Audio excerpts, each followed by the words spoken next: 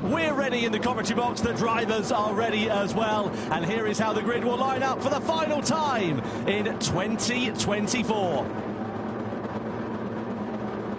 12 teams ready to take to the field, and it's Honda on pole position. Shoda Nematane, the man who will lead their chance at the start. Soya Suzuki on the front row of the grid as well. Then Team Porsche with Benjamin Hengse for company on the second row, and Lexus with Kanata Kawakami alongside. Adriano Corazza will take along for Toyota later on, with Yamanaka starting this race. Subaru with Angelina Stroza also at the wheel. Genesis line up 7th with Dean Helt starting this charge for them. Jun Hashima for Ferrari lines up P8. 9th position, Yusuke Goto for Chevrolet. 10th is Mercedes-AMG with Guy Barbara starting their charge. Then it's Audi and Daniel Penko, the Spaniards. And Mazda completing the 12-driver strong field with Robbie Heck. Now, the only... They are all starting on the mediums here, Jimmy. Now it's a rolling start, so we shouldn't expect any dramas down towards the first corner, but up the rise through Rouge and Radeon, there's a good chance for some overtakes.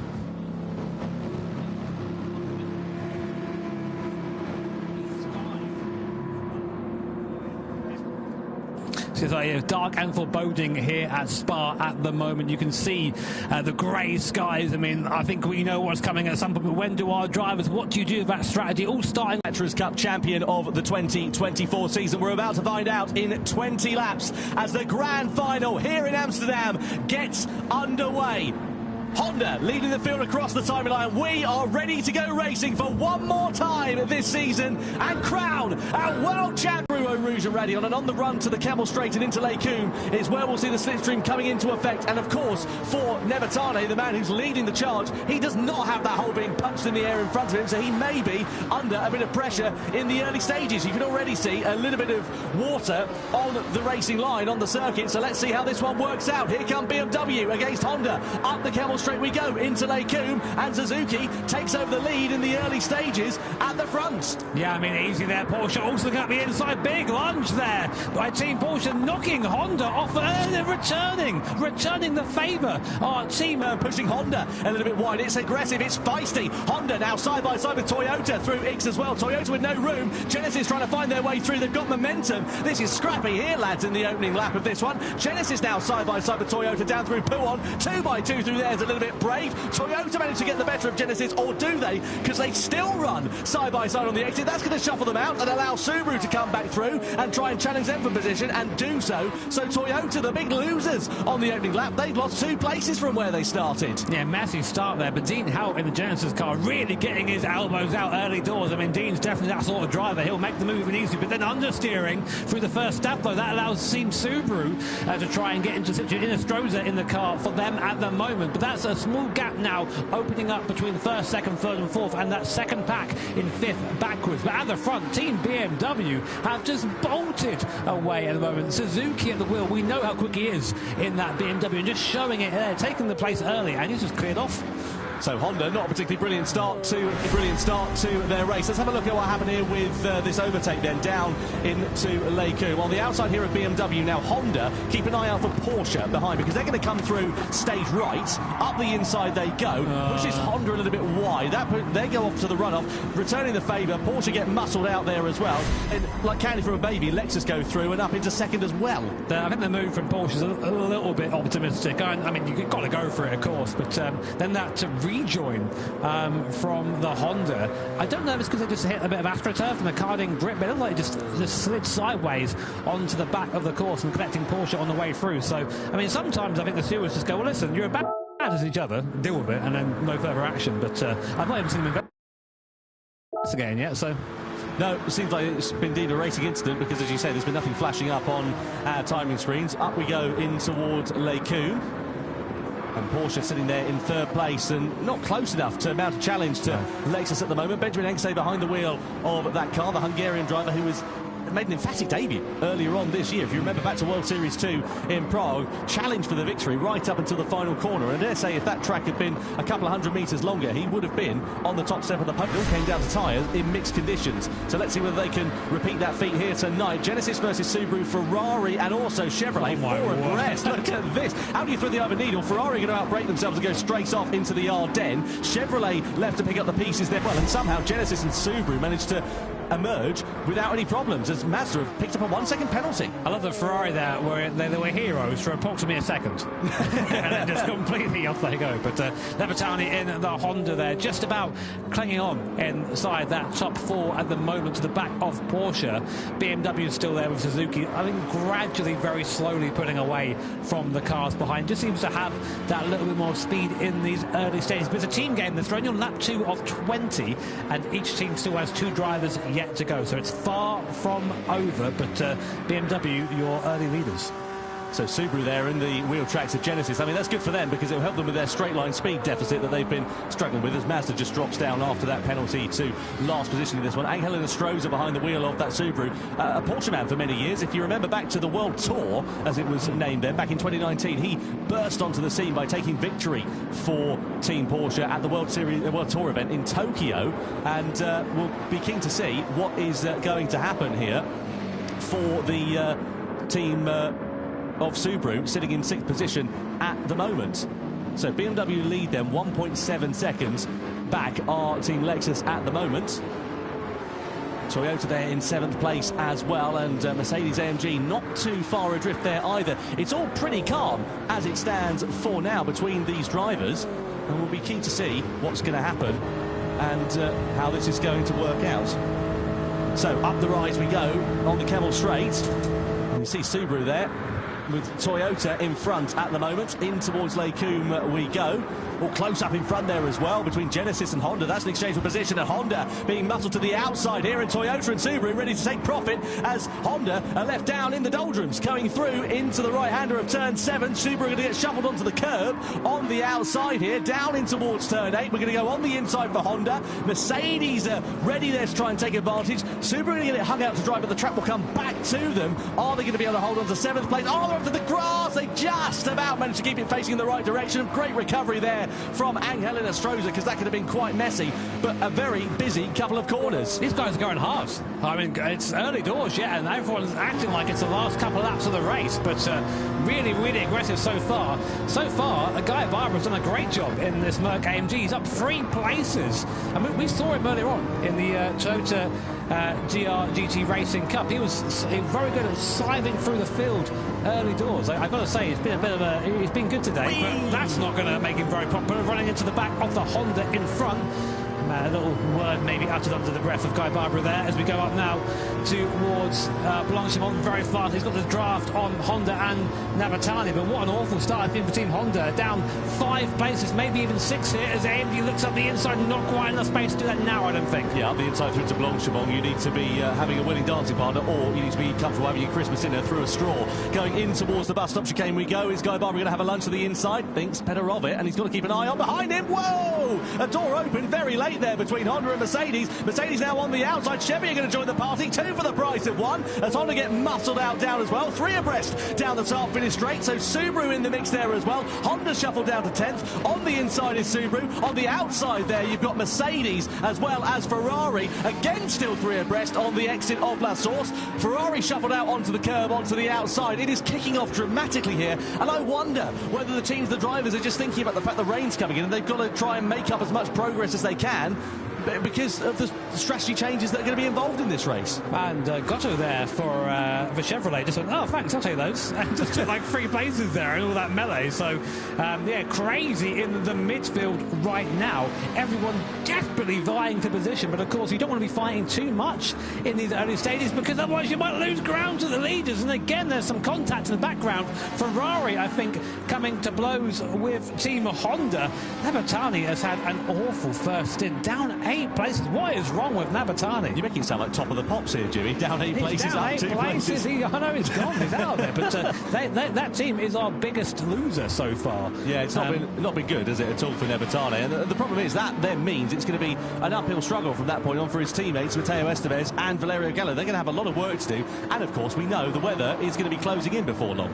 Yeah, exactly. It's going to get very tricky very, very quickly. But that's the great part about these GT live events. We don't make it easy for our drivers. We know they're some of the best Gran Turismo drivers in the world. Look at that clown, my God.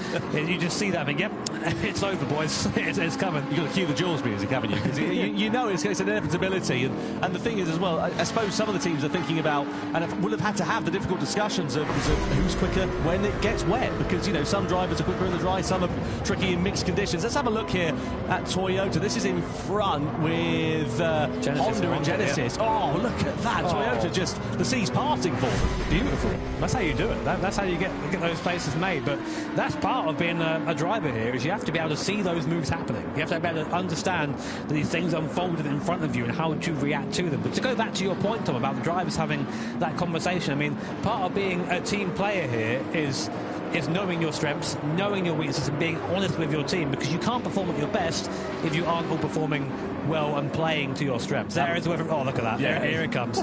And you can see it's going to be coming in a fairly heavy intensity as well, because it's going sort of, what's that? South. I've never reached shredded. Wait, hang on a minute. Northeast. Yeah, northeast. There my you go. God, mate. I know. Geography was never my strong point. Yeah, can you tell? Anyway, it's coming in northeast, and you can see it's coming in a fair old intensity as well, and it's going to hit where it's at the bottom of the circuit first, so sort of Lake Coombe area and down through the Stavolo corners. That's where the rain's going to start to hit, but depends on the sort of intensity. You can see if the checkered flag fell now here on lap 5, that's what the points rankings would look like, but there's a lot of time for things to change, and that of course depends on the fact if Lexus finish in second. If they get dropped down to 3rd place, well, it could be BMW that take this crown. Yeah, I mean, all can change. We've still got a very long way to go in this race. Honda there holding on for dear life, whereas Ferrari and Subaru, team radio here. It's Team Subaru. Team Subaru there saying one more lap. then what?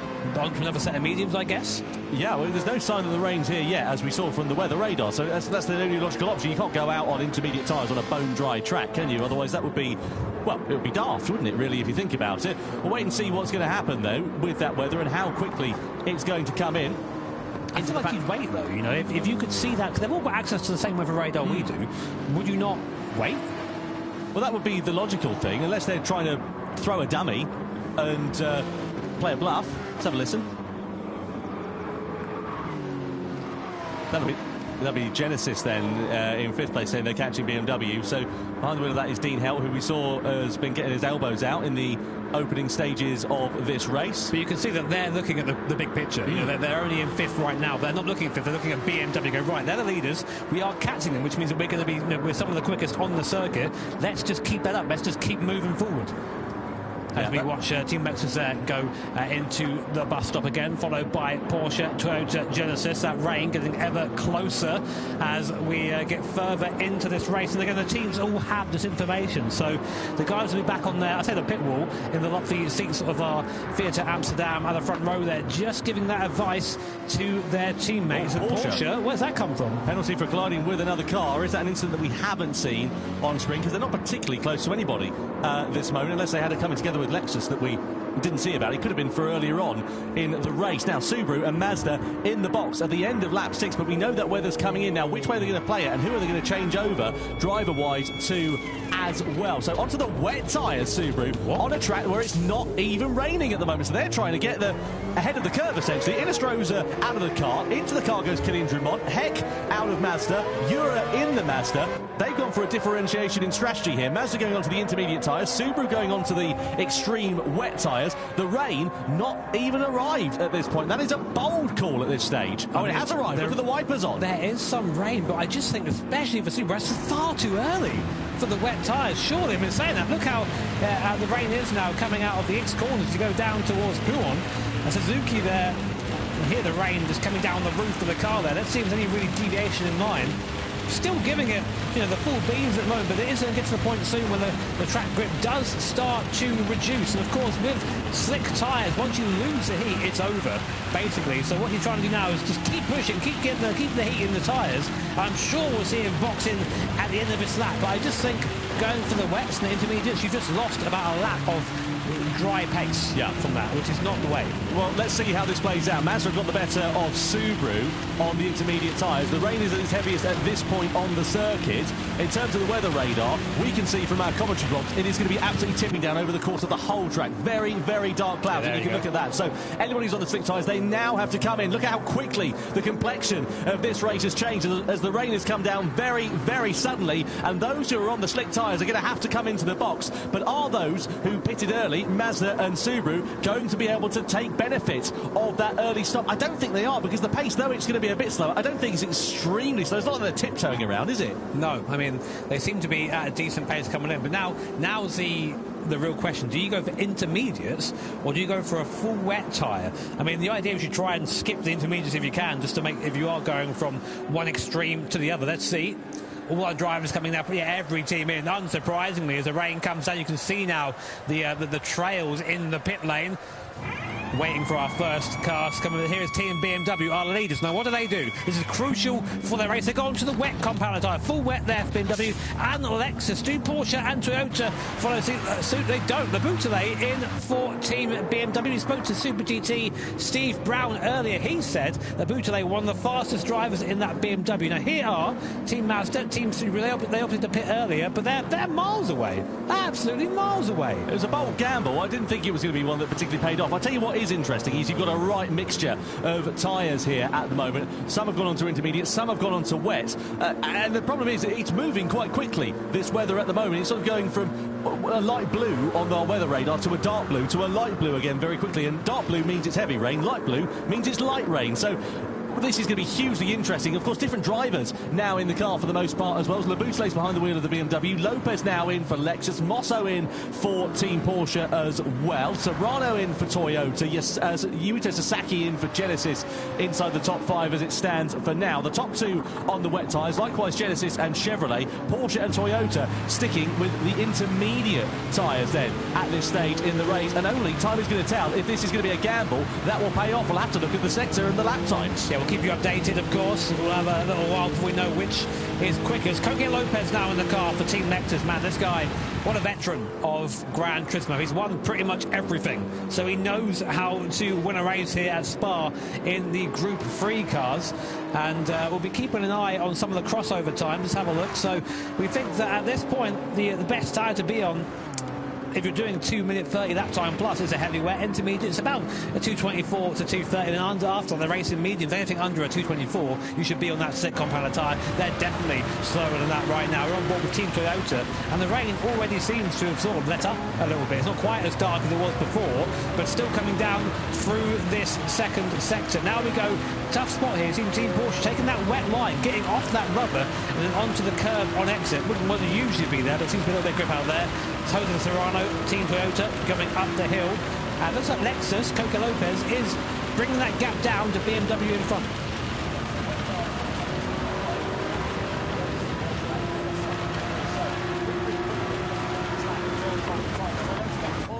Like a freight train on Porsche and lunging to the inside, down at the bus stop, side by side they go. Porsche are going to give this one up too easy, and Toyota have to settle for second best. But can they get the switchback on the exit of the corner? Coming out of the final turn we go then for Porsche, and they do manage to hold on to third place for now, but Toyota having a look on the inside, maybe into the source, but Porsche parking it on the apex and holding firm for the time being. Now a look at the lap times. Wet tyres for BMW and for Lexus, 236.3, 235.2. Porsche same. And Toyota about the same. There's not much difference, is there? I think the Inter is maybe slightly quicker, but only slightly at this point. As we look at Toyota and Porsche, Lexus also closing up on Team BMW, but you have to think this is probably going to be it now for Team Porsche and Toyota. Porsche going to threaten to go to the inside line. Serrano's going to have to go the long way around the outside, but you might want to do that really if it's the wet. That straight line speed of a Supra, proving that it doesn't even need to matter what line is on. Drive straight by that Porsche in a straight line, and up to third place go Team Toyota. Great move there from Jose Serrano. Now, can he latch on to the top two? The gap is about 4 seconds between him and Coque Lopez, his fellow countryman in that Lexus. So it's got a bit of a gap to bring down there, but let's see if that intermediate tyre is the one to do it on. Ferrari have picked up a penalty as well. Down in 9th place, Mohamed Badima now behind the wheel of that car. It's not been a particularly fortuitous day for them, and likewise Honda still struggling to make an impression after a quite difficult start to their race. After being on pole position, they've dropped down into 8th position. They're now on the wet tyres, whereas everybody else around them is on the intermediate, and if the track gets wetter, they're okay. If it gets drier, they've had it, really. We'll wait and see. You say that. Weather radar, which we'll try and show you guys very shortly, is we're coming to a heavier bout of rain again across the circuit. So if you are on those intermediate tyres, it's about to get a bit more sketchy for you. For the wet tyre runners, maybe the right choice to be on that tyre at this time. But it's so hard to choose. Looks like Toyota's actually fallen off the back a little bit. Lost a second and a bit in that middle sector. These intermediate tyres are going to be coming to the end of their life now here, aren't they? Look at this. Porsche struggling, Toyota struggling, Genesis on the extreme wet tyres. This is going to be easy because you don't need a car with an engine, you need a boat with 2 oars out there at the moment here at Spa-Francorchamps. Genesis now versus Porsche, and surely this is going to be a formality as we head into the next braking zone of the bus stop. You've got to go one at a time into Blanchimont, or can Genesis take that advantage? Well, they certainly think about it, and they're being slowed up by Porsche here as we head through there, but Porsche are going to surely run it wide. Knack will play a little bit off line as Genesis then do go now through and into 4th position. Next target is Toyota as the rain buckets down here at Spa-Francorchamps. Yeah, it really is getting tricky out there now. Team Radio. That's definitely Genesis, I can tell there straight away, and that was aggression. Through they go. They need that. They need to be pushing now. And look at this. The fight for the lead is closed right up. Coque Lopez is now right on the back of Thomas Labusle in that BMW. Coque Lopez on a charge right now, on board now with the Spanish driver in that Lexus RCF up Eau Rouge to the top now through Radion. and we're now just in the draft of the car in front. Do we go for a move here? We latch onto the back of the team BMW deep into the slipstream. Let's see if the racing line differs. Still on the draft. Will Coca Lopez go through his pulls out to the left, then ducks back inside, dummies him, takes the place, goes up into first and holds the BMW's contact, and they're both off into the grass there. Same thing happened earlier on, Tom. He just got onto the AstroTurf, and there's no grip out there, and just slides back onto the circuit. It's so hard to hold the line when you've got a lack of adhesion, when the rain is coming down in the intensity. It's starting to ease off a little bit again. It was heavy for just a minute or so, and that favoured the wet weather runners. But if the track again dries out, if the rain gets lighter, and according to our weather radar that we can see the commentary box, it looks like it's going to for a little while. So that could bring the intermediate runners now back into play in a lap or so's time. Genesis up to P3 in the background too, so they're P3 in the background too, so they're really making the most of this wet compound tyre. Here's a replay of what happened there. So we're on board with the Lexus, just on the roof cam here. Great move by Coque Lopez, puts his car up the inside, he's got it there. Then just a tiny bit of contact. The BMW goes off onto the AstroTurf. It's not really most dangerous, like, okay, it's his fault. When he's out there, I think there's no grip. There's zero grip, so he just slides back onto the circuit. Though he does keep the position, which I'm sure Coque Lopez won't be too happy with. No, and the thing is, while they're squabbling amongst one another, they've got to bear in mind the fact that that gap to Genesis is going to be closing. I know it's about 7 seconds there and thereabouts at the moment, but you know, if they have another couple of corners like that, that could easily be halved in a matter of moments, can't it? Both of them really on the edge of grip right now, just trying to get that traction down. And again, Coque Lopez smells blood in the water all over the back of that BMW, coming up now towards Blanchimont. Very, very fast left-hander. See, just a little bit more confidence, I'd say, from Coque Lopez behind. Will he ever go into the bus-stop? He likes the heavy late braking zone, does Coque Lopez? He does. Lunges up the inside. Will he get it stopped in time? No, straight on goes Coque Lopez, but he's got the inside for this left-hander. Just about had the door shut there by Thomas Laboutelet. What a battle here for first place, and the crowd love it. Absolutely amazing. Amazing. We're at the halfway stage now here of this race, and the top two are knocking 7 bells out of one another. If Coque Lopez had misjudged that, been a couple of metres later on the brakes, that would have gone down like a knackered lift. Fortunately, they managed to keep it facing in the right direction. BMW then lead by 0.3 of a second over Lexus at the moment, but Genesis closing the gap now. It was 7 seconds just a lap or so ago. It's now down to just over 6 seconds. And what a show these guys are putting on for our audience here at Amsterdam. The grand final, of course, of the Manufacturers' Cup. We're halfway through the race now. BMW and Lexus so far are your headlines. Back on board with Coque Lopez. He fancies another go at it. This time he's going to try the outside up towards Lake Como, side by side. Not really much grip out there. He's on the curb. Is he going to make it stick? He goes all the way around the outside. Coque Lopez and Team Lexus up into first place. And now I think, Tom, we're going to see Lexus and Coque Lopez just put the hammer down and try and extend that gap. Well, let's not forget that the Lexus team won the Manufacturers' Cup, the inaugural one, back in 2018, and there is an opportunity for them to do that here tonight if they do take victory and clear off in the points tally. Just to go back to some of the intermediate job runners, by the way, they're nowhere at the moment with the track being as it is. They're about 2 or 3 seconds off the pace of the wet weather runners, and that has really helped Subaru out in this middle stage of the race. They were down in last place just 3 laps ago. They've now brought themselves back up into 9th position, so they're slowly creeping their way back through the field. But I dare say, on the horizon there, Jimmy, it looks like the clouds are easing off a bit. Yeah, a little bit. Man, I love change of weather in a race. It just makes everything so much better, doesn't it? It really does. And Coque Lopez, again, we talk about the guy's experience. I mean, he's still in his 20s, but he's one of the most experienced drivers here at the moment, knows this game back to front, knows this car back to front, and just showing exactly what he's capable of when he's given a free track ahead. Already the gap up to nearly a second between Lexus and BMW, and you see really, really battling with traction there, but just skirting on the edge of grip and making it look easy as he does it. So your order right now as we come to the end of lap 10, it's Team Lexus from BMW and Genesis in P3. So here's a replay between Porsche and Toyota. What happens here? Toyota looks to the outside, just runs into the back of Porsche. Does it spin? Oh, masterful recovery, but AMG ladies there. Who's at the wheel of that right now? That's Kamata. No, sorry, that's not him. Sorry, my bad.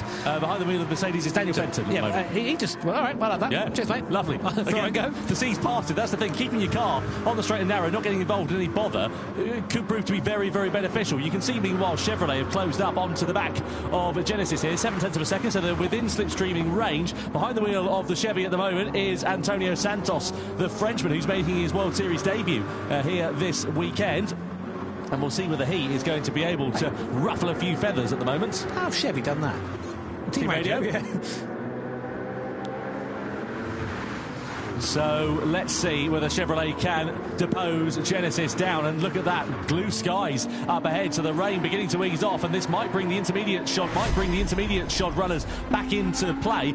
But are we going to see wet drivers going on to intermediates, or are they just going to wait for the track to dry out and go on to slicks? That's a crucial point. Oh, more problems for Porsche as they spin off on the exit of below, all of their own accord, and go tumbling down the order. What a shame for Artemosso.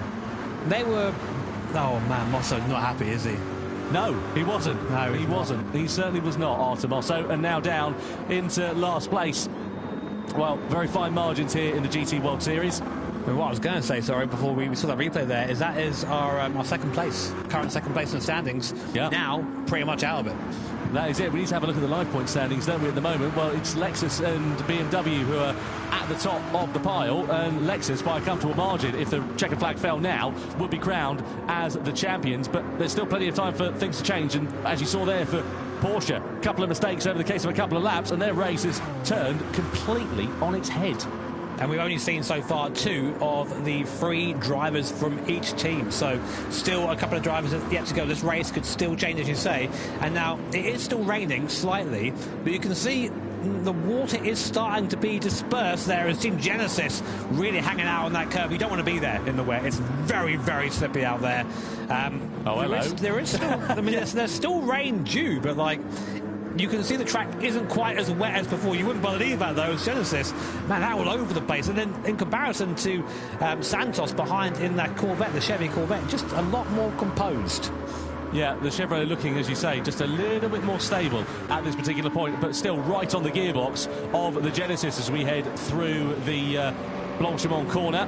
And Chevrolet now ahead of Genesis and up through into third place, whilst we're looking at this battle a little bit further down. So we'll have to get a replay of that overtake for position, because now it is Antonio Santos in front of Yuito Sasaki then. Out of the final corner we go, and is Sasaki going to be able to repay the favour on the Chevy down in towards turn 1? Don't think they're going to be close enough at the moment. Well, Chevrolet have shown consistently similar pace to Genesis, in fact quicker pace over the last lap by about a second or so, as BMW pick up a warning for a collision. And look at this now, BMW back in front of Lexus. So Lopez, whether he made a mistake or something like that, I'm not 100% sure, but there must have been a smattering of contact between the two. It now means the Frenchman, Le Boutelet, behind the wheel of the BMW, is now back in the lead of the race.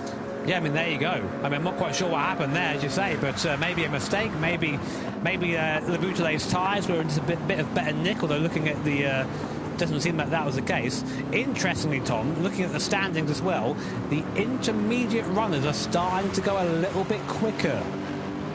Yeah, in fact, a bit quicker than the wet, sorry. They've had to go through the sort of ugly stage in the middle of this one, haven't they, where they've not had the pace. But now, as you can see, the rain isn't really falling that much, if at all, to be honest with you. And that's where the intermediate shop runners, the race will begin to come back to them. But the crucial thing is, have they lost so much time? So let's have a look here what happened with BMW and Lexus into La Source. Lexus a little bit deep on the brakes. BMW are going to get a good exit out of La Source. Is there going to be contact side by side going up through into Eau Rouge and Radion? No. Dot flashing next to their name, so not been a particularly brilliant race so far for Jose Serrano. There he is in the background, a half-second penalty, so track limits violation. 1.5 seconds actually for Toyota. That's even worse, so they will not be retaining their crown if it stays as it is.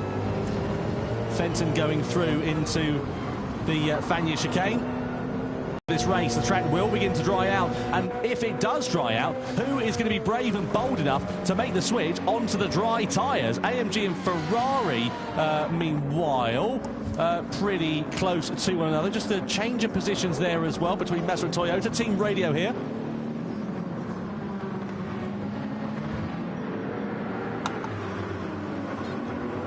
So dry time is later for Genesis. That's Yuito Sasaki, the voice that you were hearing a few minutes ago. So I think what they're going to try and do is stay out on the wet tyres. And that's the problem, isn't it? The intermediate runners, they're kind of quids in here at the moment, because they'll have more grip underneath them as the track begins to dry out, whereas the wet runners won't. But all have got to stay out, really, until the right time to switch over to dries. And we can see just about weather radar on that left-hand side. That is the last of the rain. So we will probably have a drying, if not dry, circuit towards the end of this race. And this is where the intermediates are going to start to shine, and those wet tyres are going to start tearing themselves apart. I mean, the track, it's still in a condition where the wet or intermediate tyres are both viable, but we're going to see that Inter get quicker and quicker and quicker.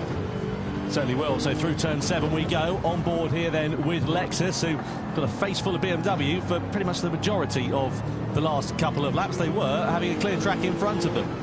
But for that mistake from Coque Lopez that we saw down at La Source, Honda have got a penalty now then as well in 5th place. It has not been a race to remember, and unfortunately a possibility of victory looks to be slipping through their fingers quicker and quicker as the laps count down. Tell you what, it's been a great middle stint from Santos. The French driver, his first time at one of these events, and he's taken that Chevrolet up to 3rd place for now, only 7 seconds behind this battle. I'm interested as Coque Lopez, it seems as he's got dry, he's started to fall off a little bit. He seems to be a bit more comfortable in those low grip conditions, but now the grip's coming back. Le Boutelet is back in the pound seat and just that little bit quicker. Keep an eye out for AMG and Dan Fenton as well on the intermediate compound of tyre. Let's have a look here at him and Kylian Drumont in the Subaru. Coming in towards X corner then, through the left-hander. Is Drumont going to go onto the curb? And oh, just look at the traction, look at the drive that Fenton's got on that intermediate tyre. He's just going to steam past him down into Pouhon. Yeah, it's been a bad race strategy-wise for Team Subaru, that's for sure. Definitely not gone their way. But, well, again, there's still another driver yet to go. AMG Mercedes, Fenton there at the wheel of that. He is the lead intermediate runner. He's going to be a great yardstick, and of course all the teams are going to be watching that. BMW, Lexus, Corvette, Chevrolet, sorry, they're all going to be watching what happens there all the time. Wow, it's really coming down the times now. 2:28 from the Boutelet on the BMW. We're now firmly in the window for those intermediates to be quick, and that's the problem for the wet shod runners. So you can see the top 4 all on the wet tyres, but behind them Daniel Fenton. Team radio here. Oh wow, bit cool.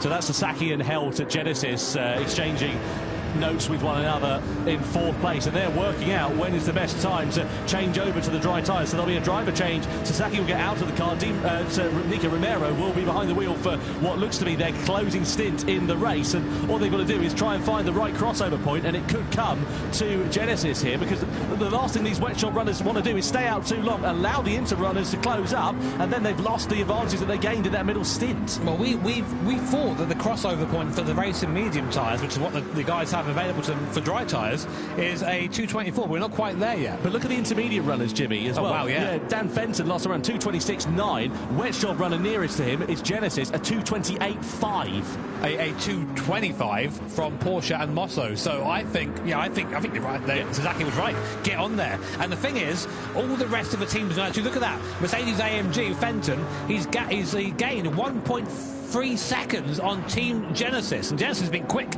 on this little stint, but the tyres now starting to definitely go the other way. So all the teams must know this right now. You see a lot of people standing behind rigs. Miyazono there watching on, getting ready to get in, I think. And this next lap is going to be pivotal for the race. Will they pit? Will they stay out? Let's find out. Absolutely. Well, it's going to be busier in the pit lane than the supermarkets on Black Friday, isn't it, in a few moments' time, because there's going to be a lot of activity going on with drivers changing over, presumably all to the dry compound of tyres. The wet shot runners there, the hand is kind of tied behind their back at the moment. They've got no choice but to change over to that one. Otherwise, as I said, that advantage is just going to be washed away, so to speak. Mercedes closing up so fast. I think you have to risk it. You have to risk the slick now. I mean, because if you get caught napping, it's not worth just a couple of seconds. It's going to be 4 or 5 seconds. So let's see. Our first teams coming by the pit lane. Will they pit in? BMW and Lexus. What are they going to do? Our leaders have gone past pit lane. Have they come out? I don't see them. No, Lexus aren't in. BMW aren't in. Genesis go in then. So they're deciding to take the gamble. They said they were going to go aggressive, and they are the first of the wet shot runners to blink at the start of lap 15. Subaru also following them through. Not surprised at all. Subaru and Honda under investigation a few moments ago for a collision. They've got nothing to lose. lose at this particular point and everything to gain. Meanwhile, look at Mercedes now right on the gearbox of Chevrolet, and this is surely going to be a formality, a matter of time before the Mercedes muscles their way past the Chevy. Yeah, Fenton was 3 seconds quicker that lap. That's how much the difference between the wet and intermediate right now. So he just needs to go past him, just drive by and try and make the best of this intermediate. So now we have our first teams risking the medium slick tyre. This is where it's going to get tricky, because that little dry line you can see we're driving on now, that's the only surface of the circuit which has any grip, and it's still greasy. It's not completely dry. So you see, even on the curves, look at the grip difference. It's crazy. Unbelievable there for Dan Fenton in the Mercedes, and coming out of turn 7 down in towards Rivage of turn 8. He's going to drive around the outside. I thought he was thinking about that. You know, he's going to get held up for another couple of corners, but as I said, it's only a matter of time. We've seen moves being made through turn 9 of Ix with drivers on the wet tyres running wide, and the problem here for Fenton is he's just getting held up, and look at that, he's just waiting to get on the power. He needs to just steam past him here. He's not being clever. He's driving right behind him. He's not giving himself the opportunity to have that overlap, to have that overtake. This should be it now. But he's just waiting. You've got to be aggressive now. He's lost so much time here. This is pivotal for Mercedes AMG and for Fenton, and he's just not getting the move done. It's a great defensive drive by Santos. He's putting his car in the right spot, and Fenton can do nothing apart from wait again. He's just driving up to the back. He needs to give himself a slingshot. Yeah, just needs to lunge, doesn't he, at the point. But look at Santos there, just parking the car on the apex. He's going to try and get the switchback here, is Dan Fenton, but again goes onto the wet part of the track, and then he doesn't have the same grip underneath him that he needs, and that's the problem here. So this is really compromising Dan Fenton, and also Mercedes AMG's race here, and a possible podium could be slipping through the net courtesy of the dramas that are being stuck behind Chevrolet here on lap 15. We'll wait and see how it all plays out, but we've got one more pit stop left to go, and surely now, if you're on the wet tyres, you've got to make that pit stop at the end of this lap, otherwise you're going to be up a creek without a paddle, so to speak. On the brakes we go into the final chicane. Chevrolet defending the line, and surely they're going to come into the box. Mercedes do as well, and that was a brilliant lap there from Antonio Santos for Chevrolet, and no surprise at all to see the last of our wet and intermediate job runners into the box for their final stint. If you want a class on defensive driving, that was it. That was a car that was 3 seconds a lap slower than the car behind it, and managed to keep him there just by placing his car in the right point. Definitely round of applause there for Santos and Team Chevrolet. But now we get into the business end of this race. Everyone, and I mean everyone, coming into the pit lane to go over to that medium compounder tyre. But you see Roach there, very slow on exit, just waiting to get up to speed. There you go, now on to the dry line. Where are those who went for the dry tyre first? Well, Genesis were the first runners to come into the box, weren't they? So that will be the proof in the pudding. They're up into third place. They'll have a bit more heat in their tyres as well. They'll be a little bit more worn later on, but look at that wide there for BMW up through Eau Rouge and Radion for Callum Roach there, and that could leave them under pressure from Harold Velsen in the Lexus. He's got a great run coming up the Kemmel Straight and in towards Lake Coombe. Is Velsen going to think about a move on the inside? The problem is that the wet line, or the dry line I should say rather, is so narrow that if you go off it, you're going to be going straight to the scene of the crash into Lake Coombe, and they line astern, and that just gives Roach a little bit of breathing space to get those tyres up to the right working window. So to give you an idea of that decision for Romero, it paid off or not, it did. They gained about 3.5–4 seconds there on the top two, which puts them in striking distance if anything happens in. If these guys start fighting, Roach at the wheel of that BMW is a very, very quick guy. If these guys fight, then they might end up being caught by Team Genesis, and that battle for the lead becomes a three-way fight. Although also AMG and Benelli in the background. Here are the life point standings. If things finish now, Lexus would be your champions by 1 point. That's all it is over BMW. Genesis third, AMG fourth, and Subaru up into fifth. But we still have 5 and a bit laps to go, or 4 and a bit laps to go of this race, and these are the tricky conditions where you're on that very narrow racing line, and when you go off things, and when you go off that line, it can all go wrong from there. So, yeah, Lexus and BMW team radio here.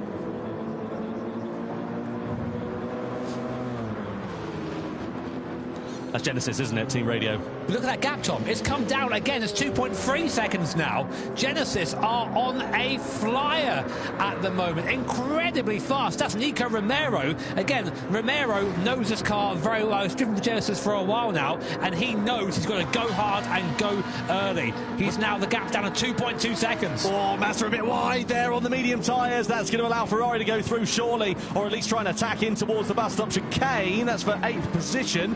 No, they managed to live to fight another day. I just wanted to say on a quick point as well, looking back at the former Manufacturers' Cup champions, Nissan won it last year, Subaru the year before that, Toyota have won it twice, Subaru have won it twice, Lexus have won it once, Subaru have won it twice, Lexus have won it once. We've never had a non-Japanese manufacturer Cup champion. We could be set for that here tonight. This is the moment then between Ferrari and Mazda for 8th place. We ride on board with Mazda, that rotary Wankel engine screaming its way up to the gearbox, and they go for that aggressive move on the outside into Blanchimont, pinches the Ferrari and manages to get themselves up into 8th place. I thought it was a mistake from Mazda, but it was actually a very aggressive overtake. And look at that now, down to 1.2 seconds, the gap between Lexus and Genesis, and it's bringing a train of cars along with it as well. AMG, Chevrolet, Subaru, and even Toyota not far adrift of this one, and we've got 3.5 laps remaining. There is still time for the complexion of this race to change. Just to remind you, if the checkered flag fell now, Lexus would be crowned as Manufacturers' Cup champions of 2024 by just 1 point over Team BMW. Genesis have currently got 19 points, so we need to do the mental arithmetic. If they go and win the race, is that going to be enough for them to be crowned as the champions here if BMW and Lexus finish in 2nd and 3rd respectively?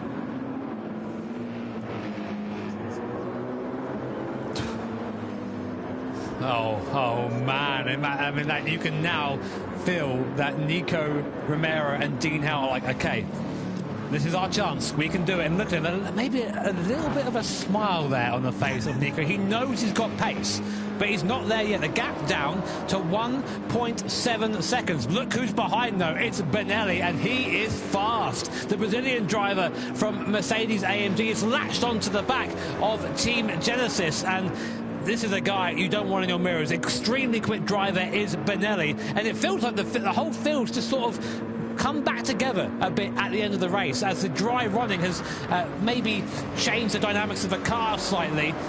It's going to be a mad finish, this one. Yeah. Hold on to your hats then and stand by your beds, because it is going to be a cracker here for the grand final of the Manufacturers' Cup. Under the brakes we go, in towards the bus stop chicane. Genesis holding firm in 3rd place for now, but I mentioned that train of cars that's coming through. They are all going to be nose to tail in just a lap or so's time, I'm sure of it. Over the timeline we go. BMW and Callum Roach 0.3 of a second in front of Harold Valson in the Lexus. Genesis, meanwhile, last time around they were over half a second faster than leaders BMW. Likewise, Lucas Benelli was in turn half a second faster than the Genesis. So Benelli and AMG, as Jimmy said, on an absolute charge at the moment, and it's anybody's guess as to who is going to claim victory in the grand final here tonight, but who, of course, is going to claim the overall crown here as well. Harold Valson at the wheel of Team Lexus. Super sub, of course, subbing in for Igor Fraga, who can't be here for this final. What a performance he's put in there, the Chilean driver.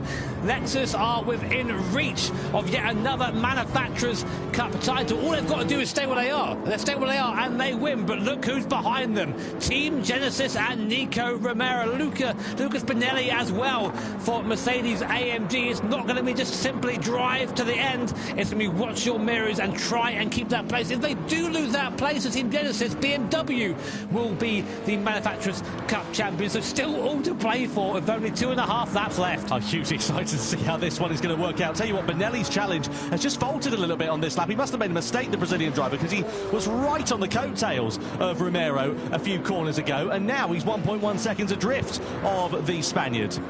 Here we are. Subaru and Chevrolet as well, not far adrift of them either. It will take us one little mistake and that whole field compresses. I'm telling you now. So through into the finish game we go, Team Radio.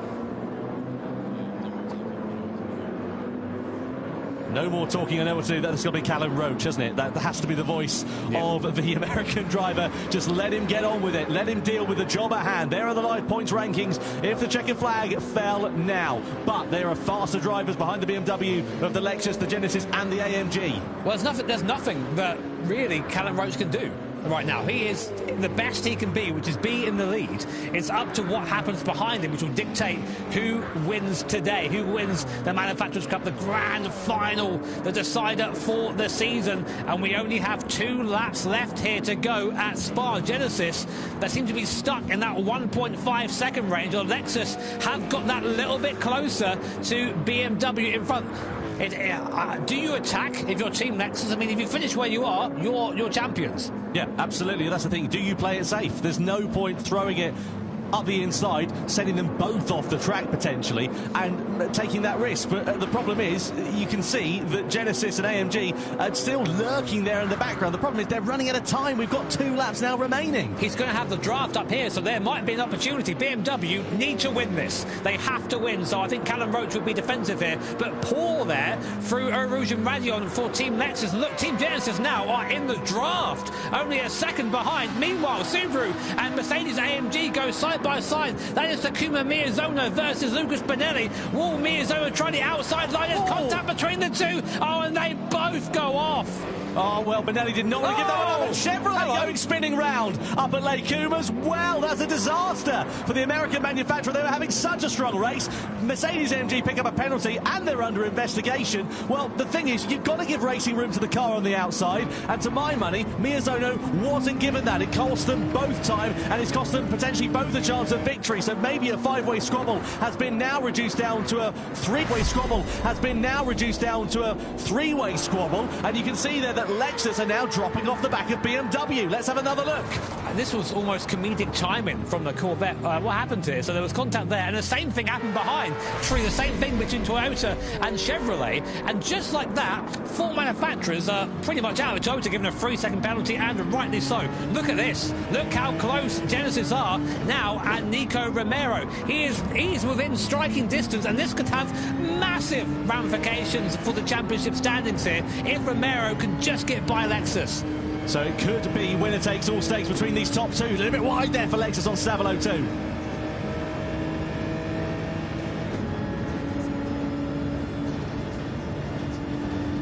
Yeah, they know that. They've got to throw caution to the wind here, Genesis, haven't they? Well, they will have no effect on their standings. They've worked that out, so maybe they just stay where they are, but it would have an effect on who wins the series overall. It does seem like that challenge has somewhat faltered, and Lexus there and Harold Volson just not quite able to get any closer to BMW and Callum Roach, but he might not need to as we come on to the last lap of the season for the Manufacturers' Cup here at Spa. BMW lead Lexus, who lead Genesis. If things finish now, Lexus will be your Manufacturers' Cup champions, but they're still 1 lap off one of the most difficult circuits in the world, Spa-Francorchamps. Can BMW keep Lexus behind, and can Lexus hold on to that Manufacturers' Cup win? Let's find out. 2-second penalty there for Mercedes with Benelli. That incident there for the collision on the last lap. No surprise there at all. But I tell you what, Lexus, they're out of slipstreaming range for BMW. 1.3 seconds. They're not going to get the advantage of the toe here up the Kemmel Straight, and you can see what that would mean,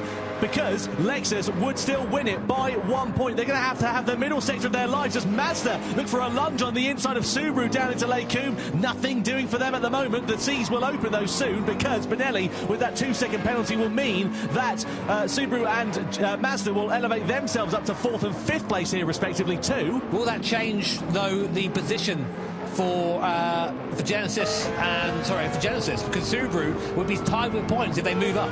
Yeah, there is a good potential for that one. We'll wait and see how it works out. Through the left hand, and we go. The final sector of the lap awaits. Yeah, so that's Genesis. Genesis there saying that they're going to have to settle for P3. Let's have a look at this battle, though, between 5th and 6th place, because this could decide whether Genesis do finish P3 once this penalty has been served for Mercedes-AMG. Mazda having a look to the inside. Nothing doing for them here in towards the Fagnes chicane. And the penalty is about to be served here for Lucas Benelli in the Mercedes as they come out of Stavilo. Yeah, interestingly, whichever of these cars finish ahead of each other will be 4th in the final rankings. They're all tied on 17 points in the finish now. AMG will go behind Subaru and Mazda serving this penalty. A good charge from Benelli, but unfortunately too little too late. So there goes Miyazono up into P4. There goes Mazda up into P5. So Subaru now tie with Genesis, as do Mazda for 3rd place. Look at that. 3 three-way tie and just a couple of corners now remaining. Mazda having a look to the inside here with Subaru, but into the final corner we go with Team BMW. They're going to win the grand final of the Manufacturers' Cup here as they take the checkered flag at Spa-Francorchamps, but across the line will come Team Lexus to win the Manufacturers' Cup by 1 point in 2024. Genesis take third, Subaru take fourth on the road. It's a three-way tie for third in the overall standings as well. What a season, what a race, what a drive for BMW. They take top honours in the final race of the season, but it's Harold Velson, Koke Lopez, Kanata Kawakami and also Igor Fraga who will be crowned as the 2024 Manufacturers' Cup champions. Something that I just worked out there, that basically Genesis were gifted third by 0.0072 of a second, because if Mazda had passed Subaru, they would have been on that third place on the podium. That's how close it was for that last step. But as you say, Tom, it's Team Lexus there. Second place enough to secure them yet another Manufacturers' Cup Series win. I mean, how do you stop these guys? Absolutely amazing.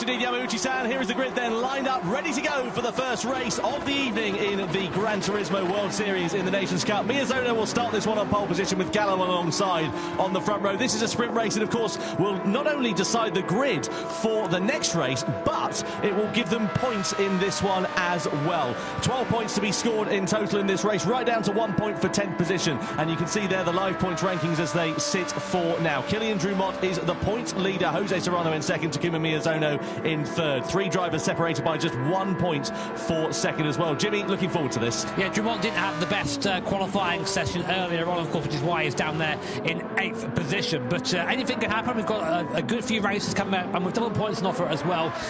All can change. Certainly can. So Takuma Miyazono will lead the field across the timeline then as we get ready to get this one underway. There are the competitors in the bottom left of your screen. Nations Cup action at the Gran Turismo World Finals for This race is about to begin. What will happen as the 12 drivers come across the line and we go racing here in Amsterdam? Miyazono leads the field down towards the first corner, followed by Gallo, Lopez, Serrano and De Bruyn inside the top 5. Over the crest of the hill we go. A fast and frightening first couple of corners as they're pretty blind. We don't really hit the anchors until a couple of corners later. And given the fact that the field is quite spread out due to the rolling start, don't expect any moves in the first couple of corners, but especially as we get onto that long back straight and head in towards the hairpin at the end of it, that's when I'm sure we'll see the drivers making their first overtakes for position. Ricardo leading, NSX leading F40, Miyazono, Gallo and Lopez breaking away from the front of the pack. Also going with them is Jose Serrano. But we're about to get to our first big straight here and our first big slipstreaming opportunity. Who's got the power? Let's find out. Miyazono leads. We go into the dark, into the tunnel for the first time here. Awesome to see all these cars out on track together. Gallo there, deep in the slipstream, big speed in the background. Will he go for a move though, down towards the left hand? He does. Gallo goes up into the lead. Easy move there for him, using that straight line speed of the NSX. And up into the lead goes Valerio Gallo. Miyazono does try and come back at him. Not quite there. Koki Lopez actually getting past Serrano in the background too, but then also having to vie for position with the AMG driver. So this is getting already pretty feisty. Yeah, pretty feisty in the back as well. And Stroza and Barbara have come together, and there's an investigation going on for that incident, but pretty calm up in front, but for those couple of overtakes. Down through into the final sector we go. You can already see a bit of daylight beginning to build between Gallo and Miyazono. Lopez and Serrano are going to have to be a bit careful if they don't get involved in squabbling for position for third place, because if they do, they will be set to lose a fair bit of time, and it might be difficult for them to make up that deficit as the race progresses on. Meanwhile, the end of the first lap, Gallo it is that leads. Lopez picks up a penalty then for track limits, presumably there. Half a second penalty for him. That will drop him behind Serrano when he serves it. And crucially, will it drop him behind the likes of De Bruyn, maybe into the clutches of Carrazza for 5th or indeed 6th place. Lopez also a little bit wide at that first corner. That leaves him under pressure here from Serrano. And the Spaniard in 4th place rather, can't take this lying down. He's got to make every opportunity count while he can. Up the inside as we go through into the left-hander, into the tunnel. Serrano up and through into 3rd place. Runs it a little bit deep, but Lopez won't have any chance of retaliation into the next right-hander. Yeah, you can see these guys squabbling and sort of brought Kai De Bruyn back into the fray. In 5th place currently is the Dutch driver in the R32 GTR. Dumont has made his way up to 6th position there just behind him. So good recovery so far. But what an awesome lineup of cars. I always say this when we use these cars. It's so nice to see all these guys, all these cars on the circuit together. This is what Gran Turismo for me is all about right now. Valerio Gallo leading the way in the NSX down on the straights. That looks like a rocket down the straights, Tom. Yeah, it's pretty handy in a straight line, isn't it, that Honda NSX? So that's good news for him. Meanwhile, behind you see Serrano and Lopez. Oh, Serrano very sideways. There must have been contact going into that left-hander, because Serrano was fishtailing all over the shop going through there. Lopez still sitting in 4th place, and he's got that half-second penalty to serve, as we know, this time around. Dumont, meanwhile, has managed to escalate himself up a few places into 5th from 8th on the grid, and Sasaki likewise up from 10th into 7th position as well. There's a right gaggle of cars here. Oh, Jimmy, there's an R32 Nissan GTR. You might recognise that. The best car in the field, I think, mate, honestly. So Kai De Bruyn, of course, a man with taste as he chases Kylian Dumont, and also another very cool car, the Mark IV Supra. So Supra versus Skyline. We're on board now with the Frenchman, Kylian Dumont, and there now is Kai De Bruyn sitting just behind him. You can see the power of this thing down the straight there. 252, 62, 70 like it's nothing. 300 kph plus 200 mile an hour as we go into T1 there. Hard on the brakes. And these cars, they are equipped with the racing hard compounded tyres, but they're definitely not racing cars. They don't have the same sort of agility as our Group 3 or Group 4 machines. So it's all power, and really just try and figure it out when you get to the corner. Yeah, you can see Dumont there having a good run here on Koke Lopez coming through this first sector. I thought he might have a dive to the inside there, but Lopez defending that line quite nicely. Dumont tried to switch back and go for the sweeping line to gather more momentum as he came through the next series of corners. We'll find out if he's able to do so when we come through into this next left-hander and onto the straight. The exit through here is going to be absolutely critical. Slightly tighter line and a later apex there for Dumont as he tries to carry the speed through that corner, but the legs on that Ferrari looking pretty handy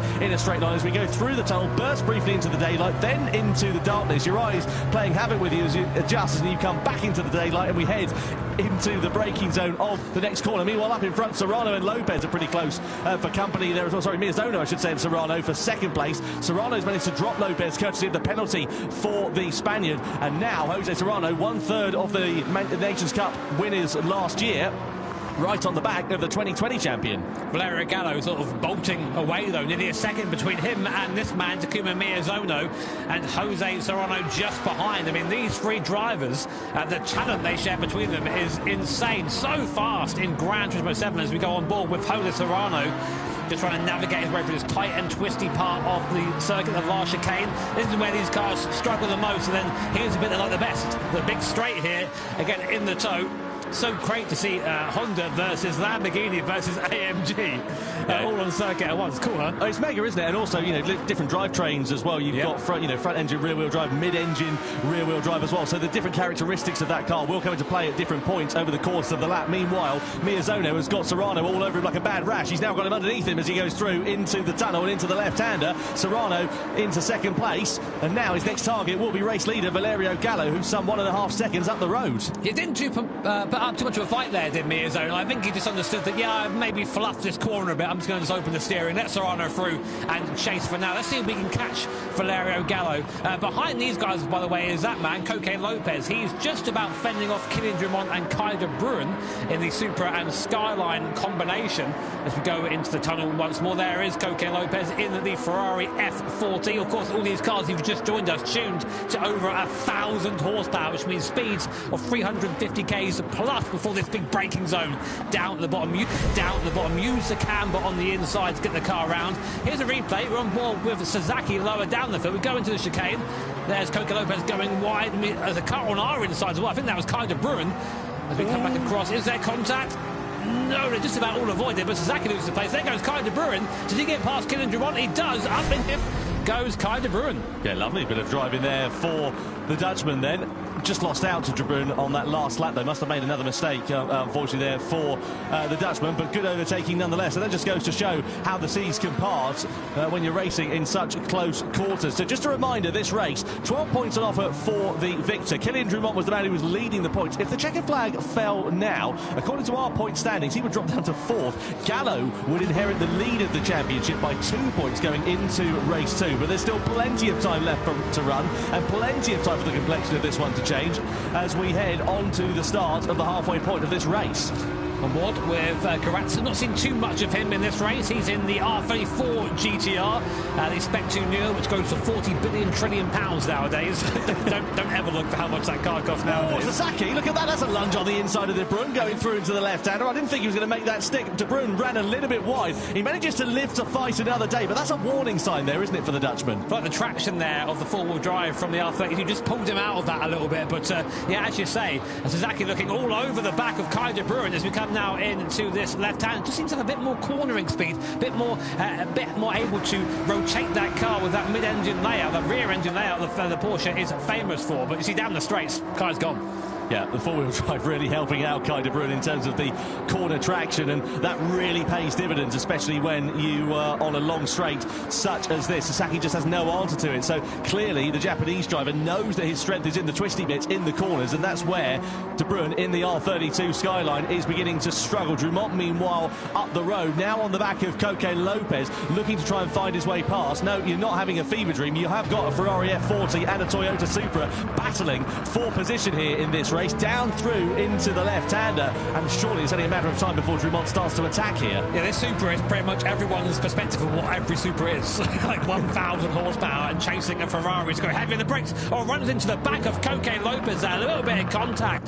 Kylian Drumont, I think he just sort of let off there and let Lopez keep the position, because you can't bump and run there. You will get a penalty from our live stewards behind the scenes. But look at the legs on that Ferrari out of the corner, so fast in that first part of the acceleration zone. It's only towards the end of the straight does the Supra come back towards it again. So we're really seeing some strengths and weaknesses of these different cars. Of course, the cars all picked by the drivers after their sector qualifying earlier on.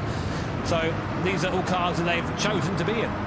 You see Kylian Drumont there trying to find his way through on the inside. There's a half a gap appearing here. He'll be a brave man if he can stick it through. And he does! Kylian Drumont makes a late lunge there on Coque Lopez. The door was only slightly ajar, but Drumont elbowed his way past, and I'm in the 4th place. Didn't invite him, did he? He's like, all right, okay, there it is, off I go. So Drumont now in that Supra, has he been released now? That's the question. Was he being held up by Coque Lopez? But the gap now to the front 3 drivers is now 4 seconds. Serrano Serrano now battling with Valerio Gallo for the race lead. Looks to the outside, round this left hand. It's going to be a long way around for Jose Serrano. Does he make it work or not? No, he's on the high side.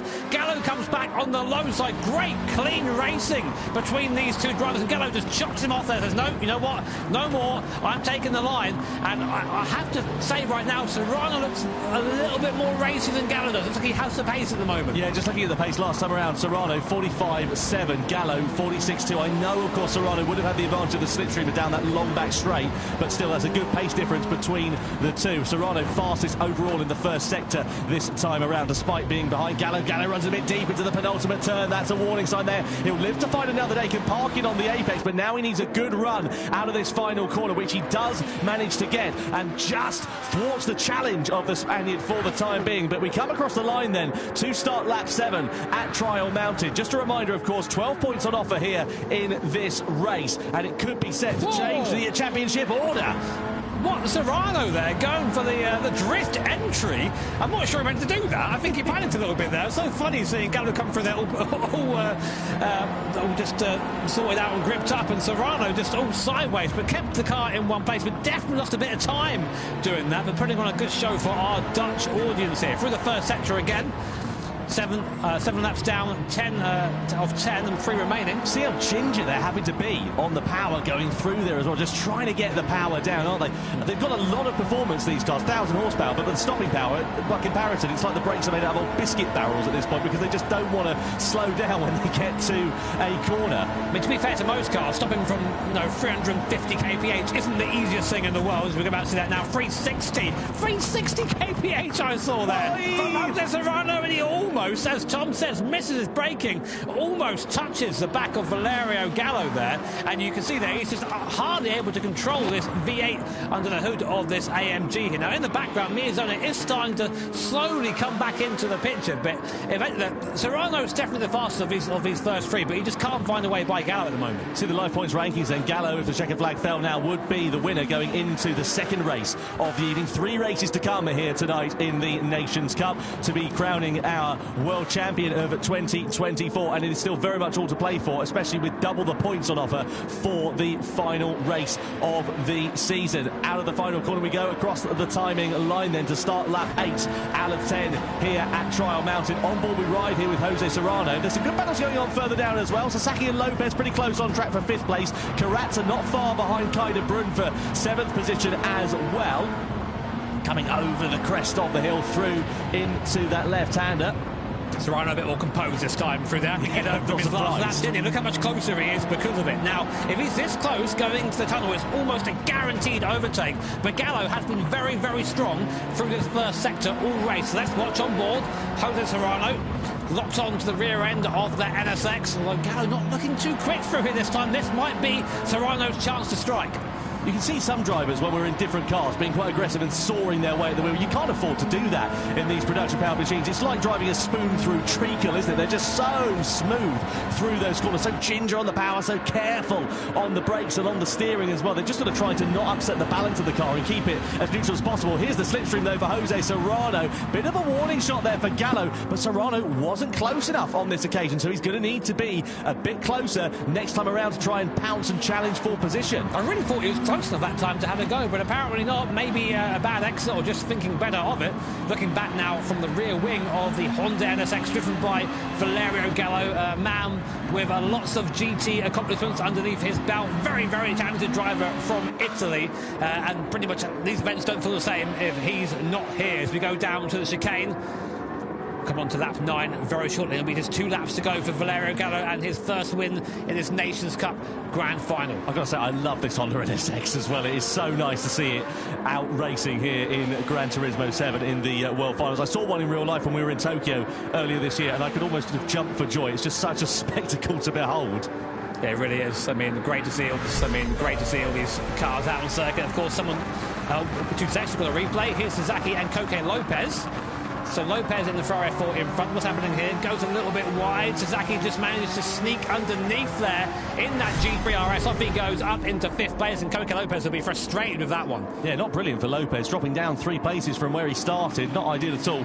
It all sort of began really with the penalty that he picked up in the opening stages, and ever since then it's just gone from bad to worse for him really. The upshot is he'll be scoring fewer points in this race. If he finishes 6th, he'll get 5 on the board, but also as well it will mean it will compromise his starting position for the 2nd race, because of course that reflects the order of race 1 here. Much better exit this time from Jose Serrano. A little bit of wheel spin from Valerio Gallo in front. We're deep in the toe. This will be the Spaniard's best chance at a move on Valerio Gallo. Gallo goes defensive to the inside. Serrano's going to be forced to go the long way around the outside. There's no camber out there. Really hard to keep the car in the corner. Gallo keeps it down low, keeps it tight. Serrano tries to drift around the outside but can't quite make it work. And now Gallo knows exactly what to expect come the last lap. But Serrano ever a threat in the mirrors. This is going to be so close on this final lap. You can sense it's bubbling up quite nicely. Will it boil over though for any of these drivers as we head towards the final tour here at Trial Mountain? We've seen a couple of mistakes creep in from Valerio Gallo over the course of this race. Seems to have ironed them out though in the latter parts of this, and is parking his car exactly where Jose Serrano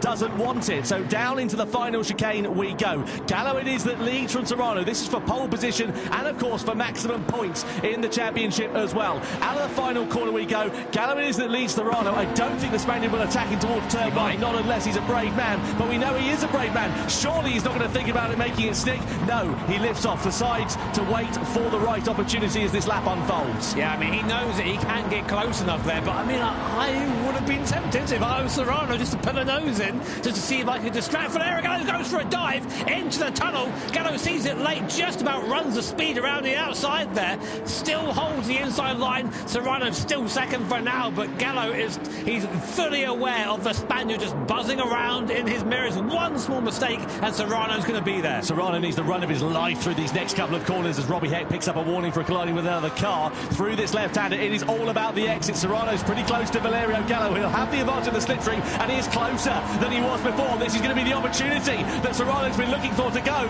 for the race lead. Gallo knows that, goes defensive, but I'm sure it's not going to be in vain as Serrano pulls alongside the Italian. Side by side we go as we burst into the daylight, into the braking zone. Gallo's got the inside line and the camber on the corner though. Can Serrano firm it around the outside? Gallo manages to hold on to the lead as we come through. Serrano still there on the outside, but has to settle for 2nd best as we come now down into the final couple of corners. This is absolutely spectacular here at Trial Mountain, and Gallo, all he has to do is park his car in the right place to not allow an opportunity for the Spaniard to find his way through. Through the left-hander we go on this short run down into the final chicane, and unless it's a lunge from Serrano, it won't be, because Gallo parks his car on the inside. Serrano will try and get the switch back through into the next right-hander, but he's not going to be close enough. Out of the final corner we go. Valerio Gallo wins race 1 here at the Nations Cup for the World Finals in Amsterdam from Jose Serrano in 2nd, and Takuma Miyazono will come home in 3rd place as well. Absolutely fantastic. What a clean, fair battle out on track, and it is Valerio Gallo who takes 12 points in the opening race of the evening. Yeah, I mean, if that race is anything to go by, we are in for an awesome rest of the evening. Those guys were going at it for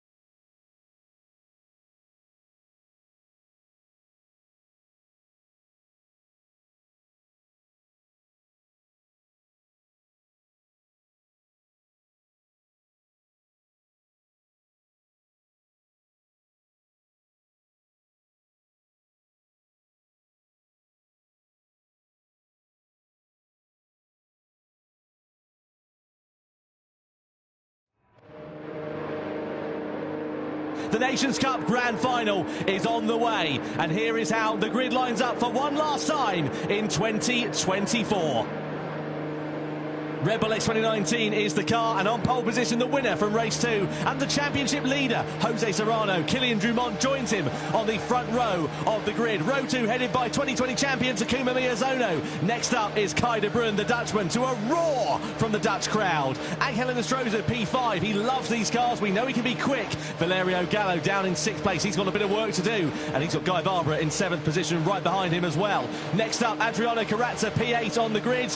And just inside the top 10, Takuma Sasaki, he's had a bit of a difficult second race.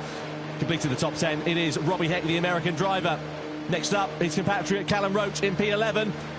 12th and last on the grid, Coque Lopez. He has also got a lot of work to do from that far back. Now, let's look at the tyres for the final time this season at the start of the race. Serrano, he's got clear track in front of him here, Jimmy. He wants to make hay while the sun shines and get off into the distance. Yeah, that is the right choice, I think, from Jose Serrano. He needs just to make himself a big gap as quick as possible, use that clean air, use that soft tyre, and just be efficient with his time. Interestingly, we mentioned Valerio Gallo before we started. He's gone for that hard compounder tyre, so he's opting to try and basically be the cork in the bottle for the rest of the drivers and opting to go fast a bit later on. So then coming through to the start-finish line we are. Here are the live points rankings. You can see Jose Serrano it is that leads it then. 5 points over Kylian Drumont. Double points on offer for this grand final. And only one driver that can be crowned as the 2024 Nations Cup World Champion.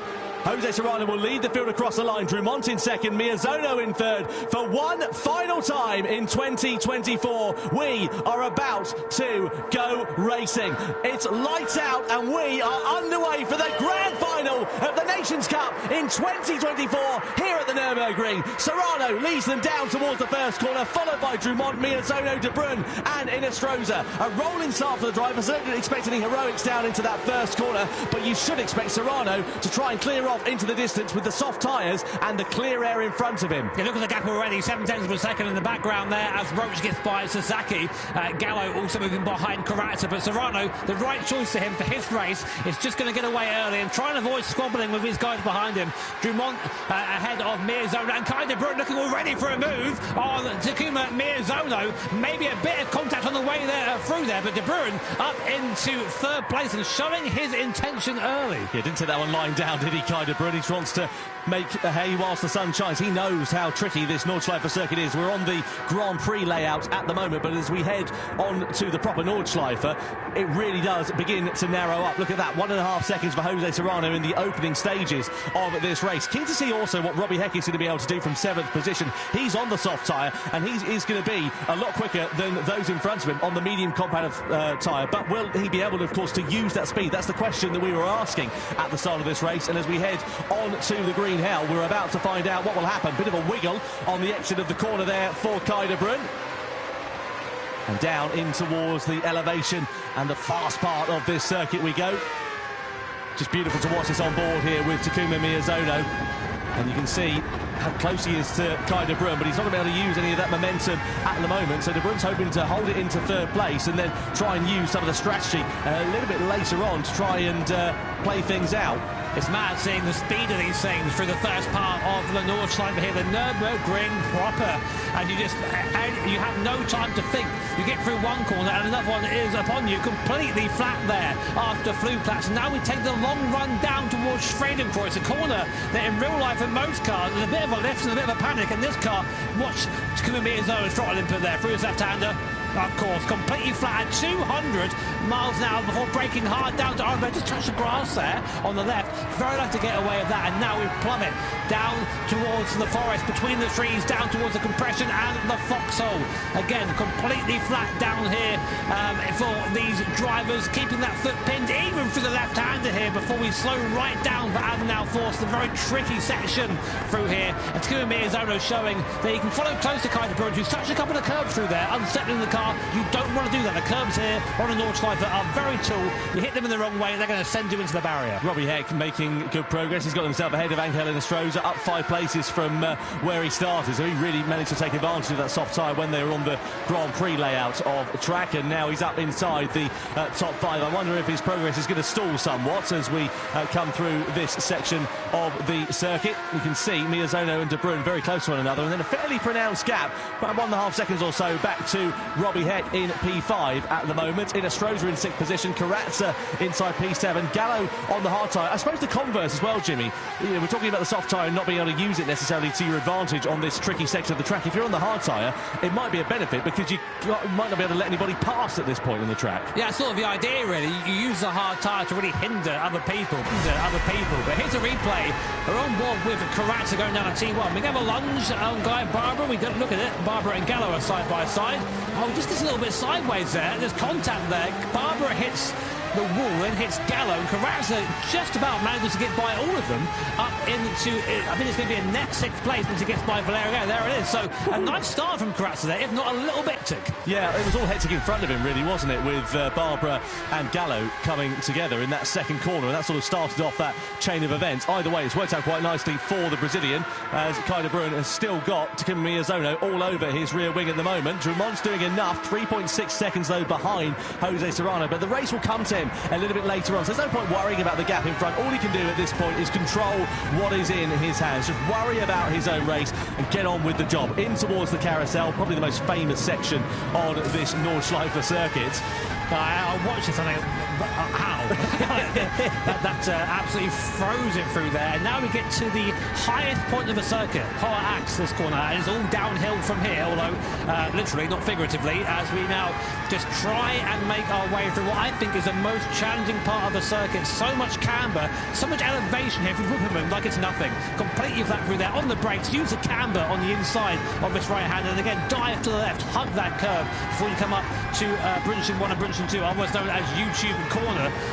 In this right-hander, again, just throwing the car. It looks effortless in this Red Bull X 2019. It's just ridiculous to watch this, isn't it? So blind they are, those corners as well. They come up you so quickly, don't they, through there. Just a little bit wide through on the left-handers a few moments ago. Down through the compression we go into there. Just a lift of the throttle there. After Flanskar. What's going on? I could not keep up with this. This is too much. I mean, like, this is why these drivers are the best in the world. And it might look easy watching it, but you think how quickly these corners are coming up on you. You have to be precise every corner, otherwise you end up just spearing off into the barrier. Climb the carousel now. See, De Bruyne not quite. See, this is what I mean. A little bit eager on the throttle there, and then slow on exit. And that means he's going to be under attack from Takuma Miyazono going on to this long back straight in the Dottinger Höhe. Yeah, lovely to see the Dottinger Höhe again. Great chance for some slipstreams as well. De Bruyne is being pulled along somewhat by Kylian Drumont. Miyazono, did he lift off the throttle there coming down that back straight?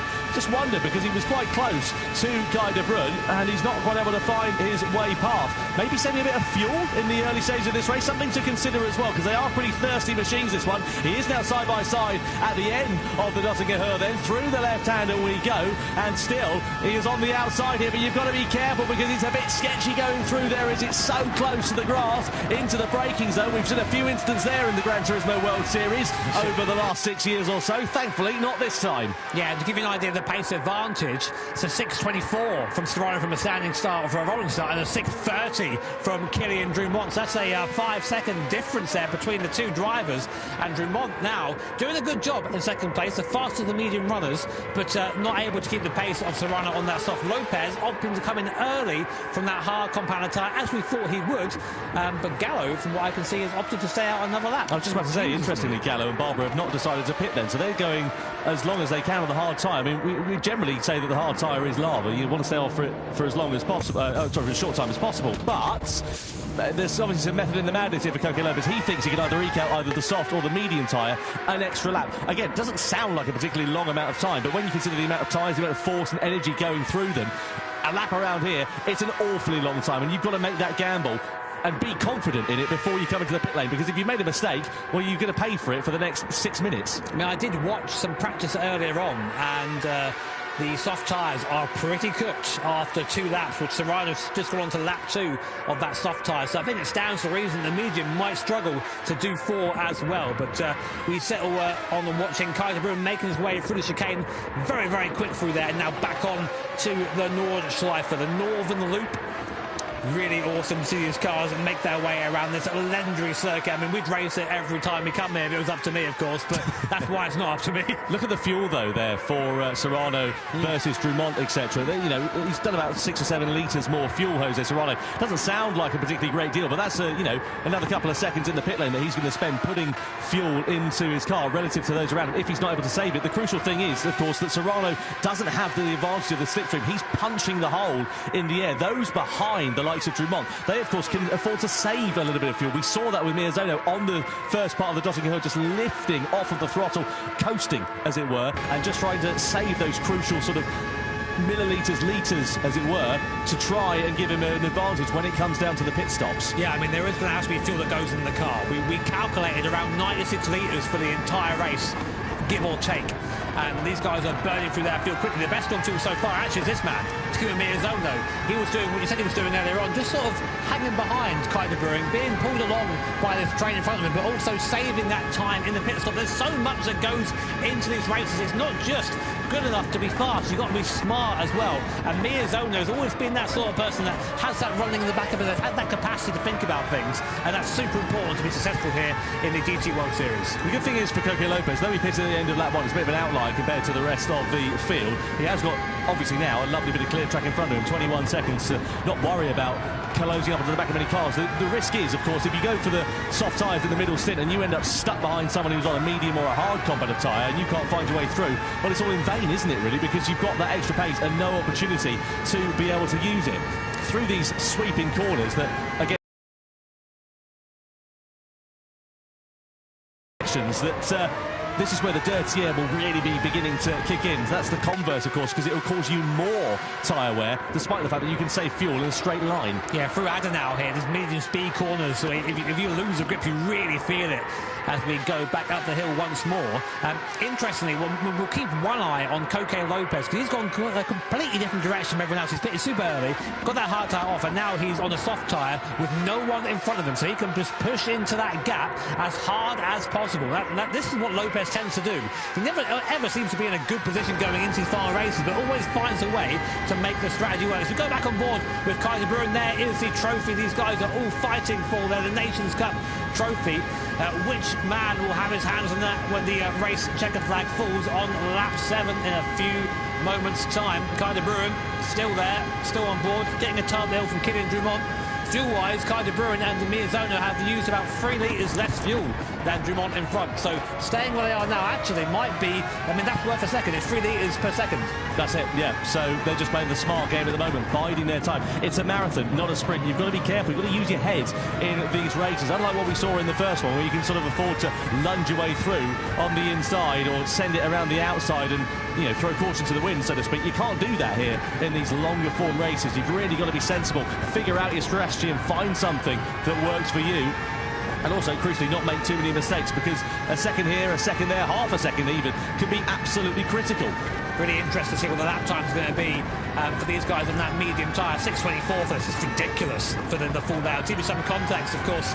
I'm lucky enough to race the equivalent of a Group 4 car in real life, and our best lap time was like an 8:38. That's 2 minutes, 2 and a bit minutes faster. That's just ridiculous around here. I'll give it about time, Jimmy. It's probably a matter of time before you end up in some kind of fast prototype, isn't it? Oh, please, not here, please. I don't want to. Shut your eyes, turn the wheel, and hope for the best, wouldn't it? Don't want to do it. Through the long right hander we go, then the fast left hander as they make their way through, and Kite de Bruyne, as we say, just biding his time, keeping it patient. Rota's got a penalty as well down there in 8th position. Didn't quite see exactly what that was all about. He's made up 3 places, though, from where he started, but he's got Sasaki not too far adrift down there in 9th position.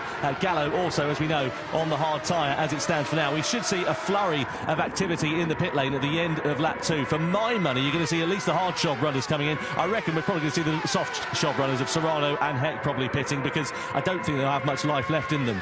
Interestingly, the gap to the front hasn't extended in the same way. So I think we're seeing that second lap on that soft tyre is nowhere near as strong as the first. I mean, to be expected.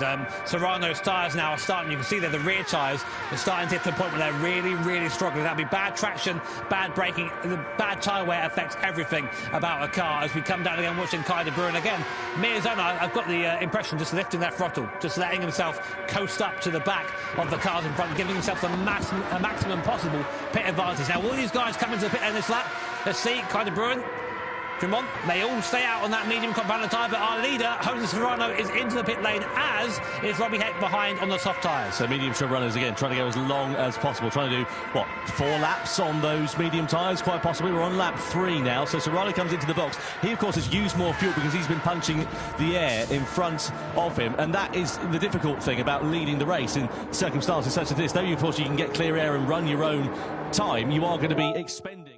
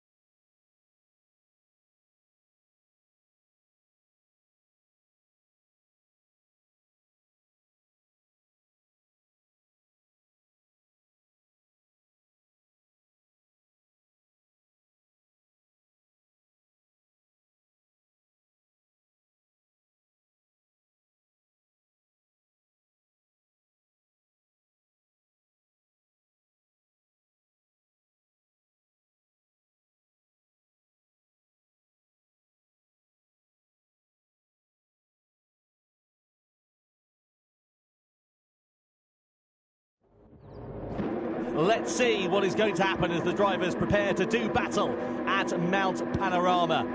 And here is how the grid lines up ahead of the 22-lap strong race. Pole position, Kanata Kawakami for Lexus, put in a great lap time right at the end of the session. His compatriot and former world champion Takuma Miyazono for Subaru. Mazda heading row 2 with Nabatani for company.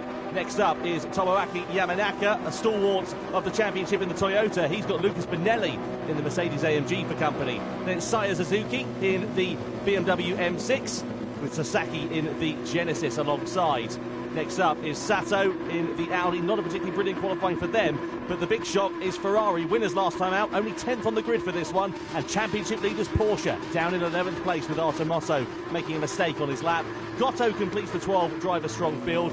As we said, 3 different types of tyre compound available to the drivers. Kanata Kawakami here, Jimmy, going on the soft early. Seems like he wants to get away from the rest of the pack. Yeah, that is the strategy if you're out front. Use the soft, use that clean air and just try and drive into it. The thing is, because no one's challenging him on that stint, no one's challenging him on the soft tyre there, that's going to be, he's going to be very happy to see that, because it means he can just use that tyre to the best of its ability. Miyazono, the opposite strategy behind for Team Subaru, going for that hard tyre, as does Kokubun. So they're going to be the cork in the bottle for the guys in the mediums behind on that first lap over the mountain. Certainly are. So coming through Murray's Corner, the final turn of this Mount Panorama circuit. Drivers are in place. There's Artur Mosso. He's got the weight of the world on his shoulders to try and hold on to Porsche for their championship lead. We're about ready to go racing then, as the grand final of the Manufacturers' Cup is about to go green here at Mount Panorama. Action is about to begin. World Series 3 here in Tokyo is underway. Kawakami leads the field down towards the first corner, followed by Miyazono and Kokubun. Through Hell Corner we go. On the run, up the mountain straight and in towards the mountain section we go for the first timer. Start there, of course, which is spreading the field out courtesy of the rolling start, meaning that we shouldn't see too much action in the first couple of corners, but as we come over the crest of the hill, and it begins to tighten up as we head through in towards Griffin's Bend. That's where we'll see drivers getting very close to one another and maybe trying to launch a move before we go into the one-at-a-time section. I say that already. Look at the gap between Kawakami and Kokubun, who's got through past Miyazono. They're really struggling for speed on that first lap, dropping down from P2 to P4. Kokubun out in front now on that hard tyre. Nabatani, the first of the medium runners, eager to get through as well. But look at the gap, 2 seconds already to Kawakami out front. This is exactly what he wanted. Amazing start then from Kanata Kawakami. You can see here Kokubun, he's going to be a bit of a cork in the bottle. Nabatani's on the medium tyres, so though they're not the fastest compound, they will be that bit quicker than Kokubun. Miyazono also on the hard tyres, struggling to get them up to temperature in the first few corners. Keep an eye out also for Yamanaka in the Toyota Supra. There is Kawakami putting out nearly 3 seconds by not even the end of the first lap. Through the Forest Elbow we go and down the Conrod Straight for the first time, and you can see how nose to tail it is throughout the rest of the field. Down the Conrod Straight we go. This is where we'll see the slipstream coming into effect, and where we should see the medium shot runners breezing past the hard shot runners. Here is Yamanaka on the back of Miyazono. That Subaru's not ever been particularly quick in a straight line. Miyazono in the Toyota draws alongside his compatriot and goes through into 4th position before we've even reached the end of the straight and in towards the chase. Oh, and wide there as well for the Honda of Nabatani. Kokubun ready to try and take profit of it, but Nabatani just about manages to hold firm in second for now. And 4 seconds is the gap on lap 1. Kawakami's just gone, right, mate, I'm going to win this, see ya. He's just left the field behind. Obviously, long race yet to go, but that's about as good a start as you can have, I think. Meanwhile, the battle for second and the rest of the hard and medium runners are pretty much all stuck together as we come onto Mountain Straight for the second time now. This is where we get to see the straight line speed of the cars. I mean, I think take a drink for every time we said that Subarus are going to struggle in a straight line, because that's going to be a big factor in this race. It certainly is, and I tell you what, not a particularly brilliant start for the likes of Mosso and Hashima. They're still 10th and 11th as Yamanaka breezes past Miyazono heading in towards Griffin's Bend. What do you do? No, absolutely nothing. That's it. He's just a sitting duck at this point, isn't he? So Kawakami here, he's trying to break away from the rest of the field, isn't he? Well, he's already done that, 4.1 seconds. I think he's trying to channel his inner Igor Fraga. If you remember, what Igor loves to do is lead from the front, doesn't he? Doesn't like to get bothered by anything behind, and, well, he's clear as makes no difference from the rest of the field. He's not going to be bothered at all, is he? Yeah, we had Igor Fraga here at our lovely venue, hyping up Kawakami before the race up on stage, so maybe those words helping out a little bit, of course. Here are our drivers, as you see in the bottom left-hand corner of your screen, all soaring away at the wheel. It's hard work, this, on the sim. You wouldn't think it is, but you can really work up a sweat trying to hustle these cars over the mountain here as they'll come down one at a time. A replay now. This is Kokubun and Nabatani. I think this is the overtake we saw earlier. It seemed a bit rough from me on the replay. Let's see it again. He was through there, but I think he overshot it, as you said there. Went a bit wide. Kokubun tried to come back, and looks like they just about avoided contact there. Very nice, clean driving, but Nabatani sending it like a mile into that left-hander. Yeah, fantastic overtake there from Nabatani to be able to hold that one going through that chicane. You can see, meanwhile, further back, as I said, Mosso and Hashima not making the progress that they would have wanted to. I wonder, and I'm not a strategist or, a racing driver by any stretch of the imagination compared to these drivers, but if you're looking at Mosso and Hashima, surely I'd have thought the sensible money would be to get onto a quicker compounded tyre and go and make as much progress up through the field as you can, as we see Miyazono getting off the hard tyre at the end of lap 3. Well, Miyazono there opting, as you say, just to box and get off that tyre. It's always been the way in these events that the hard tyre is kind of just lava. You don't want to be on it at all. But it's one of those things where you want to try and do that in a good spot in the race. So when you do go onto a faster compound tyre, we're about to see what Miyazono and Suzuki are going to bolt on a fresh set of Michelin tyres. Not quite sure what the compound's going to be just yet. Still waiting for them to make their way to that pit box. There is Miyazono. So what's he going for? Soft tyres. Okay, that is an interesting strategy. So what he's done there is giving himself a massive amount of space. So there's no one in front of him now. And now he can just try and hot lap, because he knows if he's racing other cars, they're getting the draft. He can't keep them behind him. So he's going to try and basically gain time this way. That's going to worry too much about Suzuki as well, because Suzuki, though he's come out relatively close to him on circuit, he's on the medium compound of time. Now let's have a look here at Kokubun versus Yamanaka up the mountain straight. This is for 3rd position then, so side by side these two drivers going. Yamanaka just breezing past once again, and also Benelli getting overtaken there by the Audi of Sato. So that's up into 5th position as well.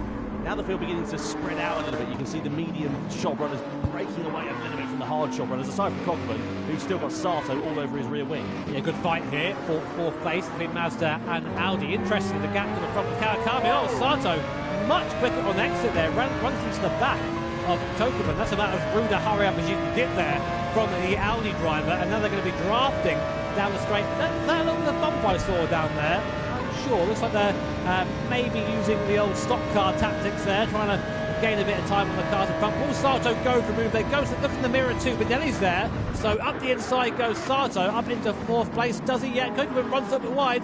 Can Benelli take advantage of that? They're now just about side by side. I think that Cockburn comes out ahead, but that's what happens if the racing is so close. If you lose one position, you end up losing another one just because you're offline. And Cockburn there deciding, you know what, I've had enough of these hard tyres, I'm coming into the pit lane. But what I was going to say before all that started is the gap in the front. Stop it growing. And Navatani there, who was sort of giving it all that in qualifying, is now on this medium compound tyre and matching Kawakami on lap time. Well, about 2-3 tenths slower a lap, but to be honest, that isn't so bad around here. No, normally you'd expect the gap to be about 1.2 seconds or so between the different compounds of tyres. So interesting to see there for Kawakami versus Navatani. We'll keep an eye on that. Cockburn's off the hard tyre. He goes on to the mediums then for his middle stint. Giotto also coming into the box in the Chevy Corvette from the hards, likewise on to the mediums. Now Cockburn ahead there of Saya Suzuki. That's pretty important, but is he going to be able to retain that position as he comes up the mountain straight in towards Griffin's Bend, because this could upset Cockburn's race here. He wants to try and run in clear air. Down the straight we go. Suzuki's on the outside. He's got the slipstream and he's got the place really easily there, and that's not what Cockburn needed. The crucial thing when you're coming out of the pit lane, you're trying to get the undercut compared to some of the other drivers. You need clear air. You don't need to be battling with somebody that's out of position compared to you, and that is going to really put a spanner in the works for Cockburn and Mazda.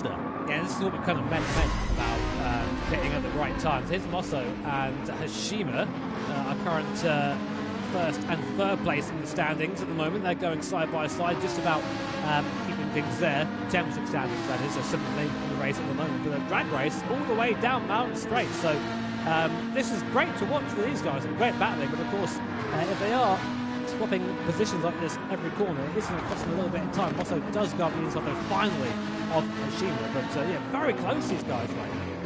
Yeah, and then getting the better of the Ferrari driver. Here is Kawakami still continuing on.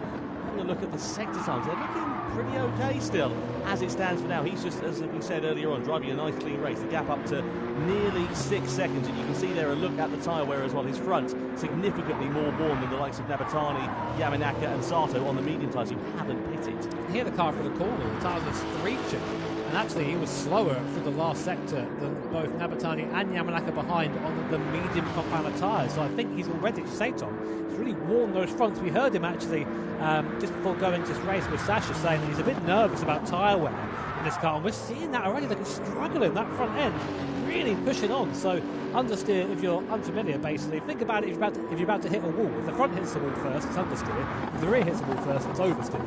And at the moment the front is really pushing out. You can't get the car to turn as much as it wants it to, and those tyres are screeching in protest, and it's only going to get worse as the tyres get more worn. Yeah, if you want a sort of more literal example of that, go to a supermarket, fill up your shopping trolley right at the front end and then try and turn it. That's understeer for you.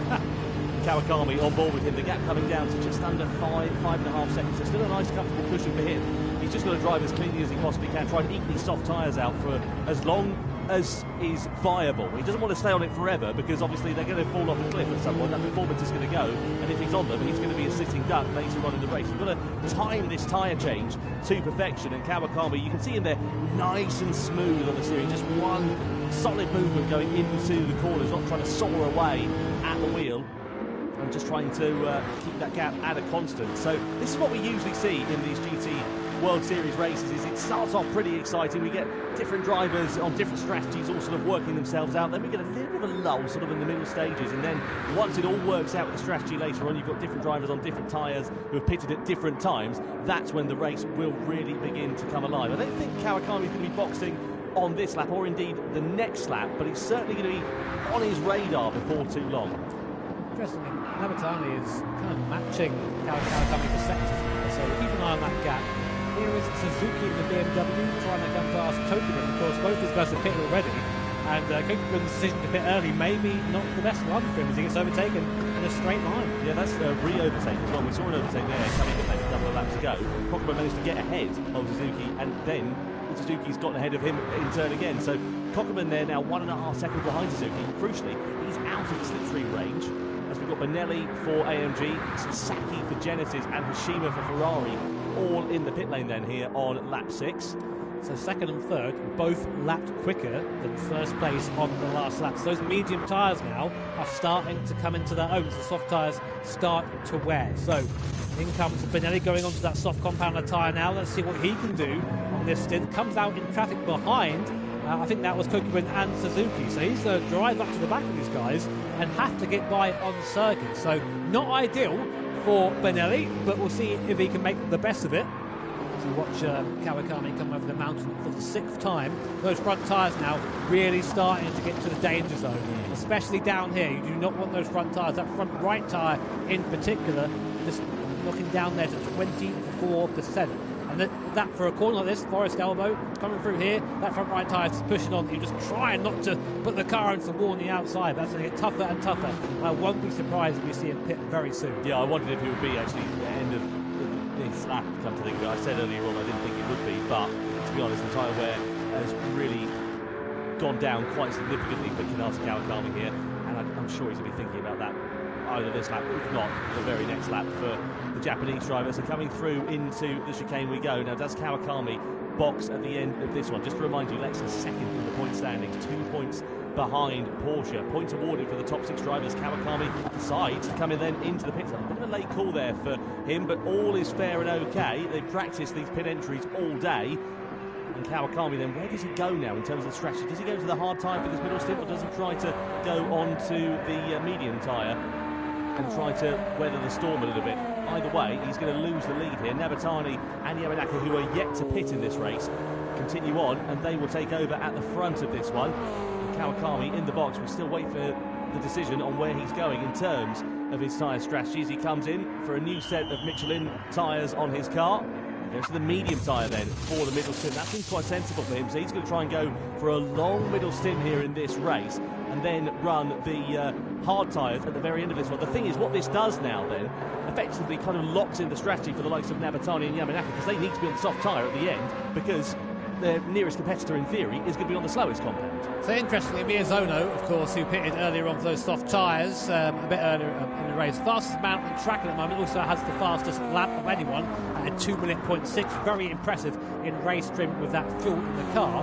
Is now 5 seconds behind Kawakami on the road and is on the faster tyre. For now, though, of course, the advantage that Subaru has being a little bit lighter than the other cars out there. It does go through the tyres a little bit slower than the other cars out there. So you might wonder, oh, it's not fair, this car's slow in a straight line, but it's fast in other parts of the circuit, which is what makes the Manufacturer Series so unique. So many different brands, different approaches to going fast, and they're all using, of course, our balance and performance system, have a very similar lap time. So it's always very, very cool to watch as we get an awesome onboard shot with Miyazono.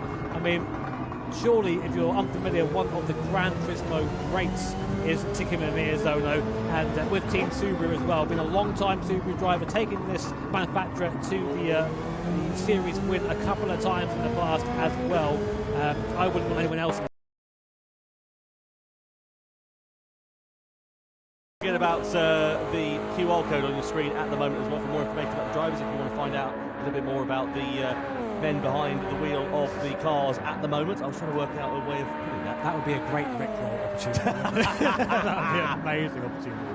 Certainly would. So here is Miyazono then. Soft tyres for him. Of course, they're going to wear that a little bit quicker. Started this one, as you can see, on the hard compound, but he's running the softs in this middle stint of the race. He's in a nice bit of clear air at the moment. The gap between himself and Kawakami pretty stable as it stands for now, but Miyazono will be starting to eat into that before long.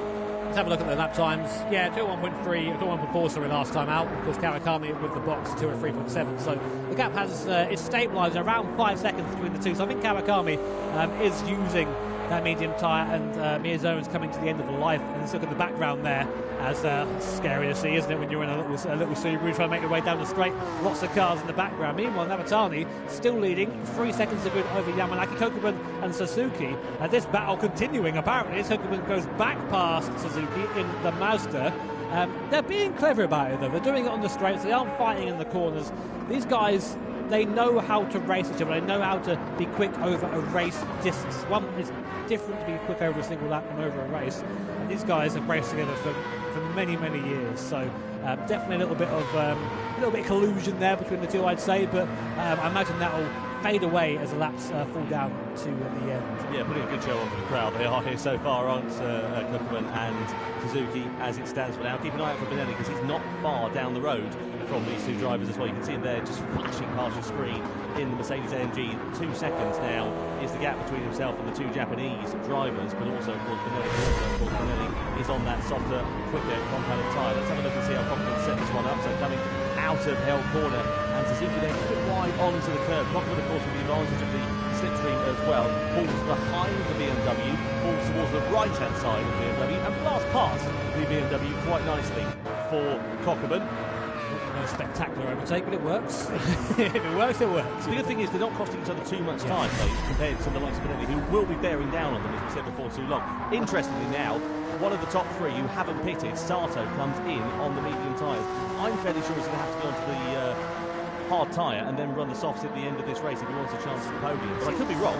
Seems early, with the rear tyres failing a little bit on that Audi, which I'm not surprised. I've heard that car isn't kind to its rear tyres, but just to go back to Suzuki and Kokubun, I mean, they're not costing each other time, they're gaining each other time. They're using that slipstream to just slingshot past each other, gaining a few extra kph per straight if they were just riding on their own. So watch out for these guys. This might be a bit of an interesting strategy from Sato there, going on to that soft compound in the Audi. Let's see if it can keep those tyres alive for more than a couple of laps. It does Miyazono go for one more lap on those soft tyres. We'll find out as Sato's come out just behind Suzuki, who goes up into 8th place for Team Genesis, and that is not what Sato wanted there. He wanted to be ahead.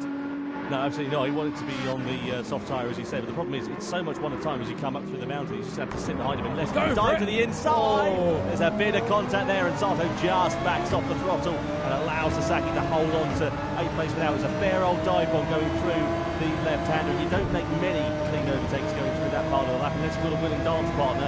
Sato not able to make that move stick, but now he's just going to be hemorrhaging time, and this could prove to be quite costly for him if he just loses more compared to Sasaki, and then of course relative to the other drivers who he was close to on the circuit before his pit stop. Stewart's having a look at that as they do with any contact, but I don't think it's going to be, oh my word, Sasaki there getting it all wrong, and we're going to see an overtake down towards front, but we're not. Sato having to wait a little bit longer now, and this is what Sato was he was scared of this, getting sucked behind the guy in front on worn tyres who's just trying to keep it together and just tossing your time. It's so frustrating with the driver behind there, but that's what you've got to do. That's racing, and sometimes using worn tyres in this way is just as effective as using your tyres when they're quick. Sato now pulling alongside. I didn't think this was too much opposition there from Sasaki. Sato up into P8, but that was a slow out lap there for the Audi driver. Nice good overset there from Sato then, as he makes the position, goes up into 8th. Proves me wrong in terms of the strategy as well, so he went on to the soft tyre. I thought he was going to go to the hards. Proved what I know, absolutely nothing at all. We all knew that. Takuma Miyazono, 6th position for him as he comes into the pit lane then from the soft compound of tyre. And let's see which way he is going to go. He's already run the hard tyre, just to remind you, so presumably this will be the mediums right to the end of this race. As we said, the crucial thing for him is he needs a nice bit of clear air. He's into the box at the moment. Interestingly, Hashima and Mosso not far adrift of Sasaki for 8th position. Just to remind you, points on offer for the top 6 finishers in this race at the moment. Given the fact that they are 1st and 3rd in the championship for Porsche and Ferrari respectively, they will not be scoring any points so far here tonight. But we'll see. The race has still got 12 laps to go. Miyazono, I think, is strategy-wise, is playing this very well. I mean, he's putting himself in clean air, and he will be able to see that Nabatani and Yamanaka in heavier cars have managed to do 10 laps will be 11 laps next time by on this medium compounder tyre. This Subaru, which is a bit better on its tyres, will be able to go longer than that. So yeah, medium to the end now for Miyazono. And again, see that mini-map on the top right-hand corner of your screen. That's the gap he's got to the rest of the field. So we can just drive into that gap now, try and get those laps. Basically, it's qualifying laps now for Miyazono for the rest of the race, if he has any chance of catching the leaders. Kawakami and Nabatani at the front there are the ones we're sort of watching for once the pit stops are all said and done. But interestingly, we still have two drivers left in the pit. Yep, Nabatani and Yamanaka really eking out those medium tyres, aren't they? They want to for as long as they possibly can. So presumably they're going to either go onto the softs and run for as long as they can on those and then do a really short stint on the hards at the end of the race, or they're going to go onto the hards in the middle and then go onto the softs at the end. Let's wait and see what will happen for those two drivers. Unfortunately, when they're going to come into the box as well, have a look at the tyre wear. They're pretty warm, but they're not too bad. Just have a look at Miyazono there, checking out the big screen and seeing what everyone else is doing there. That's one of the advantages of being here, of course. You can just have a quick look up to the monitor and go, oh, right, it's on that tyre, is he? Oh, he's got that tyre wear, is he? I wonder how he's doing. But Nabatani, I've got to say, for someone who is relatively unknown to us, doing a great job so far. I mean, those rear tyres looking a little bit worn, especially that rear right tyre, which will be under load right now, coming through the cutting. But doing a great job, very mature drive so far, but only half the race down at the moment. Yeah, Suki Nabatani in the Honda doing a fantastic job, as we said, podium for that team in Montreal, if you remember, for the first World Series event of the year a few months ago. An opportunity here for Honda to try and capitalise on their home support here tonight in Tokyo. So I just love this onboard shot, it's so fantastic. Threading the eye of a needle down through this section of the circuit. Is this one of your bucket list tracks? Yeah, I love to. I mean, of course, one of our German commentators, Mr. Florian Strauss, won this race back for us 12 hours. He never talks about that, actually. But yeah, I would love to race here, of course. A reminder as well, we are live in 7 different languages by German commentators. I mean, English broadcast is the best, we know that. But if you want to see what mediocrity looks like, you can check out the other broadcast. Checks in the post for them now, I'm sure. Be happy about that. So we're at the halfway stage then of this race, and it's going to come alive, I'm sure, towards the very end of this one. So Nabatani, Yamanaka, the only two drivers left to pit at this one. Everybody else, as you can see, has made at least one pit stop. Benelli and Sato's tyres doing all right so far, but Nabatani does come into the pit lane at the end of the halfway stage, and Yamanaka also following suit here as well. So what Yamanaka needs is he needs a really good middle stint. Let's see whether these two will diverge in terms of their strategy, and crucially, where is Kawakami going to emerge? He's surely going to end up in the lead, because was it 25 seconds, isn't it, for the pit stop, and he was 15 seconds behind. So nice and easy there for Kanata Kawakami, and I think, if anything, he'll be extending that advantage. So this is proving to be quite nice for Kawakami, but just to remind you, he does have to run another set of tyres, the hard tyres, the slowest competent tyres, right at the end of this race, which possibly some other drivers will not have to do. Nabatani goes soft for the middle stints of this one. Yamanaka also following the same strategy. So all the drivers there, despite the fact they've started on different competent tyre, hang on a minute, here's Cockburn, who's managed to drag alongside Nabatani then and goes through into second position. What a nightmare for Nabatani. That's, again, same thing. He does not want any traffic, and just that he'll be absolutely ruined that. Only a 10th difference there, which is a bit quicker on the in lap. That wouldn't have happened. But again, now he's got to try and pass him on the mountain. But interestingly, the gap before any pit stops is about 5 seconds. It's now 10 seconds to Kawakami in the lead. So really opened it up. Look at Benelli here as well. He's having to really defend from Tomoaki Yamanaka, both on the soft compound tyre, but Benelli's tyre significantly more worn, courtesy of pitting earlier than the Japanese driver.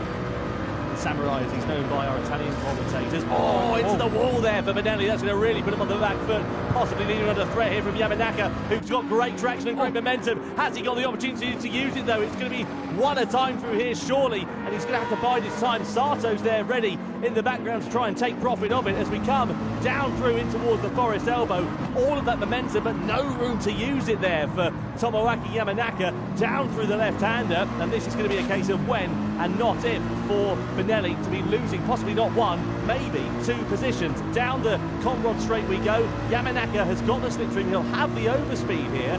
Benelli's car's quick in a straight line, but I don't think it's going to be any match for the newer soft shod Yamanaka, who pulls alongside down the Conrod straight in towards the fast right of the chase. Benelli loses 5th place. Yamanaka's up position there as well, and Sato is still lurking in the background, ready to take advantage. Yeah, he did well to keep him there, but it's got to be a pit stop now for Pinelli, surely. Into the pits he comes. I thought he was diving to the inside there. Mega lunge there. No, not quite coming in the box there. I think, yeah, it's about time to get off those tyres. So soft tyres coming off that car. We'll let you know what he goes on to once he pits. Let you know what he goes on to once he pits and gets up to the stall. So here is the replay of, I think this is Nabatani on Kokubun. Around the outside, look at the inside now for the left-hander, easier. But the Kokubun also, I think, understands that right now this isn't the fight he would be in. Drop behind, try and get pulled along a little bit, save a bit of time that way. But a clever move there by Kokubun, I think, to still let that one go. I'll tell you what, though, because Kokubun and the likes of Yamanaka, not too far apart from one another actually on track as well. Suzuki in the middle of those two drivers, and Yamanaka on the quick soft compound tyre, new soft compound tyres compared to the medium shod Suzuki and Kokubun at the moment. So he's going to be slowly creeping onto the back of them. He's already taken half a second out of those drivers on this lap alone in the first sector. Yeah, so I mean, just shows the difference that the tyre advantage gives you around here. Of course, a little bit of skill in there as well, but the tyres do play a big part of that. Here is Kokubun, very experienced driver at these live events. He was actually at, I think he won the 2018 Nations Cup event back when it was done a little bit differently back then. And I remember there thinking, man, this guy's quick. And ever since then, he's always in the top 5, always there or thereabouts. And with Mazda is no different. On board with Yamanaka now. Yeah, not seen him for a while, have we? Good to see him back. It is good to see him back. He's always a driver who provides a lot of entertainment for us. You can see him giving you a wave down there on the bottom left-hand corner of your screen. He's driving nice and calm at the moment, and he looks to be in a position to pounce on the drivers in front of him before too long here. So let's keep an eye on Yamanaka's progress in the middle stages of this race. This is the thing for the likes of Yamanaka and Kawakami, etc. They've got so much experience here. They've been in this position a good few times, and they know how to handle pressure and races like this. If you look to some of the newer drivers on the international stage here, I think the likes of Hashima, of Goto, etc., they don't have the relative experience compared to those around them, and that could prove to be to their detriment in the live event environment that we have here. It is different. We say it every time we do this. It's different racing in front of a big crowd, having two annoying English guys talk over the top of your racing. That's being yourself. And then being in your sort of comfortable space where you're driving it. But look at the speed difference here. Will we see a move from Yamanaka? Yeah, he's going for it straight away. No time lost there for Yamanaka, up into P4. And now he goes onto the back of Kokubun. But I think Suzuki let that happen. In the background, though, Sato started to gain as well. I was going to say he did have the fastest lap until just then. Yamanaka setting the fastest lap of the race last time around, a 2:02. That was faster than some people's qualifying lap. Amazing job from Tomoaki Yamanaka. Suzuki just also hitting it into the wall, going through the left-hander of the cutting as well. Yeah, just a bit of a kiss there for him. And Kokubun now with a face full, or a rear view mirror full, I should say, rather, of Tomoaki Yamanaka. And again, this is a case of when and not if. You can't really make a move going through here, but we have seen Yamanaka very close. You can see him right on the ragged edge of adhesion through Forest Elbow we go, and down the back straight, and Yamanaka is shortly going to breeze past the Mazda. That Mazda pretty handy in a straight line with his rotary Wankel engine. Don't ask me to say that one again. Down this straight we go, though. Yamanaka's going to pull to the inside. Kokubun's not going to try and defend this one too much, I don't think, because Yamanaka, different strategy, newer tyres, and indeed the Japanese driver in the Toyota up through ahead of Kokubun in the Mazda. Yeah, really nice move there. And I think he made the right choice to do it there and not go for a lunge at Forest Elbow. I think he could have made the move there, but he had the draft, and that would have gained him a bit of time as well, although he would have lost a bit for the elbow. But anyway, Yamanaka turning into a real contender in this race. So we're going to look at the lap times here with Kawakami. He was some 2 seconds slower a couple of times around. Whether he made a mistake or something, I don't know, because the lap times are a little bit closer this time around. Kawakami at 2:02.2, Nebatani at 2:01.1. Nebatani, of course, on the softer compound of tyre compared to Kawakami, but that gap was over 10 seconds. It's now down to, what's that, 8.2. The same tyre, Miyazono is one of the fastest guys on circuit on the medium compound of tyre. He's still in that little gap right now, just gaining and gaining and gaining. So gap coming down the front, down below 8 seconds for the first time in a while. as Nabatani starts getting the best out of that soft compound. But behind him, Yamanaka incredibly fast, but still 3 seconds down the road. So most drivers now on the medium compound tyre. We think we've seen the last stop for Miyazono, Benelli and Sato, with the rest of the field still owing. So keep an eye on these guys as the race progresses. Collision somewhere there, Tom. Yeah, Mosso and Hashima colliding with one another. They've been pretty inseparable throughout the entirety of this race. Sadly, for the wrong reasons as well, because they're not in the point standings. And at the moment, they will be set to lose. At the moment, they will be set to lose their positions in the championship here, and we will have a new championship leader. Let's have another look and see what happened here between Mosso and Hashima. So this is down what looks like the mountain straight in towards the right-hander. Hashima closing the door. Mosso, for my money, was very firmly up the already. Yeah, I'd say they got turned in on there. A shame for Hashima, but he was there. You can't just pretend he's not there. So we'll see what the stewards say. We have a bit of a running joke between the stewards. Like, will I agree with the stewards this time around? So and if you're playing bingo at home, you can cross that one off. Yeah, I know. So it's that. What else do we have? The Subaru's fast, slowest straight line, a rotary wanker. We've got some good ones. Yeah, we certainly do. So we're coming towards the business end of this race, and this is where it's really going to begin to hot up, because we've got the strategies to come into play, and we've got drivers coming into the pit lane then at the end of lap 16. Cockburn and Suzuki coming in, so they are going off of the medium compound of tyre. They're going to be going on to the softs. Now they are going to have a lot of pace in the closing stages of this race. Miyazono's made his final stop, as you can see. He's on the medium tyres towards the end of this one. Hashima also in the pits after being in the wall a few corners ago. Gotto coming in for Chevrolet as well. So a flurry of activity in the pit lane here, and a smorgasbord of drivers that are going to be going on to some quick compounds of tyres, which could be proving to be a bit of an upset for some of the other drivers. I'm thinking of the likes of Kawakami, Nabatani, Yamanaka, etc. They all owe the hard tyre at the end of this race. Yeah, we've seen that track position doesn't really matter around here too much, because these straights are so long you can just draft by the guy in front of you. But now it'll be a fast finish for these guys. So Benelli, interestingly, behind this back, as is Sato as well, on that hard compound. So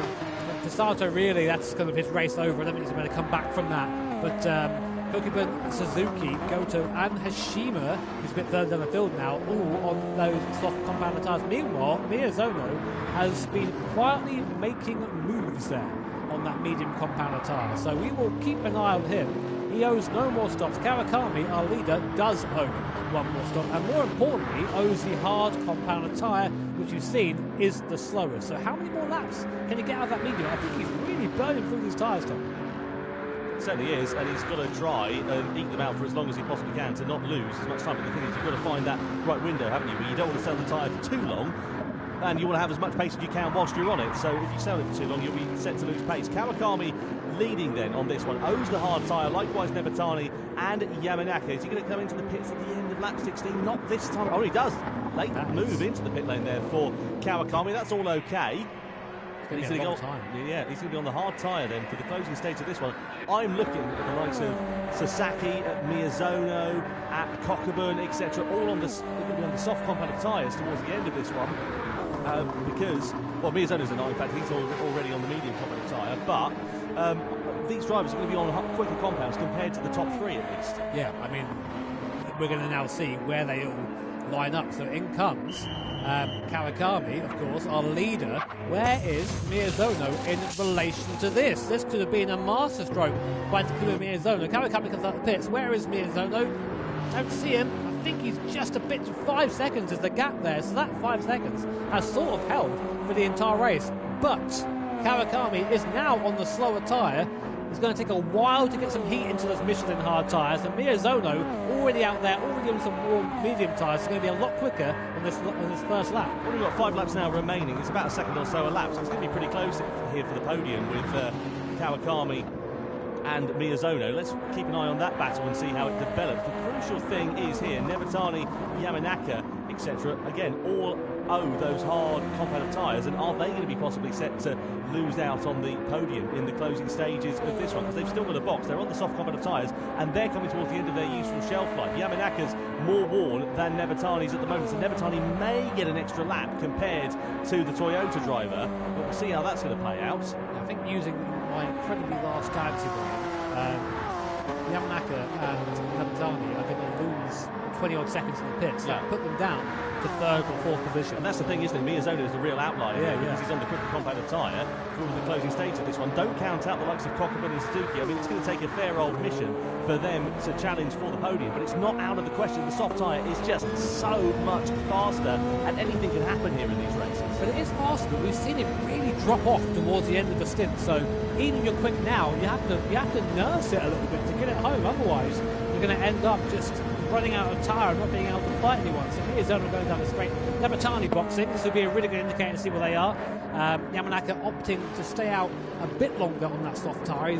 That surprises me because Nematani have more tyre life left compared to Yamanaka. It does, but they're in different places. You see Yamanaka in that Toyota, more front biased, more tyre wear on the front right tyre, whereas Nematani in the mid-engined Honda NSX, a lot more tyre wear on the rears, which around here, especially over the top of the mountain, sketchy. So maybe a better idea to go onto the hard tyres now, more for safety. I think Miyazono's put an absolute blinder here. He's going to breeze past Nematani, surely. Yeah, there he goes. There he goes, yeah, straight through off into the distance, and Nematani emerges in fourth position. Crucially, though, you've got Kokubun and Suzuki on the soft tyre, not far away at all, so it could go from bad to worse here for Honda and for the Japanese driver. The two other cars bearing down on him. So at the moment, the real fight is between Miyazono and Kawakami at the front. You can see there, we're 3 seconds faster on that last lap, but that does include the outlap of Kawakami as well, so that is going to be a little bit inflated, but we'll see what his time is this time around. But that gap is 3.6 seconds, about 3.5 laps to go. Kawakami in the wall there. You can see he's really struggling. I think he's just not getting that heat into the tyres, and he knows he's under pressure as well, and that can really get to you if you're not used to it.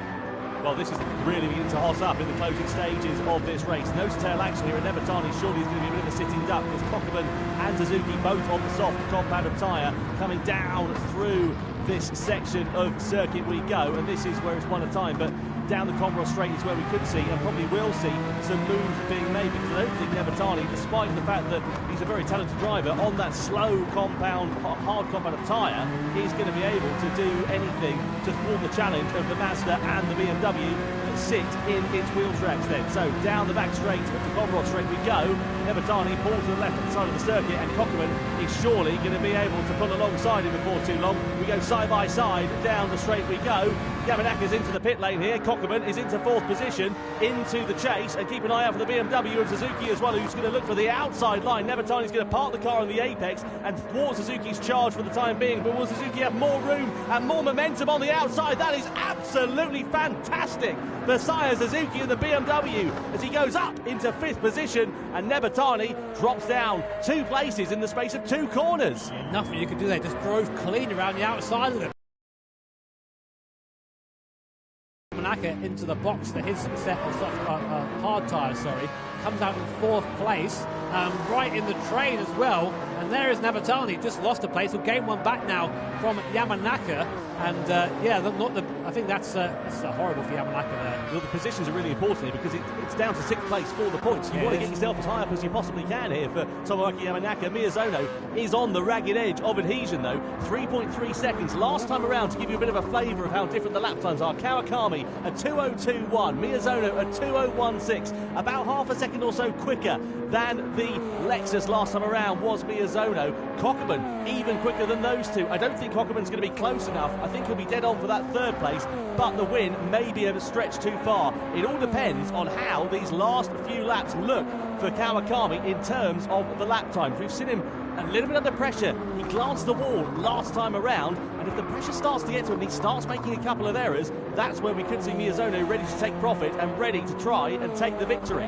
Half a second faster last lap is Miyazono. That's not enough though. It needs to be a bit faster than that to catch on to the back of Kawakami. You can see that in the same frame for the first time since the start of the race, and it's been a long way round for Miyazono, but Kawakami and Miyazono are still in the places that they started in. 1st and 2nd place right now, with Miyazono on the charge in the Subaru, but behind them is Ryota Kokubun. Now he only needs to be really within a second of Miyazono to start picking up that draft down the straight, and the straights are so long here that could be enough for him to catch and then pass Miyazono in the Subaru. Let's get a look at the lap times as they come back through. Kawakami still not yet coming to the line, but it was a 2:02.1 last time around for Kawakami. To Miyazono's 201.6. It's definitely less than that. It's got to be, surely Kawakami's got to be slower than Miyazono. Only by a couple of tenths of a second, though. It's not much. Same lap time. Yeah, 2:02.1 for Kawakami, 2:01.9. So is Miyazono just off the gas a little bit? It's Cockburn that's very firmly on it, and he's closing that gap down. 2.7 seconds now to Miyazono. But he's now under threat from Suzuki. I told you these guys wouldn't be as good friends at this point in the race. Kokeman is now starting to defend. Every point counts here. Kokeman going defensive into Griffin's corner there. Running Suzuki around the outside, who's going to drive it round the outside in the M6. He likes that, doesn't he? Suzuki up into P3 there. What a move from the BMW driver. Maybe he's the threat.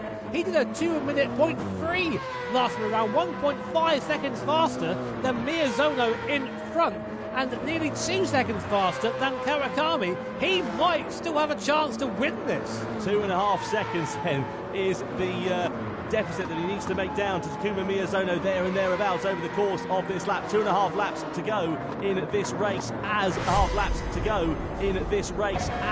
well. Just remind you, points awarded for the top 6 finishers. If it stays as it is, we will have a new leader at the top of the pile, because Porsche not scoring, Lexus possibly on for a podium finish here. This is Cockburn versus Suzuki. Cockburn tried to hold the inside line. Suzuki said thanks very much, and I'll go to the outside. Managed to just drive it through that right hand. Better traction on the outside of that corner, despite not being on the grippy part of the racetrack, and got himself up through into 3rd position. So down the Conrod straight we go. Kawakami, 2.7 seconds. The gap kind of levelling off here, isn't it? I tell you what, Kawakami's race, if he does win it, that was won in the opening stint, where he was able to just drive away from the rest of the field, do an Igor Fraga, as it were, clear off into the distance, and he's given himself that comfortable cushion for now. Yeah, I think that there was a bit of a wobble mid-race for Kawakami, but he's sort of come back around now. I think now he knows that I don't think he can catch me. I think I'm good. He's just chilled out a bit there and is now just getting on with it. 202.5 from Kawakami to Miyazono's 202.1. That's enough. That is enough for him. But in the background, Suzuki and Kokeman still squabbling. They lost a bit of time to that fight last time on the last lap. Not quite as quick as they were before, but I think now, actually, Suzuki and Kokeman are going to be engrossed in their own fight, and they're not going to go after Miyazono. Of course, both these manufacturers, they do have points on the board. They're actually tied right now for points, BMW and Mazda in the standings. So whoever comes out on top there will move up. But this team, Team Subaru, currently are non-scored. So any points that Miyazono can get, the most he needs to basically stay where he is. He can't afford to lose anything. But Kawakami and Lexus, this is perfect. Porsche are not going to score. They're at P10. And Kawakami and Lexus are going to take full points, which will rocket them to the top of the leaderboard. Yeah, no doubt about that. Lexus could be set to leading going into the World Finals in Amsterdam at the start of December. Cockburn and Suzuki under investigation for a collision as well. Has there been something off screen that we haven't seen? You can just see Kawakami. Into the distance, and Miyazono, well, he's there and thereabouts, but he's not quite close enough. Let's have another look here. Suzuki versus Cockburn. So this is this time around. Oh, they had contact going into Griffins, and Cockburn got sent into the wall there on the outside. It was only a half sort of wheel of contact really going into there. Not much at all, but the slightest of touches when you're on the limit like these drivers are, and it can cost you very dearly indeed. And speaking of costing very dearly, Suzuki still just 2.1 seconds behind Miyazono. Down the Conrod straight we go with the BMW driver Saya Suzuki.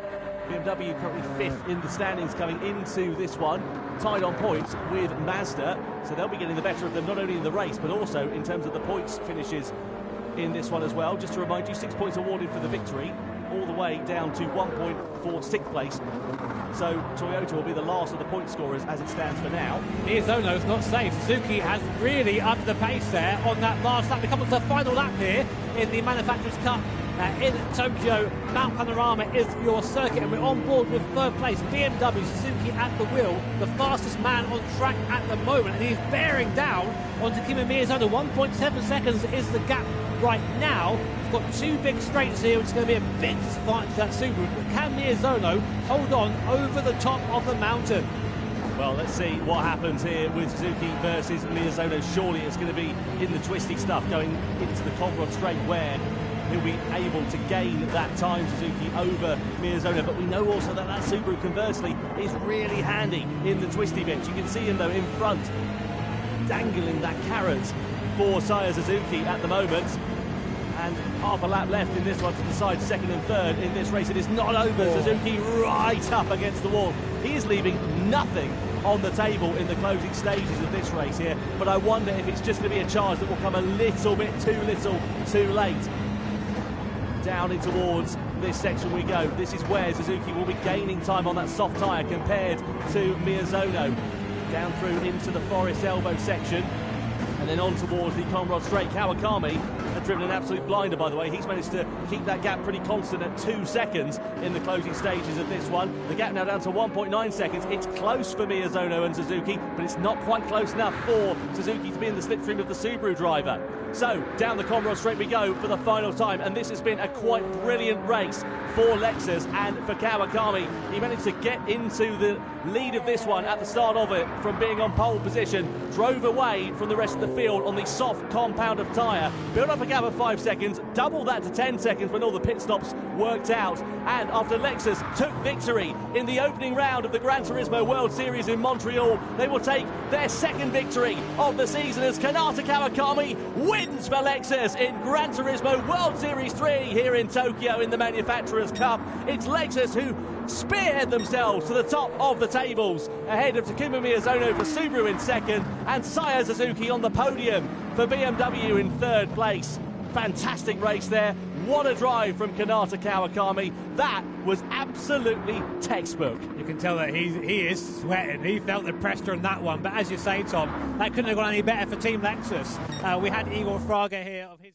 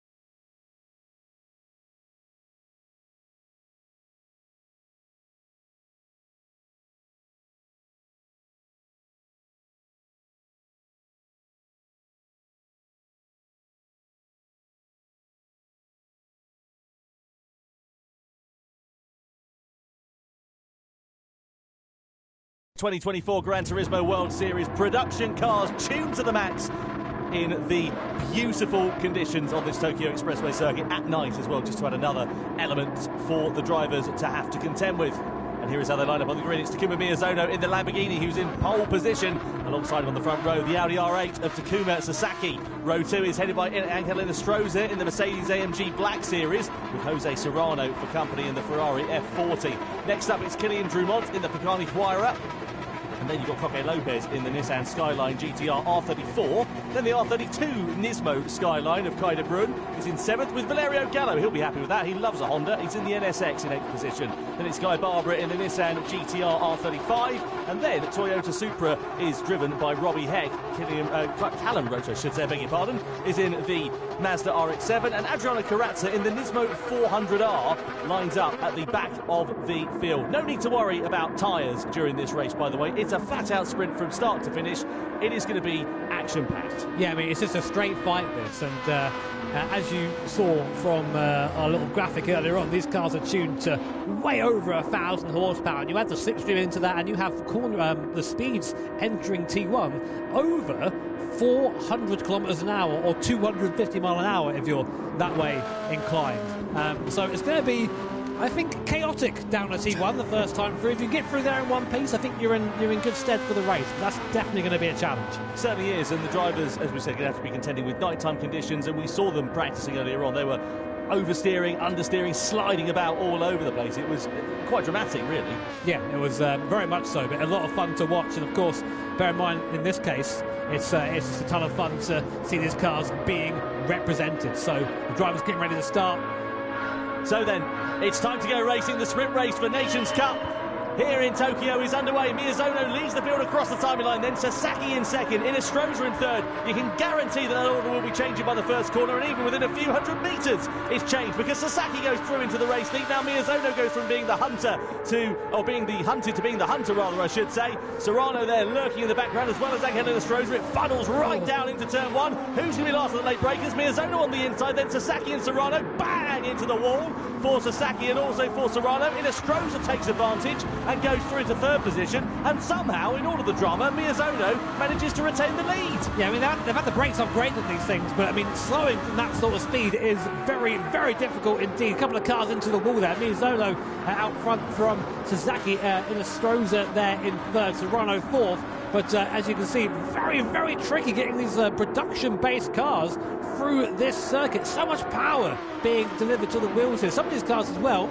are rear-wheel drive, some are four-wheel drive. So there's an advantage there in traction zones, but of course in the corners they're going to be a bit more susceptible to understeer the four-wheel drive machines. But coming through this tight section for the first time, as we now come back up towards where we started our rolling start. And to be honest, you don't really want to be where Miyazono is unless you can get a big gap out front, because the slipstream, the toe in these cars is absolutely huge. Yeah, certainly is. So let's see what's going to happen then here as we come down in towards the hairpin. They're not favourable on traction, these cars, at all, because they've had a power that's going through the rear axles, or indeed sometimes the front and the rear axles. You've got to be really, really ginger on the power. Someone's out well while it's kind of Brun, isn't it? Yeah, he's off into the centre of Tokyo, I think. He's ended up in Ginza or something along the lines of that, but manages to keep it righted and holds on to 8th position. On board we are here with Jose Serrano. Look at the power here of the Ferrari F40 as we go into the tunnel, and his next target will be Sasaki in front. So it's the two Japanese drivers now leading a Spaniard. Look at that speed climb there, 360 kph before we came off board there, 390, there's 400 kilometres an hour off the end of the speedo, and then some is this F40. I mean, I love two, to be honest, at this point. It's very, very quick with T1. Do they ever get it stopped in time this time through? They do, and kind of Brun almost getting it wrong in the skyline, almost going to the back of Jose Serrano there, but Sasaki up into the lead now, of course, after that slipstream opportunity. But you're seeing these cars are insane. I mean, you have to belong to a very special club to be in one of these cars, Tom. Certainly do. On board we are, or we are looking rather, I should say, at Takuma Miyazono, with Sasaki having taken over at the sharp end of this race. So down through into these sweeping S-bends. You've got to be one at a time through here, and you've got to really be careful about what sort of opportunities you decide to take, what liberties you decide to take, because it will reward you with the wall if you decide to push the limits that little bit too far. So Inestrosa having a good run of things so far. And just to remind you, of course, this race result will decide the grid order for the grand final coming up along the way after this one. And just to add another variable in the mix, we're into the Red Bull X 2019s, Double X 2019s. Now let's work out what happened here with Robbie Heck and Guy Barbara. This is going to be down into the hairpin bend, and I think there's going to be a bit of contact into the back. Yeah, Barbara just misses braking point straight into Heck. Heck gets spun round. Barbara backs off the gas. I think Heck he's still down in 12th place, so I reckon there'll be a penalty forthcoming for that. That's a very Guy Barbara thing to happen, isn't it, unfortunately? He always seems to be quick, but just a little bit prone to incident at the moment. And Robbie Heck has loads of luck, just all a bit bad, unfortunately. Yeah, I mean, that's how it is. But again, on board this time with the mighty R34 GTR. Guy Barbara giving that penalty. Here's the slipstream. Look at this, Inestrosa.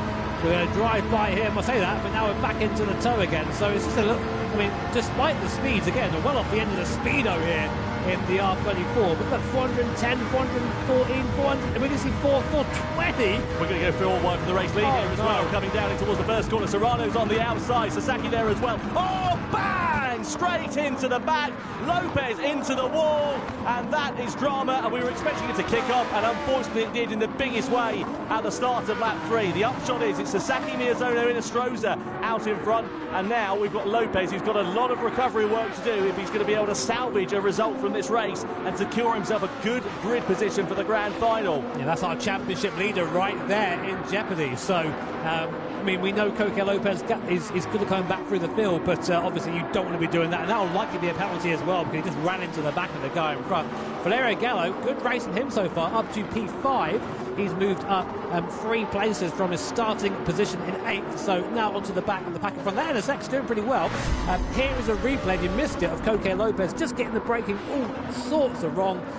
He actually helps to run him out a bit there, I think he knew that he'd outbrake himself, didn't he? He just decided to go straight to the wall. Look at that. The facial reaction says it all, doesn't it? Yeah, oops. Yeah, something strong running around in his head that we can't repeat on the broadcast. Guy Barber did, by the way, pick up a 2-second penalty for his troubles after that collision with Robbie Heck, just for your information. Miyazono a bit deep at the hairpin there. That allows the door to open for Inestrosa, who's gladly ready to walk through it and slot into the slipstream of Sasaki, the race leader. Lopez and Serrano now under investigation for that collision at the start of this lap as well. Onto the straight we go, and we've got a fantastic shot of the action unfolding here with Valerio Gallo in front. You've got Serrano and Miyazono side by side. So Serrano and Inestrosa, I should say, side by side as we go through the tunnel. Inestrosa just able to hold firm ahead of Jose Serrano for now as well. Keep an eye out for Kai de Bruyne. He's having something of a quiet race. And look at the closing speed of the slipstream there for Miyazono. Sasaki early on the brakes. He knows that you don't want to make the same mistakes that Lopez did. Hello, enter stage left. That's Angel Inestrosa trying to go the long way around the outside, but you have to wake up pretty early to try and fall off Takuma Sasaki. He probably knows these roads a little bit better than Angel Inestrosa. Isn't that insane that you can be going 380 kph and the guy drives by you with that speed differential? Crazy combat. Unsurprisingly, I think, I saw that coming. Coque Lopez getting the same penalty Guy Barber got. It was effectively the same incident there. So Coque Lopez getting slapped for that. But meanwhile, the fight first now really between these 5 cars. There's a bit of a gap behind us to Kai de Bruyne in the R32. On board again with the NSX Type R of Valerio Gallo, currently 2nd in the standings in our Nations Cup. So again, looking for a good position here, looking for a good result, and to try and put himself in a nicer order for the race coming, the grand final coming later on. Yeah, this is a great opportunity here for Gallo to try and take profit courtesy of that incident for Lopez, especially with the penalty to compound the Spaniard's woes. Lovely. Gallo there, brilliant drive, isn't it? Fantastic. Lopez with another 1-second penalty to add to his woes there as well. Down on by this time. There's no point going and diving up the inside because you're going to lose all of that by the time you come to this next straight. Yeah, he did back off there, I think, to get this toe. This is how strong the toe is. So right now, we're in P5. Let's see how much time we can gain being the last car in the train. Or saying that, this car's rocketing away from the NSX down the straight. Let's see what Gallo can do as Serrano moves ahead of Inestrosa. To watch it. Who's that as well? That Kai de Bruyne in the skyline. Look at the power of the thing. But he's passed Valerio Gallo. He's now chasing the cars in front, though he's fallen back by again. But you can see just how strong the toe is. And again, Sasaki and Miyazono trade places. I think they're being a bit careful, but they're saying that. Miyazono is trying to keep it on the inside. There's Valerio Gallo diving up the inside of everyone, up into P3. Was there contact there, Tom? I don't know if there was. Inestrosa was out well wide, but I think he was on that course to himself. Oh, a bit of contact to the wall there as well. Serrano's in the middle of a bit of a pickle here because he's got de Bruyne in front, but he's trying to hide, rather, I should say, but also trying to attack the driver in front. And sure enough, he changed to the next corner, and the order has changed as well. De Bruyne side by side now with the Ferrari as we come through this ever-sweeping series of corners, and De Bruyne just keeping his powder dry for the time being. This is just, what a race this is. What cars these are. The speeds are ridiculous. And the thing is, at these speeds, if you do get something wrong, if you miss your braking point by... Oh, Gallo just driving by Sasaki there.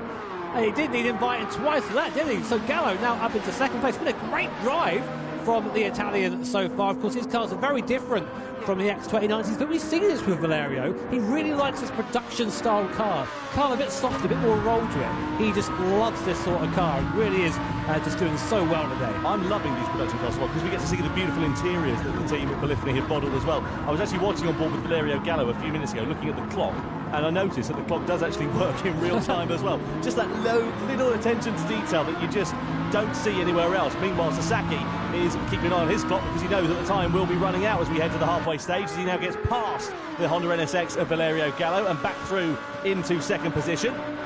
Look at this, 3 abreast as we come through the tunnel. Oh, contact there with De Bruyne and in Astroza. You've got to be so careful of that, because these cars, when they're on the edge of adhesion like they are, you can flick them round with your little finger, and it doesn't take a lot of contact at all to ruin your race. De Bruyne keeping a watching brief. We now ride on board with him. This is a familiar sight for you if your name is Jimmy Broadbent, because that's a similar interior for your car. Look at that, Sasaki on the inside, and Gallo as well. It's going to get messy, this one, isn't it, in the closing stages? You can just sense it's going to really bubble up. And look at that, De Bruyne with a lunge to the inside of Serrano as well. I don't think he'll make that stick, but somehow he's got traction on the inside here against the Spaniard, and if he can hold it around the outside, no, Serrano has got trap position. You can see in the traction zone, this thing's four-wheel drive compared to his rear-wheel drive cars in front. It's able to get that power down a bit quicker, but then through this midsection just doesn't quite have the same cornering ability. So it's really interesting to see the strengths and weaknesses of the cars around this Tokyo Expressway circuit.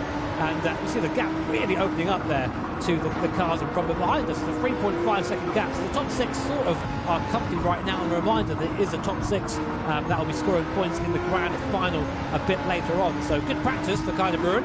But now closing back up to this leading pack. So there's a little bit of cat and mouse here, isn't there? Because of this slipstream coming in. So just trying to position yourself in the best place going onto that massive front straight. Yeah, there is a fair bit of yin and yang going on in this race. Lopez, by the way, down in 10th position. His race not going well at all, and that's going to give him a big uphill task for the grand final in the X2019 a little bit later on. But if anyone can turn it round, Coque Lopez can. If you remember, he started last on the grid in the grand final in Prague, managed to get his way up to a podium finish, could have possibly fought for victory. On board we are then here with Kai de Bruyne. He's got Angel Astroza directly in front in the Mercedes AMG Black Series. Then it's Valerio Gallo up the road, and he's going to breeze on by the Mercedes, or is he? Because pulling out the slipstream there is in Astroza on Valerio Gallo, and de Bruyne there, though he's got a fair bit of straight line speed, and that's where the strength of this Nissan GTR seems to be at the moment. It's just not able to use it for the time being. It's going to be a lunge to the inside. We're side by side there for third. In Astroza looking for the long way around the outside of Valerio Gallo. That'll be a brave move if he can pull it off. Indeed he can't. The door's open for Kai de Bruyne, who gladly tries to walk through it. There's a bit of hip and shoulder going through into turn 2, and de Bruyne does manage to get the better of Inestrosa and goes up into 4th. The braking zones are just so long here. Such good opportunities for these big moves if you're comfortable in taking that risk. We've seen what happens if you're just a little bit too late in the brakes here. That barrier is just waiting to greet you on the outside of the corner. And again, you're seeing this skyline just a bit weak in this part of the circuit. It can't keep up the rest. Tell you what it has done, though, it's just allowed the top 3 to have a little bit of breathing space. Only 7/10 of a second or so, but whilst they've been squabbling amongst one another behind, it's just broken the pack up ever so slightly. And likewise, Miyazono, he's begun to pull the pin now. He's got 8/10 of a second. That's the biggest gap we've seen all race long for the lead. Tell you what, that NSX very, very strong in that midsection there. Looking to let Gallo is desperate to get by Suzuki. I think he's being held up a little bit now. But as you're saying, this Suzuki being a bit slower is giving Miyazono that gap, and we're getting to the point now where the draft isn't going to quite be as strong. That's what is keeping these guys together. But of course, you might have played the old GT4 driving missions, the slingshot missions. That's what Gallo's going to do now. He's going to wait, try and get a good run out of the corner, get a massive draft. You see the difference between all-wheel drive there and rear-wheel drive to the corner. That's amazing. Patience is going to reward these drivers, isn't it? You don't want to be like a toddler waiting to open your presents on Christmas Eve. You've got to be careful about how you do this one, and you can see there, Kai de Bruyne now goes up into 3rd position against Valerio Gallo. Across the timeline we go. 3 to go then at the end of this one. So de Bruyne in 3rd position in the Nissan Skyline R32. Just up in front you've got Sasaki, who's taken over from Takuma Miyazono. So that 8/10 of a second lead washed away in the space of less than 1 straight. Miyazono has a look back on the inside in the Lamborghini. Can he make it stick? I don't think Sasaki's going to hold him up too much, because he knows if they start squabbling, I say that, he goes back through on the inside. Beautiful switchback from Sasaki, but it's released the rest of the field to close right up onto the rear wing of the top 2 once again. I know, obviously we're impartial here in the commentary booth, but I am cheering a little bit for that R32 in 3rd place. Kai de Bruyne doing things with that car that I'm not sure it's meant to do, to be honest, but they're now in the back of the train. Look how close these guys are. 6 cars all separated by about a second as we're on the lap 8 of 10. So only about a lap and 2 laps and a half to sort this all out for our guys here. Jose Serrano on board in that awesome Ferrari F40, always also looking to pounce. You get the real impression, Tom, that anyone could win this race. Yeah, it is going to be a lottery. Oh, De Bruyne's wide though. That's allowed Gallo through, and Serrano possibly to pick up the pieces as well. De Bruyne's still there on the inside, trying to hold firm for fifth position at the moment. And you can see up in front now as well. Once again, that yin and yang, the ebbing and flowing of this race. Sasaki leading from Miyazono. Gallo and Miyazono now side by side for a second as we come down into the hairpin. Is Miyazono going to launch it through on the inside, or is he going to try and wait another day? No, he's going to go through. He's got track position on the inside. Will Gallo try and challenge him on the exit of the corner? He just lets him through and decides to go into the slipstream to attack him on this start-finish straight. So 2 to go then. The NSX just can't get out of the corner. Every time you see it struggle compared to the cars around it. Again in the background, Kai De Bruyne in that four-wheel drive R32 GTR just pulls alongside with ease, and they're now side by side in the mirror. What a shot that is to be come down again to the first corner on board Miyazono. Look at that speed, look at the mirror. Kai De Bruyne is there behind, challenging. He's going to go up to second place. Will he ever go up to Miyazono for first on the inside as well? Oh, that was... He goes. It bottlenecks up into turn 1, and De Bruyne round like a tabletop at the start of the penultimate lap. What a shame for the Dutchman. We've always talked about him and his misfortune in the GT World Series, and unfortunately it comes home to roost as he plummets down the order. That releases 6 cars now down to 5. Miyazono it is that leads. What a shame for Kai De Bruyne. It was a very strong race for him there, but actually say Tom, the track's a bit narrower there. And I think he's caught out by that as Gallo goes round the outside of Sasaki. And now, for the first time, Valerio Gallo is in a position where maybe he can get onto the back of Miyazono. But he's going to be close. That Gallardo in front, I think, is four-wheel drive. So here's a replay of what happened here, Tom. Yeah, let's have a look. So De Bruyne then go for the move, and yeah, he just clips the wall, doesn't he? There wasn't any contact seemingly with Miyazono. Clips the wall as it boxes up. That sends him round. I talked about the cars being so easy to turn around when you're at that limit, and you can see it there spinning round right to the back of the field. It's now an uphill challenge for De Bruyne, unfortunately, for the grand final. He'll be starting plumb last. Yeah, he just came round with him. He just turned across the nose of Miyazono, and that was the end. It's a real shame for Kai De Bruyne, but just over 1 lap to go here in the sprint race here at Tokyo Expressway. It's going to be Miyazono leads at the last corner. Gallo second, Sasaki third, and now it's going to be the biggest slipstream race of your life. They're all going to want to lead into T1, and Miyazono's in the worst place. Keep an eye out as well for the slipstream here, because we're just about to come across to the timing line and see how far Valerio Gallo is. So look, if there's the start-finish line, what's that going to look like in a lap time? You need to be closer than that in order to challenge for the victory if you're going to go for a slipstream move. Gallo then now does go for the move against Takuma Miyazono, and hello, here comes Jose Serrano. There's more contact there. Miyazono gets biffed into the wall, but he's got the advantage of the slipstream,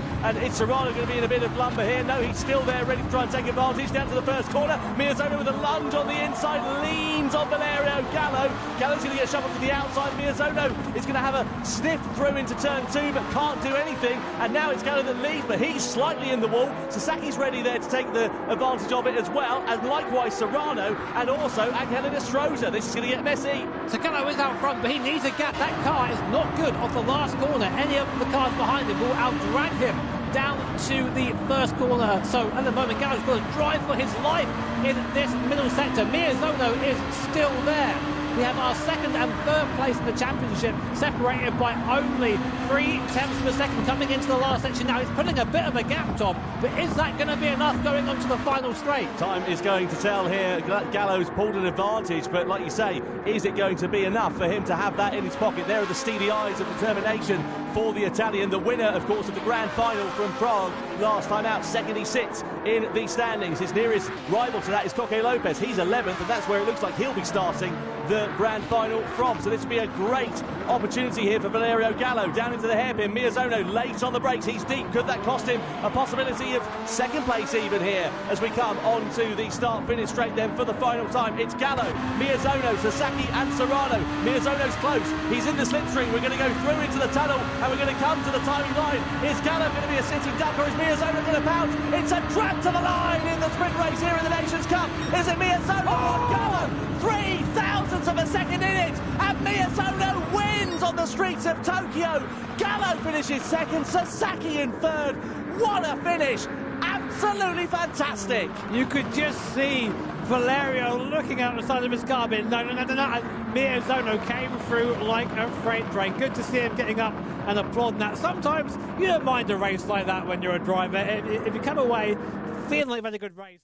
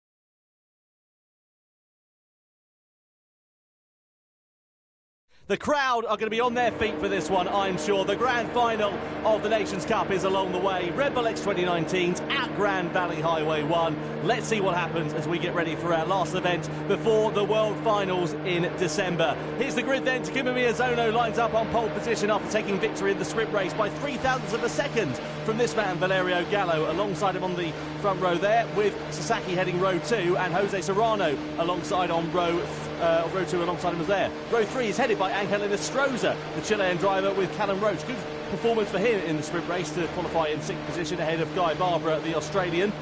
Next up, you've got Adriano Carrazza. He'll be hoping for good fortune here tonight.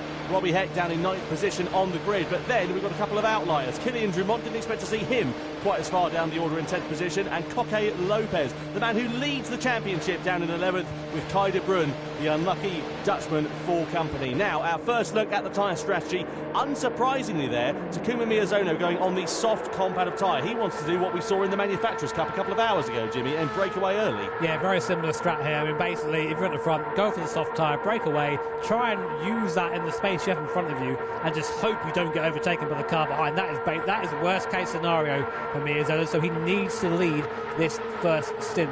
Likewise, on the other side of the coin, we've got Guy Barbara, Robbie Heck, Drummond, Koke Lopez and Kai de Bruyne all opting to start on that hard compound tyre towards the back of the field, get out of the way early while in traffic, and then get onto that fast tyre later on. Well, let's see what is going to happen. There is Angel Enestrosa, the Chilean driver, returning from injury after breaking his leg last year, and he's back to full fitness now. We'll see whether he is going to be able to get the cat amongst the pigeons and crucially get himself off the bottom of the scoreboard. It's going to be all eyes on the lights in a few moments' time. Nations Cup action about to begin then here for the grand final. 27 laps of action begins now as Takuma Miyazono leads the field across the line, followed by Gallo and Sasaki coming down in towards turn 2. This is the first big heavy braking zone. The field, of course, a fair bit spread out due to that rolling start, and Miyazono with a lot more grip underneath him as well, courtesy of those soft tyres. Let's see what happens with the medium shod runners. Will they start squabbling amongst themselves, or will they start playing it safe in the early stages of this race? Either way, it's Miyazono that leads the way out in front through the first few corners. Enestrosa there having a half look to the inside, but also then gets in turn overtaken by Callum Roach. He actually had contact there with Sasaki, which put him back into the field, so already the first move we've seen. Possible contact. In fact, there was contact, as Stuart's having a look at that right now. But to be honest, just this first lap stuff, you know, it is what it is. But you see the cars snaking through this mid-section. Callum Roach up into 4th place. A great start from the American driver. So him stamping his intent fairly quickly is Callum, as we now come on to this little mini backstraight here. Opportunity to overtake if you're close enough using the draft. Will Callum Roach do that? And Sasaki here, as he try, because we've seen Roach before in these X2019s, he's pretty quick in these, so one to watch, I think. Yeah, he needs to have some good fortune. He hasn't had any of that so far this year, has Callum Roach, another driver who's not off the bottom of the scoreboard. You can see the advantage of that soft compound of tyre, 1.5 seconds, and we're not even at the end of the first lap here for Takuma Miyazono. Gallo building a bit of a gap though to Sasaki in 3rd position. The slipstream range about 1.2 seconds or so, and Gallo's trying to break out of that slipstream range. You can see coming down the start-finish straight here, Roach right on the wheel tracks here of Takuma Sasaki. I think he's a bit far away, and we see a smorgasbord of hard tyre shod runners. Barbara, Drummond, de Bruyne and Lopez all getting off that hard tyre as soon as they possibly can. They're going on to the mediums by the looks of things. Well, that's one or two things. Either they're very confident the medium tyre can go a long way in this race, as can the soft, or it's going to be a free stop for a double soft, as we've seen in a couple of races before. Koke Lopez, unsurprisingly, coming in straight away. This is someone who needs to get out of the pits and have some clear area. I'm not sure he's going to, though. Everyone's pitting at the same time. So where is Koke? He's towards the back of his pack, isn't he? So Some people have tried the same thing, but we'll see if it works out. He's going to have a little bit of work to do, is Coco Lopez. You can see them down there in 12th position, but what's the gap relative to the rest of the field? It's not going to be a great deal, is it? Guy Barber just getting overtaken there by Killian Drummond as the rest of that field filters on through. Let's have a look here with Roach, Inestrosa, Serrano. So Inestrosa biffed it up the inside. He was too late on the brakes into Sasaki. And Serrano just an innocent passenger there, but Roach saw the doors opening like the seas were parting and walked straight through it. That almost worked. Sasaki wasn't there. it would have been fine. So it didn't work then, is what we're saying. Almost, no.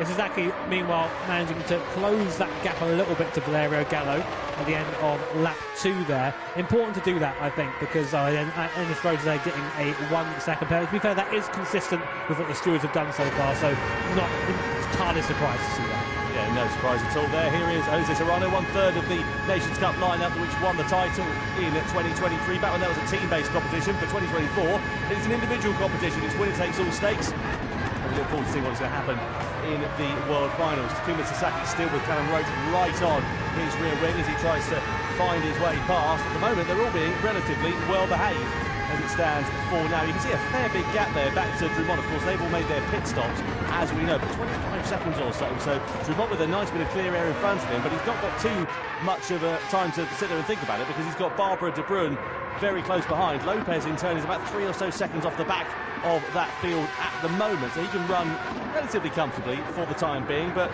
if he does pick up the pace, he'll begin to get into the dirty air, which, as we know, is quite prominent on these heavy downforce cars.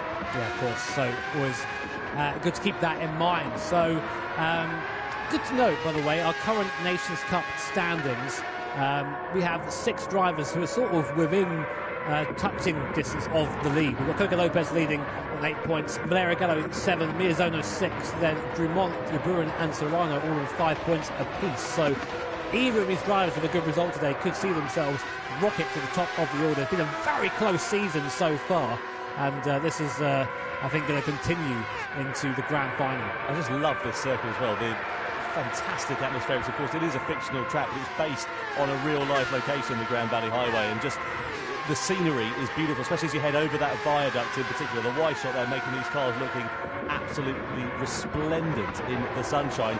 Roach still keeping tabs here with Takuma Sasaki, not letting him have a lot of breathing room at all. I was going to say on the circuit, I was going to sort of get my glasses on the analysts and say that I'm not quite sure it should be a grade 1 circuit with these cars. So there's not much runoff there. There's literally a cliff there. Yeah. And you get it wrong. That's a rally step. Yeah, that is. Luckily, none of our guys testing whether the actual 2019 can fly or not.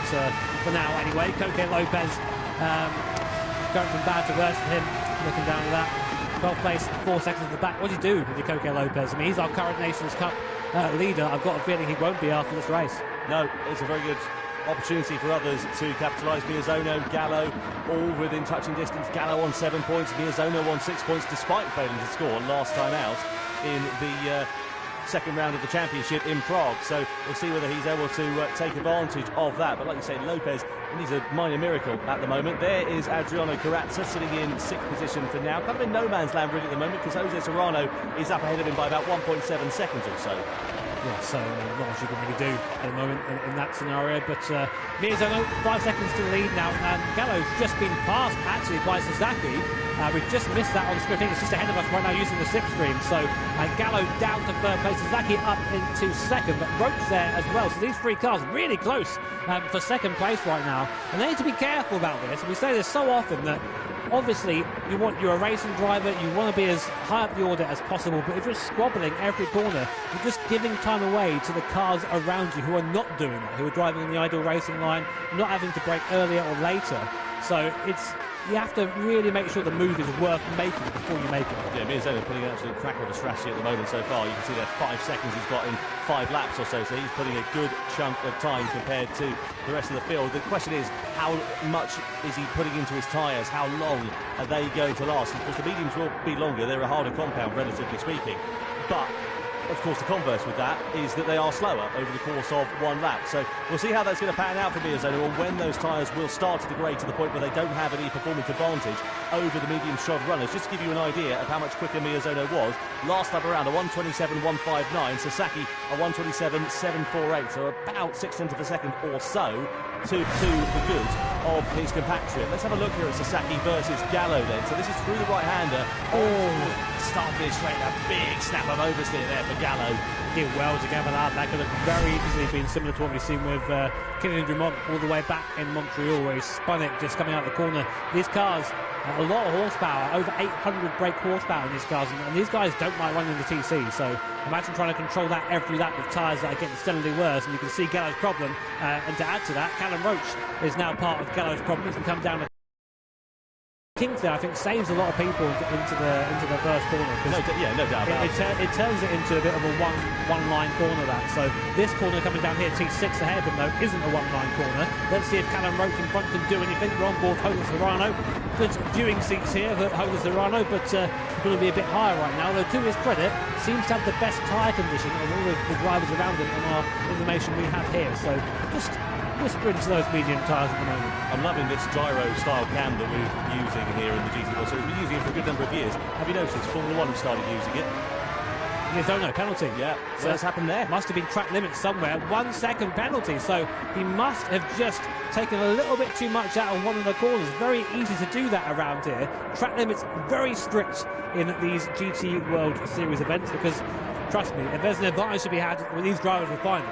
And the stewards right on that. That 1 second penalty, it's not really a 1 second penalty though, is it, Tom? No, because it's about 1.5 seconds. You lose all the time and the speed as a result of taking that penalty, because of course your car slows down to a set speed. So Miyazono, it's not put him on the back foot as such. He's still got a healthy margin. He'll still manage to retain the lead, but all of the advantage that he's built up, 5.5 seconds or so there and thereabouts, it's just being washed away. Now let's have a look and see what happened here. So this will be one example of extended track limits. Oh, he just hit the wall on the outside there.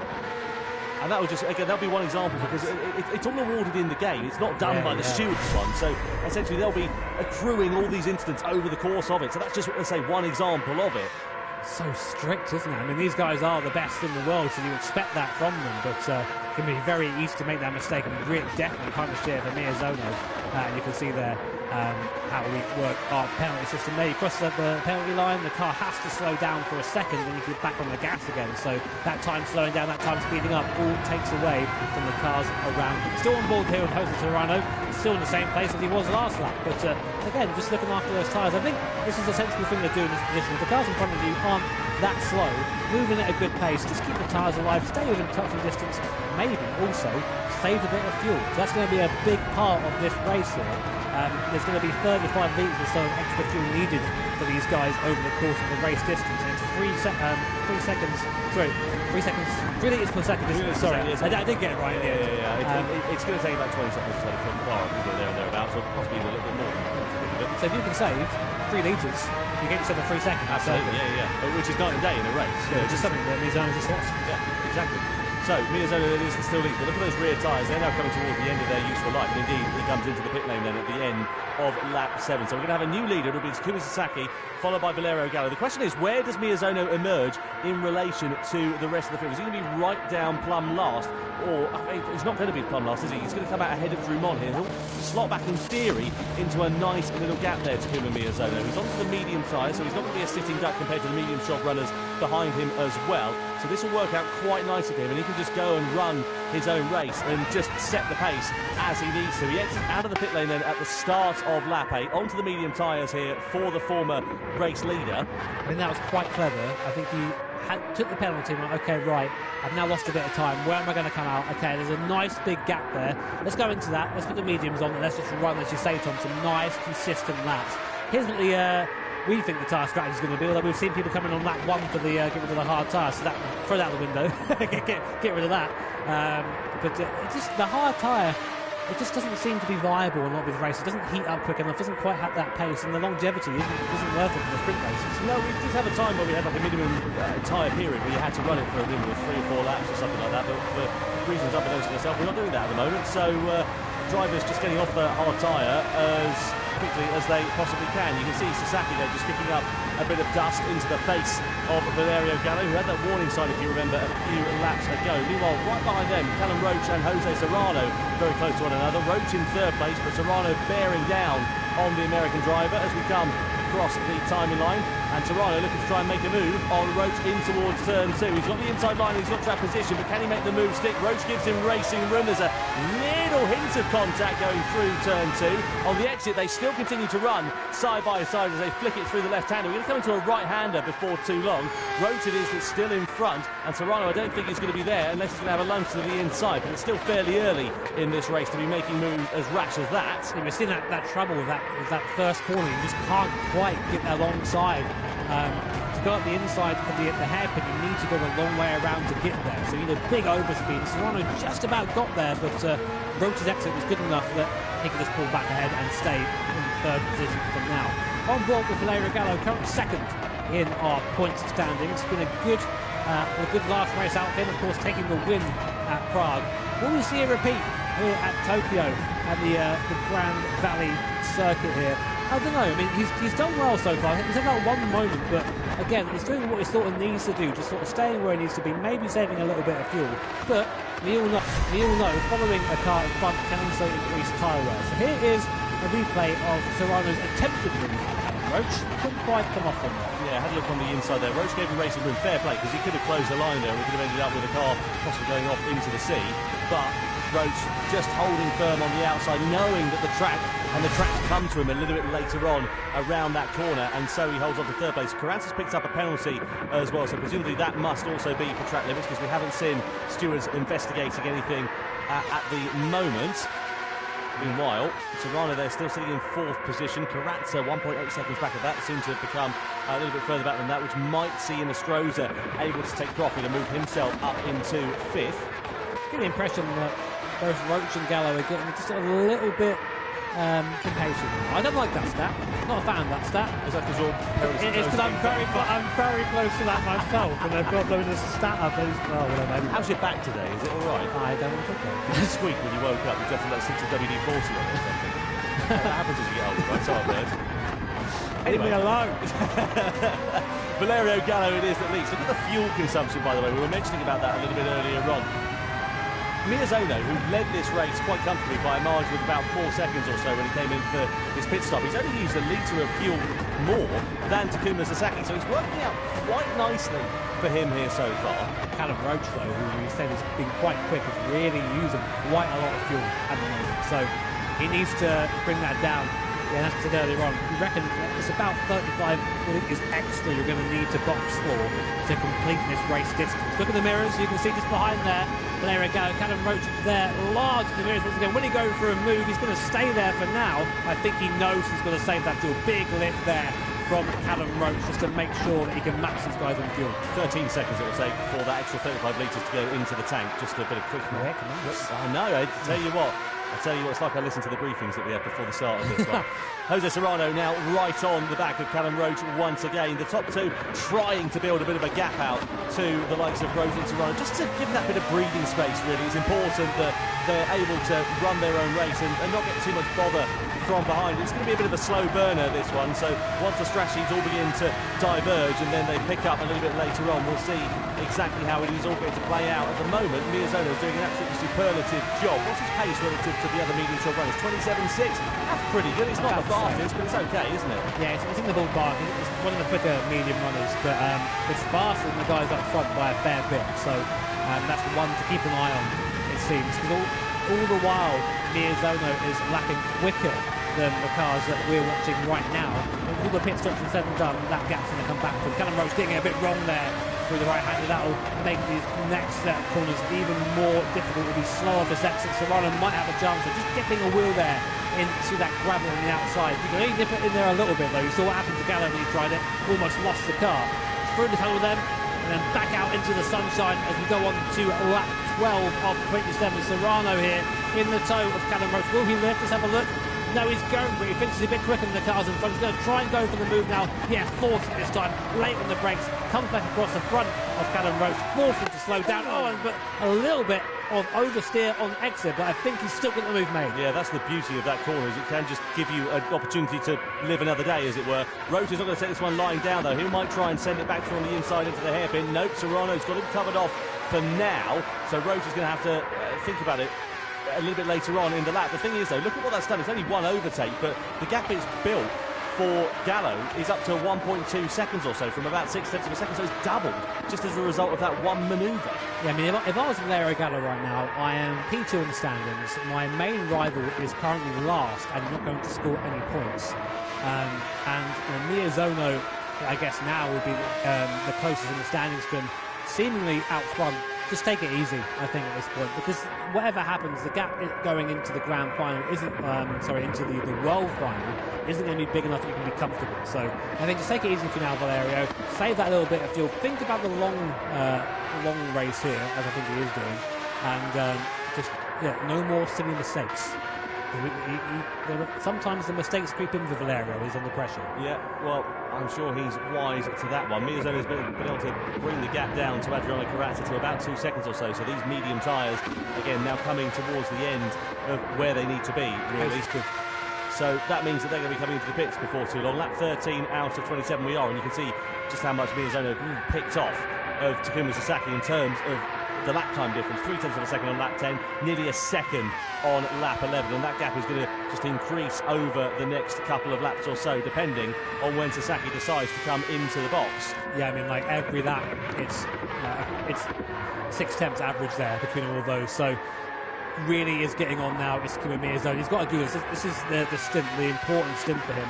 Whenever you have clear track in front of you, you've got to push into that gap. You've got to really use the tyre when you can. Sasaki, I get the impression he is trying hard, but the tyres are just starting to fall away from him now. Those rear tyres are getting to the point where they're going to start being, basically you start sliding, they heat up more, you slide more, and it's just you just tumble down the well from there, you know. So put a bit of flesh on the bones for me, Jimmy. If you're Takuma Miyazono, you've got to get yourself into that zone. How do you not let the pressure come to you as a driver? I mean, to be honest, it's quite easy when you have no one around you. Just go, right, okay, I know how to drive this circuit. I know my braking points. I know the speed I had. Let yourself get into that rhythm. I mean, I know there's a big crowd behind you. I know you can hear the commentary as you're in the event as well, but you've got a set of very good headphones on. Just focus on what you're doing. You can't control anyone else, and you control what you're doing. Miyazono is so good at that. So we'll keep an eye on him. We'll keep an eye on how he progresses. Sasaki, of course, still out, still not boxing. Corazza opting to come into the pit lane as in Stroza gets what I suspect is a track limit penalty, a bit wide there for Sasaki. That would have slowed both him and Gallo up somewhat.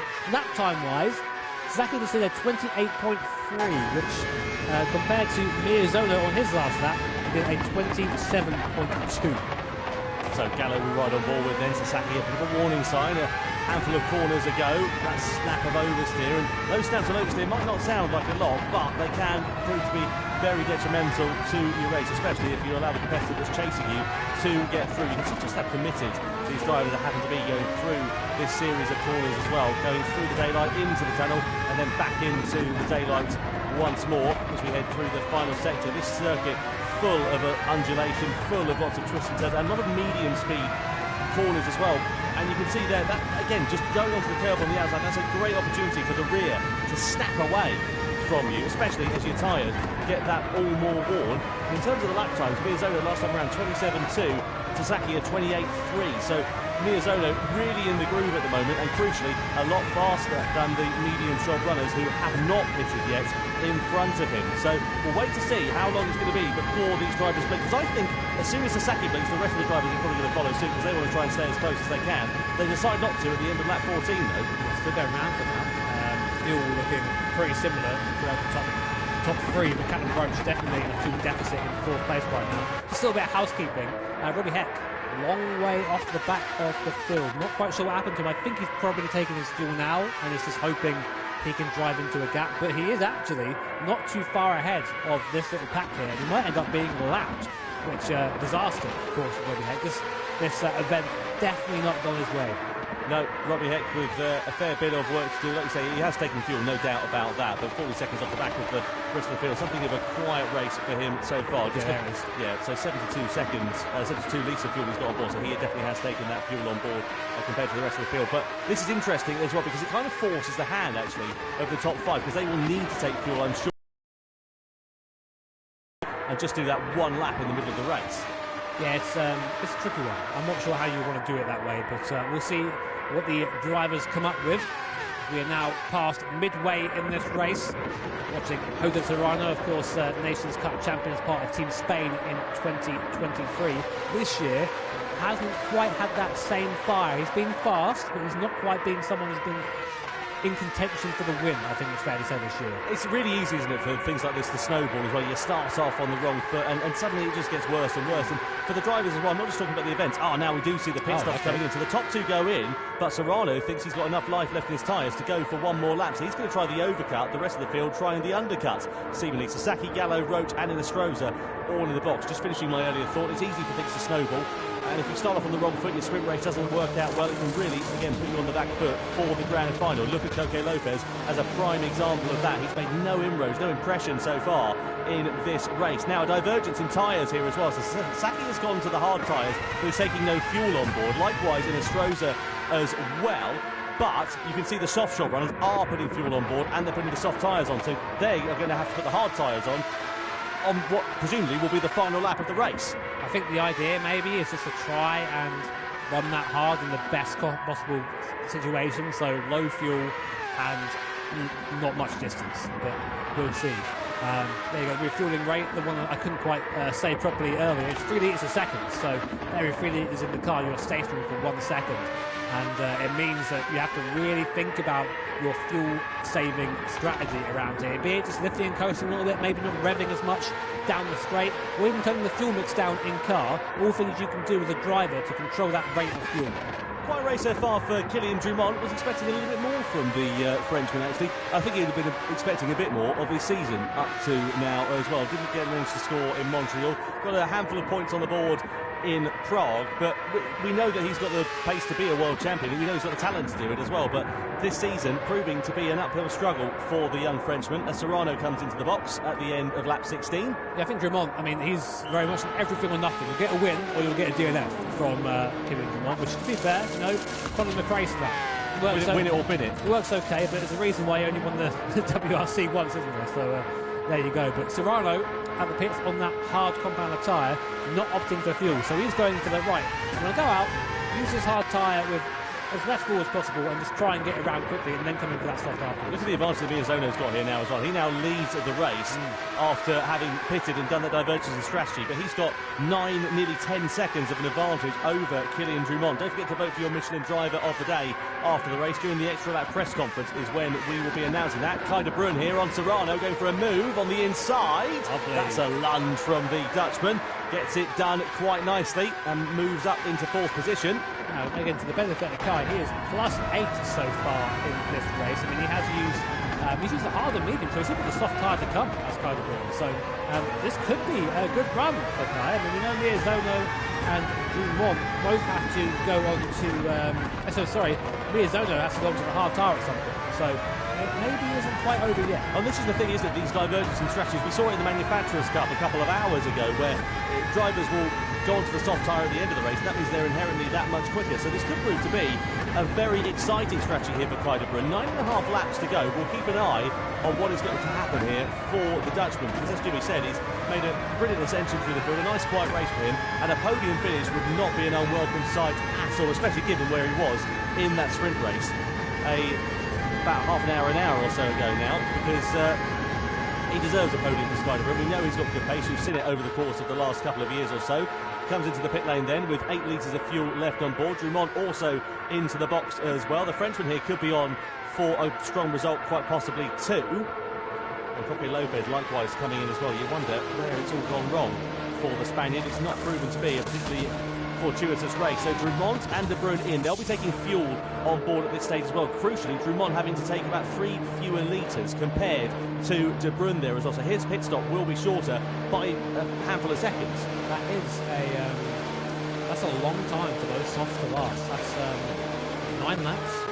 And we've seen that the furthest it's been taken so far was Robbie Heck with 8 laps, and they were pretty knackered at the end of that. So I don't know. I mean, it's going to be it's having to go. Why not? You've got to have a go. And there you go. There's the advantage of sorting your fuel out. Serrano out ahead of Kai de Bruyne, and Kylian Drumont up the road from both of them. Yeah, de Bruyne losing 2 places there as a result of that longer fuel stop, essentially. So Drumont's now into 8th position, and he's got a good, comfortable cushion, actually, of about 25 seconds or so compared to Callum Roach in front of him. So he can just drive his own race at the moment. Roach and all the field in front of him owe another pit stop in this race. So Let's see what happens here for Kylian Drumont. Has he pulled a bit of a blinder to get himself into podium contention in the latter stages of this race? At the moment, it's still Miyazono that leads by some 12 seconds. I think the victory for the likes of Drumont and Serrano, etc., are going to be that step too far. But as Sasaki comes into the pit lane with 8 litres of fuel and Barbara with 2 litres of fuel, they make their final stops,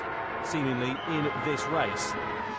Now, where does Sasaki go? Does he decide to go for a soft tyre? He surely has to, yeah, because everyone else around him is doing the soft tyre, and his will be 1 lap fresher compared to those who pitted last time around as well. I was going to say, what happened with Valerio Gallo, but he took fuel earlier in the race, so he's got fuel to the end now, whereas Carrazza and Miyazono both need to pit for pretty much a full tank. So let's see when Gallo actually comes out here. So Gallo's going to be quite competitive with his drivers around him once Miyazono boxes Sasaki, coming onto that soft compounder tyre and now leaving the pit lane. Does he come out ahead of this little train behind him? This will be absolutely...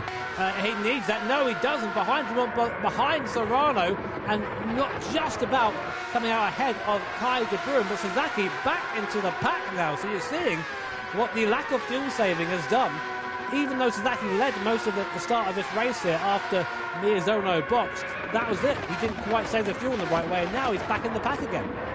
Well, it's proving to be a bit costly for some drivers here, this fuel strategy. So Drumont there in 5th position, Serrano and Sasaki not too far adrift. Now Miyazono into the pits. Oh, look at that for a fuel strategy. 1 litre left. You can't cut it any finer than that. If there's a man who knows how to eke the maximum out of his car, it is Takuma Miyazono. And don't think that he was slow last time around as well. He was at 27.6 across the line, so it's not like he's been doing massive fuel saving. He's just timed it really well.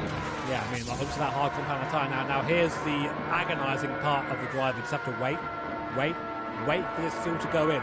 Now, Gallo has gone up into the lead, into second place. Carrazza in the lead right now. Carrazza's got to come in at some point. He hasn't got enough fuel to get to the end, so think about the equation. Yeah, and Gallo's also got to serve another pit stop because he owns the hard compounder tyre, doesn't he? But what's the gap, I think, to Miyazono? That is the big question. Well, Miyazono is surely going to come in because he's not going to finish the rest of this race 7 laps on the hard tyre. That would be very detrimental. In comparison to everybody else, the longest that we've seen on the hard tyre to date is 3 laps, and it's about 1.7 seconds a lap slower. So I'm sure that Miyazono is going to do 1 and done. Surely not, because like that's going to give the race away, doing that. Well, unless he wants to have more pace at the end. But a hard tyre for 7 laps, that's a risky strategy. But he had to come in because he needed fuel. He had no choice, did he? That's not worked out very well for Takuma Miyazono. I think he's made a mistake there, if I'm honest. If you come in again now, you're giving away, I don't know, 15 seconds. But then the converse is that you have more pace at the end of the race, but you've got to make those positions up. You've got to gain that time back, essentially. Kai de Bruin picks up a 1-second penalty for a collision then. So that's unfortunately going to put pay to any possible podium results for the Dutchman, I'm afraid. So, this one. I'm sitting here looking at this. So Carrazza leads. He owes another compound of tyre. How much fuel has he got on board? Not enough. He's got 6 litres. So he's going to come in at the end of this one. You can forget about him. Gallo's already taken fuel. He owes another pit stop because he hasn't run the whole compound of tyre. Here is De Bruin about to serve his penalty, by the way, and allows Sasaki to go through into 7th position. And then further down the order, you've got Callum Roach, again, owes another pit stop, owes the hard compound of tyre, has got fuel on board. Miyazono on the hard tyre. To the end of this one, over the course of 7 laps, he's going to be right up against it if that is indeed his strategy. If he's going to go to the end of this race on the hard compound of tyre, he's going to be hemorrhaging time. But of course, he's got that in his back pocket for now. It just depends on what happens with everybody else once they have all sorted their strategies out. I was going to say, I feel like this race is sort of coming to Valerio Gallo at the moment, from what I can see on him and Callum Roach looking very fast. I just don't think that being on that hard time, I mean, we'll check out Miyazono's lap times, but I just don't think he's going to be able to compete with those on the soft around him. I mean, we are going to see Gallo and Roach and the like come in for that hard tyre. They have to use that at some point. But it's going to be fresher, and they're going to have similar fuel, and the gap is always growing at the moment. So it basically depends on how long Gallo can stay out on this soft tyre, how long he can keep the pace up of the 26s. Let's have a look at De Bruin here with Sasaki. So this is the penalty that he picked up. He goes up the inside of Sasaki. Pushes him wide a little bit onto there, and then there's a smattering of contact as this is rejoined. tries to close the door a little bit, and, well, there we go. Right, so Carrazza's in, no fuel left on board, 0 litres. That, well, didn't they? yeah, there's as close as you like, and then there's running on fumes. I reckon that he probably had to coast the last couple of metres for that one. Serrano's picked up another penalty here of a second as well, due to track limits. I'm keeping an eye on the lap times of Takuma Miyazono. This is really important now. Gallo still has a good bit of tyre life left. I think he can take these tyres maybe a couple more laps. We've seen 8 laps out of some of the cars so far. We might even see 9 if that tyre can go that far. So what Gallo needs to do here is he needs to drive as fast as he possibly can, but the problem is that he owes that whole competent tyre. He needs to build up that gap so that when he takes that final pit stop, he's got that cushion in his pocket if Miyazono's going to stay out on the hard competent tyre. There's a lot of ebbing and flowing to go in this race, and you can see the difference in tyre compounds here and how important that is. Look at that. Drumont last time around, he's on the soft tyre, Miyazono's on the hard. 2.1 seconds. That's a fortnight around here. And that's something else as well. If Drumont catches Miyazono, and there's no defending against that sort of lap time differential, you're going to just drive by the guy at that point. I really think this has all come undone for Miyazono. I think what happens, he just misjudged the fuel and got to the point where he had to change tyres coming in, and he didn't get to use all the medium stint tyre. I mean, for example, people ran that medium tyre 15 to 17 laps. He only did 12 before he boxed, so he lost out on 5-6 laps of that medium speed. Well, if he's bothered about it, he's not letting his facial expressions show it. No, he's not, when does he ever, to be fair? So lap 22 out of 27 we're on then. It's Gallo that leads, Roach in second. Roach again still owes that hard compound of tyre, but has the same fuel as Valerio Gallo. So that is a de facto position there for Callum Roach as it stands for now, because he's in exactly the same position, exactly the same strategy. Of course, he's got 5.5 seconds, 5.9 seconds now as a matter of fact, to Valerio Gallo. So once it all pays out, I reckon that Roach will probably drop down to third, maybe fourth position here. But Drumont is closing. Drumont's going to be the one to look out for. Drumont is really fast right now, but we do know that soft compound has got to go all the way to the end, so it's going to be a bit of a struggle to kill in Drumont, but he's got the pace. Watch out for the Frenchman. I think maybe he's becoming a contender here. He had a really good middle stint, which put him in the position he's in now, but he does have the caveat that he's got Takuma Miyazono ahead now, who does not have to stop again. He's not going to just let you by. He's going to defend that position for his life. And same for Drumont, these guys don't have to stop. Roach and Gallo do need to stop, and both are going to that line. Look at that lap differential there. 2 seconds, 1.7 seconds. This will be the end of his lap. Yeah, surely he'll be there.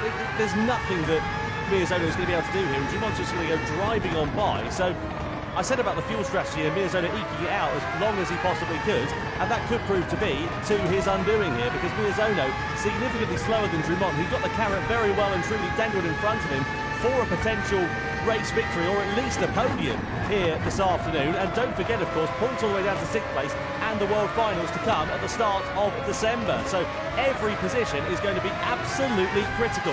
Through the chicane we go, on towards the start-finish straight, and this is going to be like taking candy from a baby for Drumont versus Miyazono, because there is going to be nothing that the Japanese driver is going to be able to do. So through the tunnel and bursting into the daylight, Drumont in the slipstream then here. I don't think he's going to make it into turn 2. Well, he's certainly closing. Kingslow left, and Miyazono's going to park the car on the middle, and unless Drumont can send it down the inside, which he can't, Miyazono parks it on the outside, but it's the exit of this corner where Drumont will have greater traction underneath him, and he may be able to set something up into the next right-handed hairpin. He's in the slipstream here of Miyazono, and he's surely going to be launching a move for the inside for third position. Down into the right-hander we go, and Drumont gets the better of Takuma Miyazono and moves up into third place. How critical is that going to be for the Frenchman? Yeah, I think that was something that Miyazono was a bit clever there to let that happen. I think he knows that he can't defend right now. When you're on that hard compound of tyre, it's not a reflection of the driver's skill. You just don't have the grip, which means you can't get out of the corners as fast, you can't brake as well, you can't use the high-speed grip as well. So you just find yourself managing, which is why the drivers all try and get off the hard tyre as soon as possible. And why we were so surprised to see him try and take it so long, he's got to take it to the end still from here. So what we're watching now is, when will Gallo pit? When will Roach pit? I assume fairly soon, just because those tyres are soft tyres. Roach into the pit lane. Okay, this will be a good indicator of where Drumont is in relation to Gallo, who's opted for another lap. But Gallo's tyres are more worn than Roach's. And the times are, I mean, they're not there. 28.3. Drumont, Drumont is really becoming a contender now. Yeah, Drumont could be in for the victory then here this afternoon in the grand final in Tokyo. Well, we said if in doubt, flat out, win it or bin it style, and it's not been a particularly fortuitous season so far for the young Frenchman, but it is coming to him absolutely handsomely here. Finished on the podium last time out in Prague with 5 points on the board. He could be set to take a maximum of 6 here today as well, and Miyazono's race still continues to unravel because Serrano is now right on the back of him as well. Roach comes out in P7, so I think the pit stop slightly longer than we anticipated there for Callum Roach, which by my maths means that I don't think Gallo's got the gap he needs. I think it's 25 seconds. That's going to be tight though, isn't it? It depends on how much fuel he's got on board. It's about the same, isn't it? He's not going to take any fuel, so that's fine. Okay, right, so Gallo then, this is going to come down to the pit stops then here for the victory of this race. There is Kylian Drumont just up the road in the blue X2019, but Serrano is again putting the pressure onto the back of Takuma Miyazono, who's in no man's land. He's got no answer to this one, and his race has come well and truly unravelled owing to a fuel miscalculation seemingly for him. Gallo into the pits then, 12 litres of fuel left, 2 laps of the race left. He'll make it to the end of that one, but he's going to be on the slowest, harder compound of tyre towards the end of this one, whereas Drumont is going to be on the soft compound of tyre, quicker over the course of this race, and Serrano still continues to pile the pressure onto the back of Takuma Miyazono for that final podium place here. So where is Kylian Drumont? Going down the straight now, coming over the start-finish line. Gallo there waiting in the pit lane. It must feel like an eternity, and up into the lead goes Kylian Drumont. Go there. Oh, he's down to 4th place there, so hasn't done enough there to maintain the position. Miyazono battling with Jose Serrano, but can't quite keep the place. Serrano up to second. Drumont from seemingly nowhere, 9 positions he's gained this race, and is now leading with just under 2 laps to go. He's done exactly what Coque Lopez wanted to do in Prague, coming from pretty much the back of the field up into the lead of the race, and this has been a quite brilliant strategy with just 2 laps remaining, and he's now got the quickest compound of tyres, fresh tyres, underneath him, and it could be bad to worse here for Takuma Miyazono, because Gallo, Sasaki and Tal are all very close behind, so the podium is very much under threat here for the Japanese driver, who drove a brilliant first stint of this race, but it is coming unravelled to the extreme, and you can see Sasaki piling the pressure onto the back of Gallo. Soft tyres for Sasaki, hard tyres here for Valerio Gallo, and is there anything the Italian is going to be able to do to hold off the charge of the Japanese driver? Over the viaduct we go, into the tunnel. Sasaki's going to have more grip going into the right-hander, but there's no track position there, but Gallo's a little bit wide. There's a bit of contact. The door is open there for Sasaki, but we flick it left, and Gallo can just live to fight another day as we come onto the start-finish straight. Wide there for Gallo. Sasaki sniffs the opportunity and is ready to try and take advantage of it. He's trying every which way he can, but Gallo's defending the line through there. Into the right-hander we go, onto the start-finish straight. Sasaki's got the slipstream. He's going to have track position, and he's going to get 4th place here. Gallo squeezes him towards the pit wall, but Sasaki goes, thanks very much, and he's up into 4th at the start of the final lap. Yeah, good attempt there from Gallo to keep that place, but you just can't defend from that straight line speed differential, or can he? Gallo having another go at Sasaki. Kaiser Bruin's back in the mix as well after serving that penalty, so it's not over for Gallo yet. Miyazono still somehow holding on to a podium position, with Kylian Drumont putting away out front. What a fairy tale story for the Frenchman. And the thing is for Miyazono, this could come to his aid because Serrano's on soft tyres, but they're 10 laps old.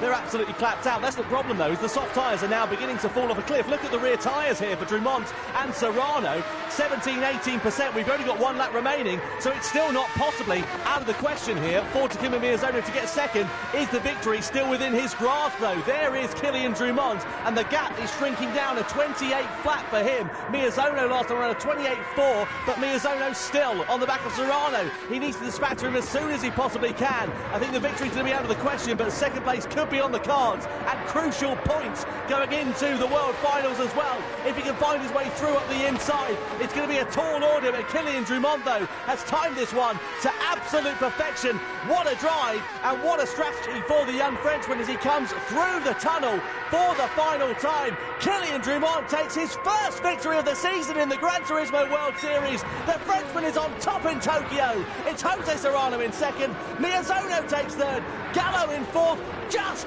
by 200ths of a second from Takuma Sasaki in fifth, and De Bruyne right close behind as well. What a race, what a strategy, what a finish, and what a drive from the young Frenchman Kylian Drumont. Well, the cream always rises to the top eventually, and Kylian Drumont, they always say form is temporary and class is permanent. That was A masterclass from the youngster.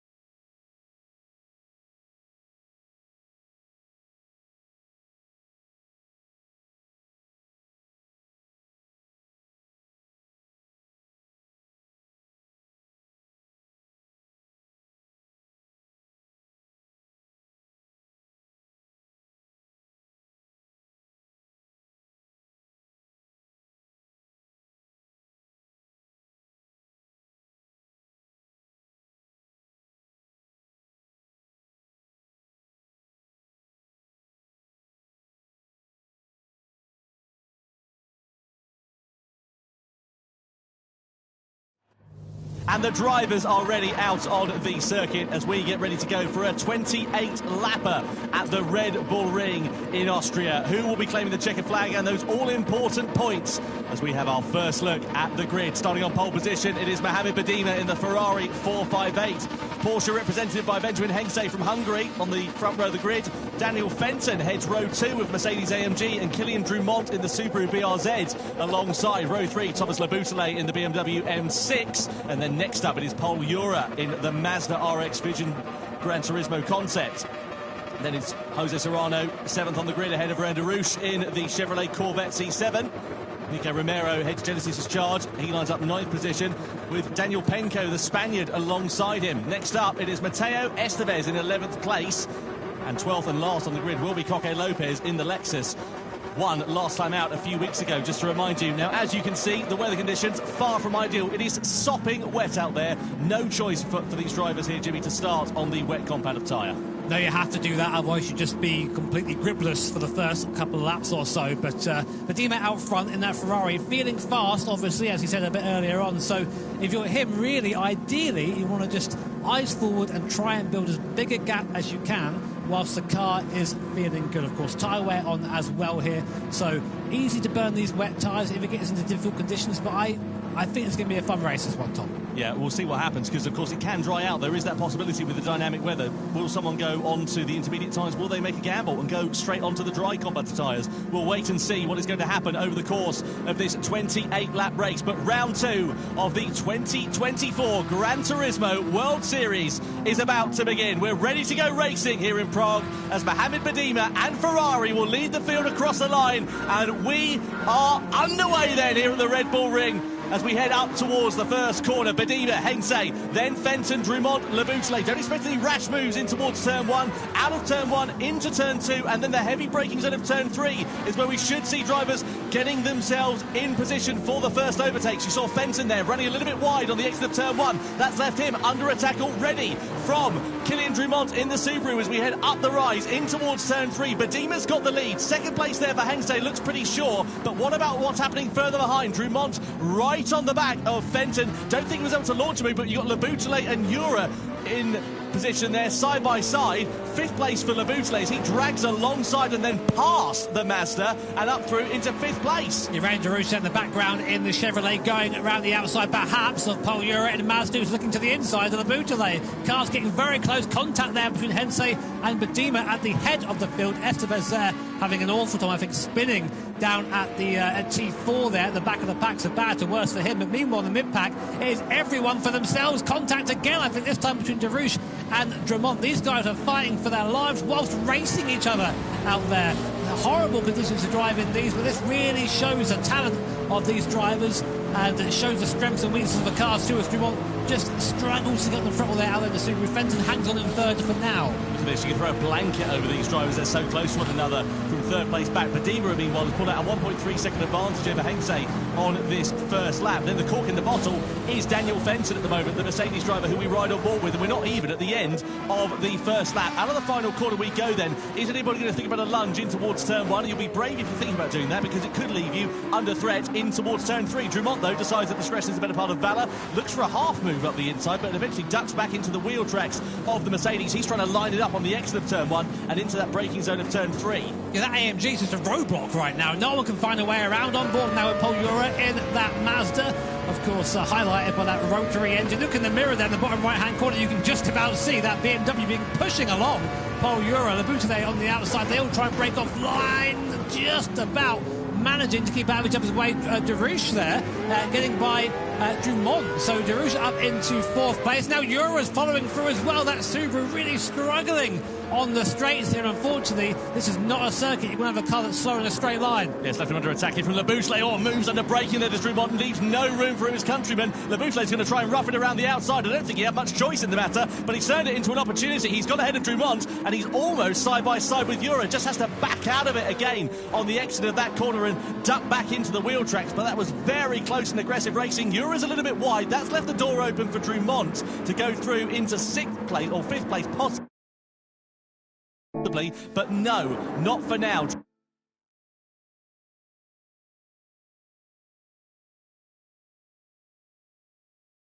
Drummond just sits there in 6th position, but all the while they're squabbling, look at what's happening in front. Badima, Hensey, all clearing off into the distance. They're nowhere to be seen. It's hard to overstate how difficult this is. Just driving around in these conditions at this speed is impressive in itself. Whilst trying to race each other, this is where these guys earn their reputation. So the Laboutelet now, we're focusing on him in the BMW P7 in the pack, and there's Drummond as well. A bit slow off the exit is Paul Ura. Drummond's now putting alongside Will. He has to escape by the Laboutelet. He's going to push his fellow countryman through there, up into P5 and P6. Go BMW and Subaru. Up the inside goes Thomas Laboutelet. No, he thinks better of it for now. Still holding the place, but no, Paul Ura hanging on the outside somehow in that Mazda. Has to back out of it finally, but that was great to working together there by Laboutelet and Drummond, but maybe the stewards will have a look at that. It's allowed Serrano an opportunity to go through up into 7th place there, so Ura has just lost out a little bit whilst they were going side by side into that braking zone of turn 3. I tell you what, I wince every time we go into there, because it just takes one locked brake, and these drivers don't run ABS, so one snatch brake and you're going straight off to the scene of the crash. I'm waiting for that one guy to just come flying across the inside of the picture there, out of control, wiping somebody out. Hopefully it won't happen, but of course it can happen. So still here on to lap 3 there. Badima and Hensey, they're really not separated by much. Very, very quick in these wet conditions are the Ferrari and Hensey. 3.5 seconds back is Fenton. So these guys seemingly the ones to beat at the moment. Lap times in the high 138s for the two leaders. We expect the crossover time, by the way, to go on to intermediate times, about 137 there and thereabouts. You can see Badima with that big old slide in that Ferrari 458 as he came through the right-hander. But that's the crossover time. Rain is still coming down as it stands for now, so just keep an eye on the weather conditions. If it starts to dry out, when the times get down into the 1 minute 37s, that's when we should see drivers thinking about boxing for inters. Yeah, I'd love to take a look at the weather radar, of course, a feature in Gran Turismo 7 to see sort of what's coming and what's happening there. But wipers still on for now. Rain is still falling for now, so we'll keep an eye on that and see if things get any better. But going up to T1 again, Badima stretching his legs a little bit. The gap now up to 1.2 seconds, but it seems a little bit weak through T1. That's where Hensei comes back at him. There's a replay. Here's what happened here between Jose Serrano and Labute. We go down towards T4. Heavy on the brakes, contact there. Oh, and off goes Serrano. He spins. Oh, what a shame there.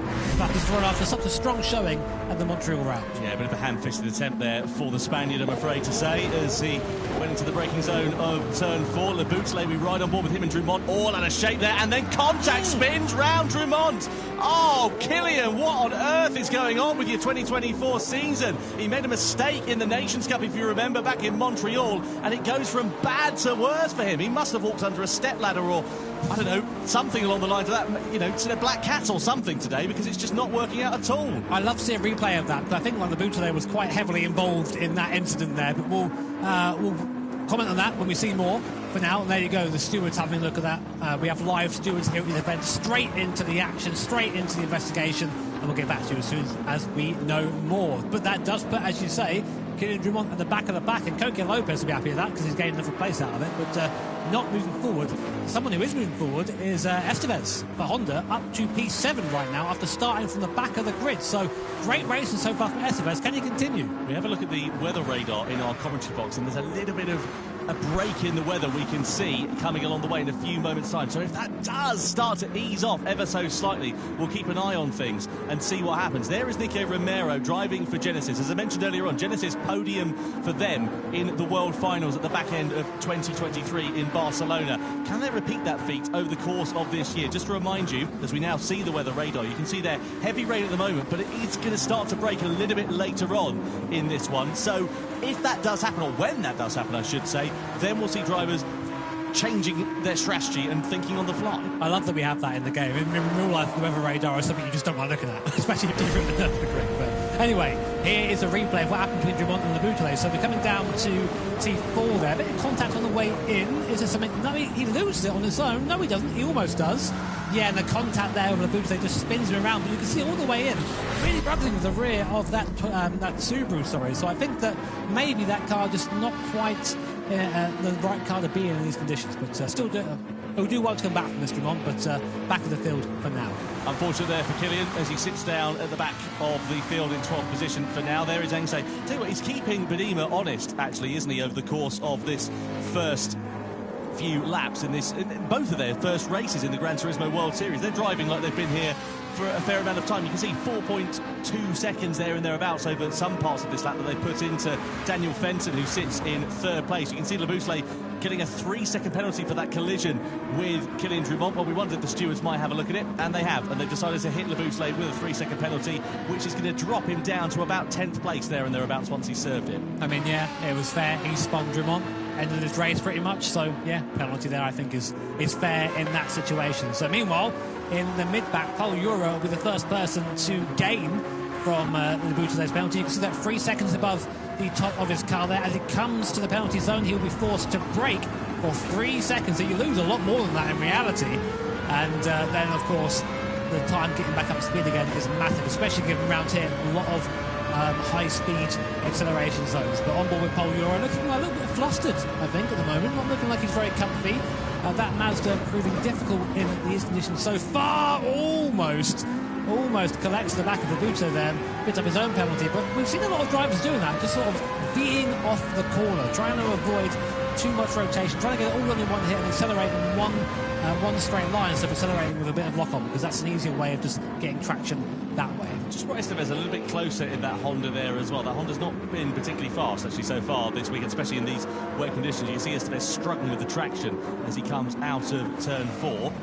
Estevez's lap time, Tom, if you look at it, he's matching the leader pretty much at the moment, so he's really quick as Estevez. So keep an eye on him. We did say he'll come back through the field, didn't we? And here he comes now in that Honda in P7. I'd say the rear engine cars, the mid engine cars, having a bit of a better time at the moment than the front engine cars. Yeah. Oh, a snap of oversteer there for Euros. You saw him just coming through that right hander. His Labute serving his penalty, moves off of the racing line. Such closing speed they have as Labute basically going to emerge about 7th place, a little bit higher up the order than I thought. Penco and Romero also under investigation for a collision as well. They're in 8th and 9th place, Romero and Penco respectively at the moment. Out of the final turn we go.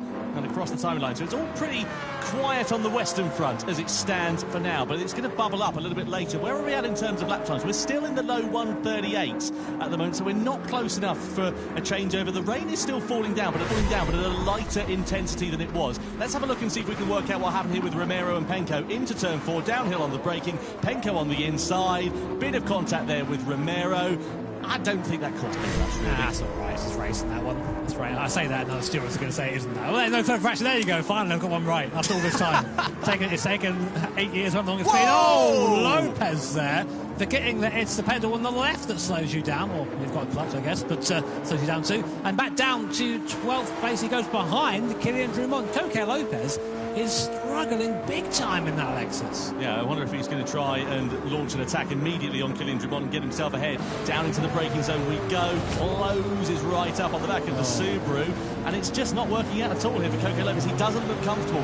Look at the way he's driving. Look at his driving position as well. He looks tense in his shoulders, doesn't he? You can see him fighting the car, scrabbling for grip and trying to find performance. It just doesn't seem to be there for the Spaniards. Yeah, it's important in wet conditions to sort of let the car move a little bit. If you're trying to put in these really big aggressive inputs, that's when the car has the biggest issue. It looks like he's sliding through this midsection here. So we have to hope, for Coque's sake anyway, that the weather does lighten up a little bit. Again, our weather radar suggesting that the rain is still coming down pretty decently at the moment. So we've got a long way left in this race. Lap 8 of 28 as Padima comes across to start lap 8. And here is a replay there of Coque Lopez. So this is going to be quite scary on board if you're Coque Lopez. You hit the brake pedal.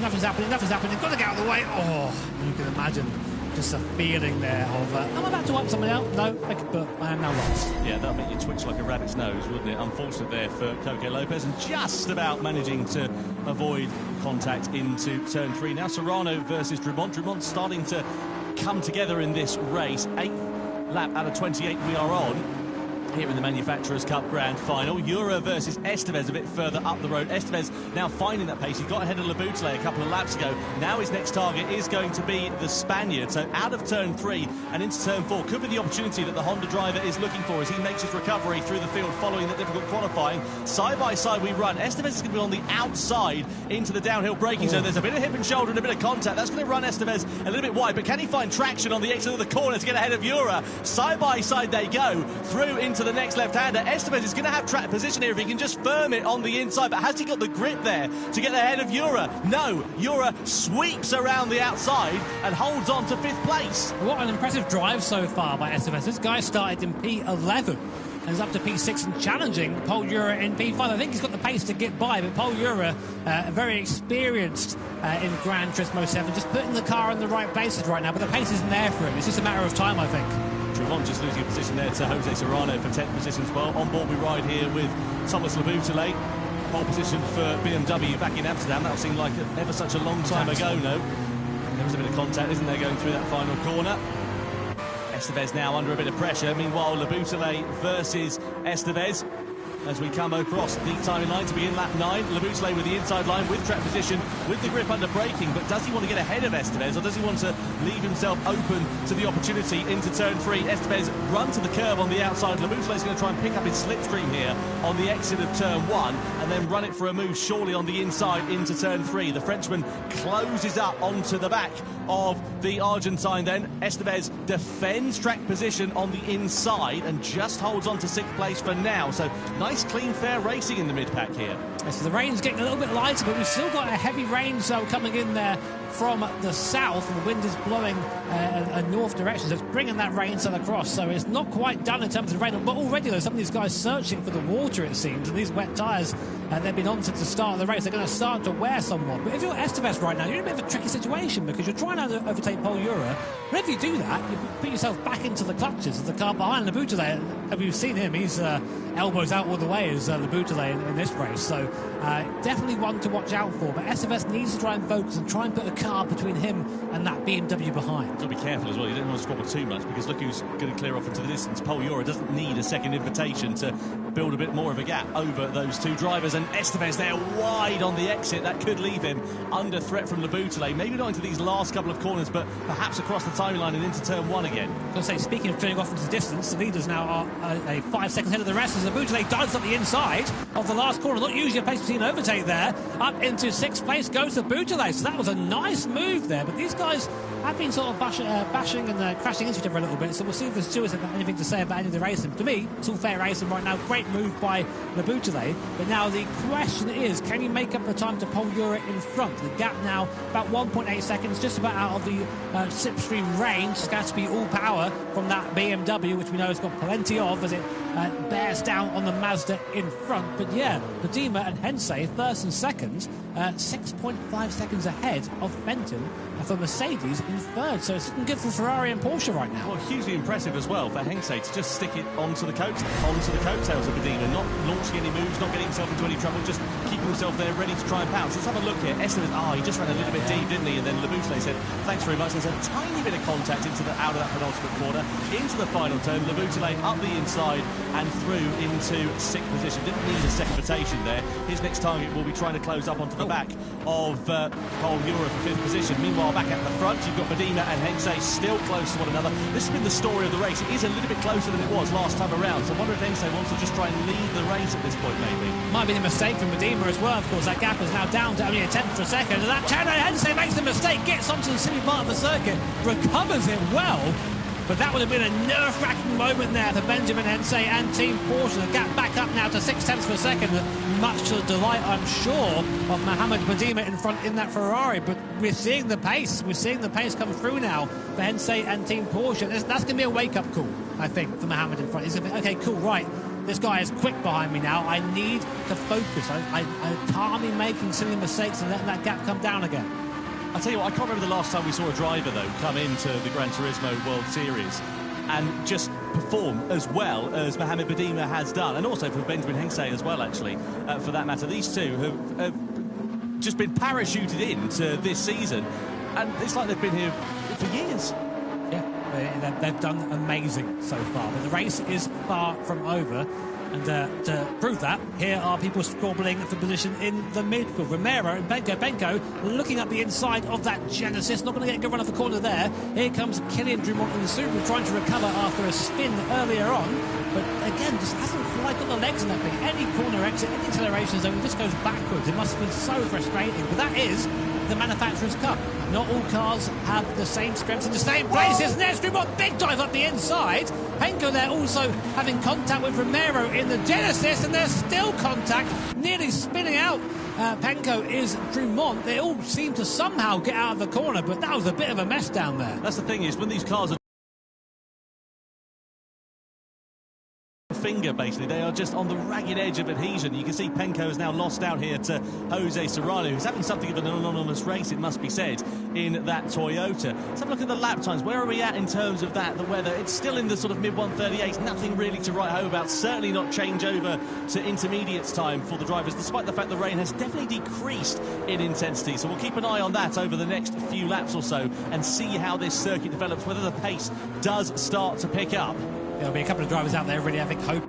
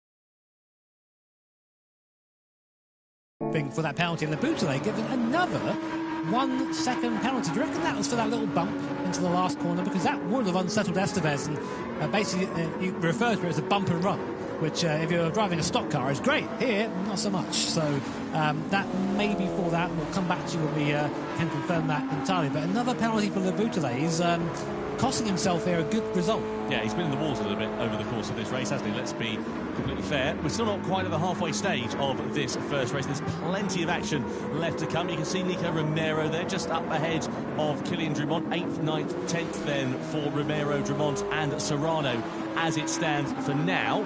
Leboutillet, though, with that 1 second penalty, that's going to drop him close to the likes of Estevez and Romero, so they may fall into the distance of that, because it's not only the 1 second that you lose from the penalty, it's also the fact that you've got to get yourself back up to the same racing speed as the rest of the drivers. You can see he's right on the back, though, of Pol Ura as we head through this middle sector of the lap. Ura doesn't want Leboutillet to try and get himself involved in the action, because that's going to cost him time. You can see there, cue the Jaws music, Estevez, Romero and Drumont all not far away from this. Meanwhile, Mia's over there signing autographs casually, but here we go then. Penalty being applied to Leboutillet in that BMW right now.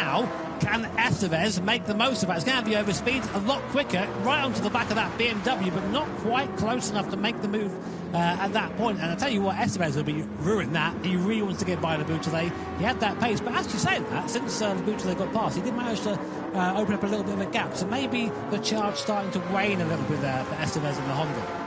So across the timeline we go. Badima, Engsay and Fenton still your top three as it stands for now. Nose-to-tail racing here, though, in this mid-pack of this one. Keen to see what is going to happen here. You can see Drumont now on the recovery with Nico Romero just up at the sharp end of the field. You can see them also on the left-hand side of your screen. Drumont up at the top, Romero down at the bottom. Reverse of those in positions on the track at the moment as we go through the left-hander kick. This is turn 2 technically, and then this braking zone just after this is into turn 3, and we've seen a few drivers making a bit of a meal of it, it has to be said. You can see Romero there really slow actually on the apex of the corner, allows Drumont to close right up onto the back of him. Interesting strategy there for Drumont, taking a higher gear and just nailing it out of the corner and hoping for the best. Maybe better than trying to play with the throttle and having that wheel spin moment that we've seen so many times from these guys coming out of the slow corners. As we come through again now down to T4, and still rain coming down for these guys at the moment, so still having to deal with this, still having to deal with the conditions there, as Padima has actually just about spread the gap a little bit to Hensei up in the lead. You can see there are live audience there enjoying the racing as of now. Manufacturers Cup now, Nations Cup a little bit later on today, so lots of racing for you Gran Turismo fans at home watching. And there is our weather radar, and after I think this one the last cell of heavier rain, I think it looks like we're starting to clear up a little bit. So we will see. Of course, the weather is moving all the time. Dynamic weather conditions here in GT7. So lots of possibilities still to come. And speaking of those possibilities, Jimmy, for the likes of the Leboutillet, Estevez, who are a little bit further down the order, do you think they'll be a little bit more inclined to take that risk? As we see Drumont now getting close onto the back of Romero, not quite going for the move. But yeah, just go back to that point, do you think that they might take a bit of a gamble? They've got less to lose. Yeah, I think so. I mean, the moment, if I was not those guys, the moment I saw contact there, between Drumont and Romero, nothing seems to come from it there, but just showing that braking performance of that Subaru. You see on the brakes, Drumont is a demon, but it doesn't matter. You can't do anything with it when he comes off the corner. But to finish my thought there, yeah, if you're one of these guys who may be trying to think, can I improve my race? The moment I saw my lap time coming down, I would come into straight away, maybe even one lap before, just try and cool it before everyone else does. Do a Jensen Button. Do you remember what he did in Australia 2010? He came off the intermediate tyres straight onto the slicks, went off on the next corner, and then managed to get enough heat to get those tyres working. That's a problem for later for these drivers to worry about. We are now at the halfway stage, though, of this race. Into turn 4 we go. Romero still in front of Drumont, as Serrano there in the background got a bit of a slip and a slide on as well. Now, we've been singing the praises of Estevez in this race, but also Ryan Darouche up 4 places from his starting position. The second best of the front engine runners to Fenton, who has, I think, just sort of found his pace now, found his groove, and is actually starting to go back towards Hensei in front ever so slowly. It actually looks like the charge of Ben Hensei in the Porsche is starting to slow down a bit as Drumont goes up the inside of Romero at the S's there. They're now side by side coming up to this last couple of corners here. Drumont on the inside, Romero on the outside, but Romero able to drive straight back past him again. That must be so frustrating if you're Kylian Drumont. What a shame there for Drumont. He's doing nothing wrong at this moment. And look at the exit he's got out of the corner, pulls alongside Romero and easily gets ahead. But is that going to leave him vulnerable into the next heavy braking zone of turn 3? Side by side they go down the start-finish straight. Romero's going to go for the long sweeping line on the corner of turn 1 and try to use the traction on the exit. Gets a bit of a slip and slide on Drumont, push to the sausage curb on the outside, and again side by side they go. Romero on the inside, Drumont's on the outside, and Romero in the Genesis with greater straight line speed just powers past the Subaru. Nothing Drumont is able to do. Into the braking zone of turn 3, he closes it up once again, gets very deep on the brakes, tries to switch back on the inside, gets himself ahead. That might leave an opportunity for Serrano to come into play as well. That's what he needs. He needs that. He needs someone else in between him and Romero. Serrano dives up the inside in that Toyota, but Drumont, even still, that amazing exit, is still struggling to try and make the gap. Heavy on the brakes. Now, this is where Drumont's got to make the difference. He's got to be quick in this middle sector. If he can get free, I think we're going to see him pull up to the back of Labuta there. He just needs to be on his own, and he's made it. Look at the difference in speed there as Serrano gathers it up from a slide mid-corner. 100 mile an hour plus slide, and these things are scary, I can tell you that for sure. But going for his middle sector, Drumont just disappearing now from Samara Romero as he is finally unleashed. Romero was so wide out of turn 4, he was almost off into the car park at that point. He managed to get it back online and gather it all up, but it really could have cost him quite dearly indeed. He's now got to redo all of the hard work that he was trying to do on Serrano a few corners ago. In towards the penultimate turn we go. Lap time's now starting to creep into the 137s for the first time as well. Hensey and Fenton in the high 137s. The low 137s are where we're expecting that intermediate tyre crossover point to begin. So across the timing line we do begin. So across the timing line we go. Jura and Labusle under investigation. Let's have a look here and see what happened. Jura's late on the brakes. This is down into turn 4-3, isn't it? And, yeah, up the inside. That allowed Estevez to go through. I mean, he was there for a long time. He was alongside. I know he came from a long way back, but they were side by side, and the Labusle still turned in. So I don't know. He got there. I think that's fair, but it doesn't matter. They're still going at it. Jura out the inside again, trying again, but the Labusle will have the better traction on the outside. We think so anyway, but Jura actually managing to outpace, it seems, the BMWs wheel to wheel, side by side, coming down to the next corner. It's a downhill braking zone. You want to be on the outside really for the grip here, and Labusle there just a bit more confident on the brakes, able to get the move back past again and up back into 6th place. I love the way that Jura's got the indicator on as if he's signalling that he's going to move over to the left-hand side of the circuit. Can he launch an attack here on Labusle into the next corner? No, not quite. Just sits in the wheel tracks of the BMW for the time being. I think we're getting... Look, is that a dry line? It's drier than it was, drier than it was, wasn't it? Look at them. Look at them using the outer parts of the circuit to try and cool those tyres down. They don't want to be on the normal racing line because there's no standing water on that part of the track. It can't cool the tyres down enough. Yeah, it seems that they're really struggling right now. And I think if I saw Hensey, I mean, the times are 37.8, 37.4 from Hensey. If I was someone on track right now and I was struggling, that's my right. Okay, I'm coming in. I'm putting those inters on, and I'm gonna chance it because the weather radar that we have, you guys can't see it right now. We have it here in our booth. We can see that there's a bit more rain coming, but it's really, really starting to dry out enough that these cars are now starting to move that water off the circuit and create a drying line. So really, as we come into lap 17 of this 28-lap race, it's all going to unfold and start again. Who's going to make that first gamble? Who's going to go to that intermediate compound tyre first? And who's going to reap the benefits of that?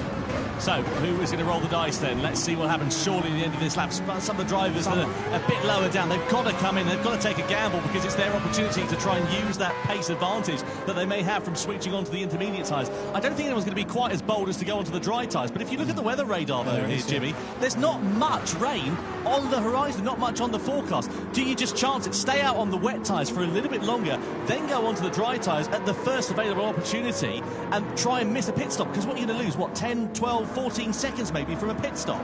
Yeah, I think so, but I mean, you have to, surely. I mean, the difference in tyre and speed between the two tyres is pretty significant, so you really have to think about that.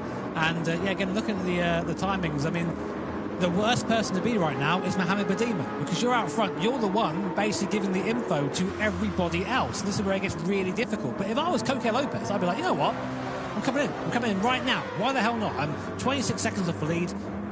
Make a gamble.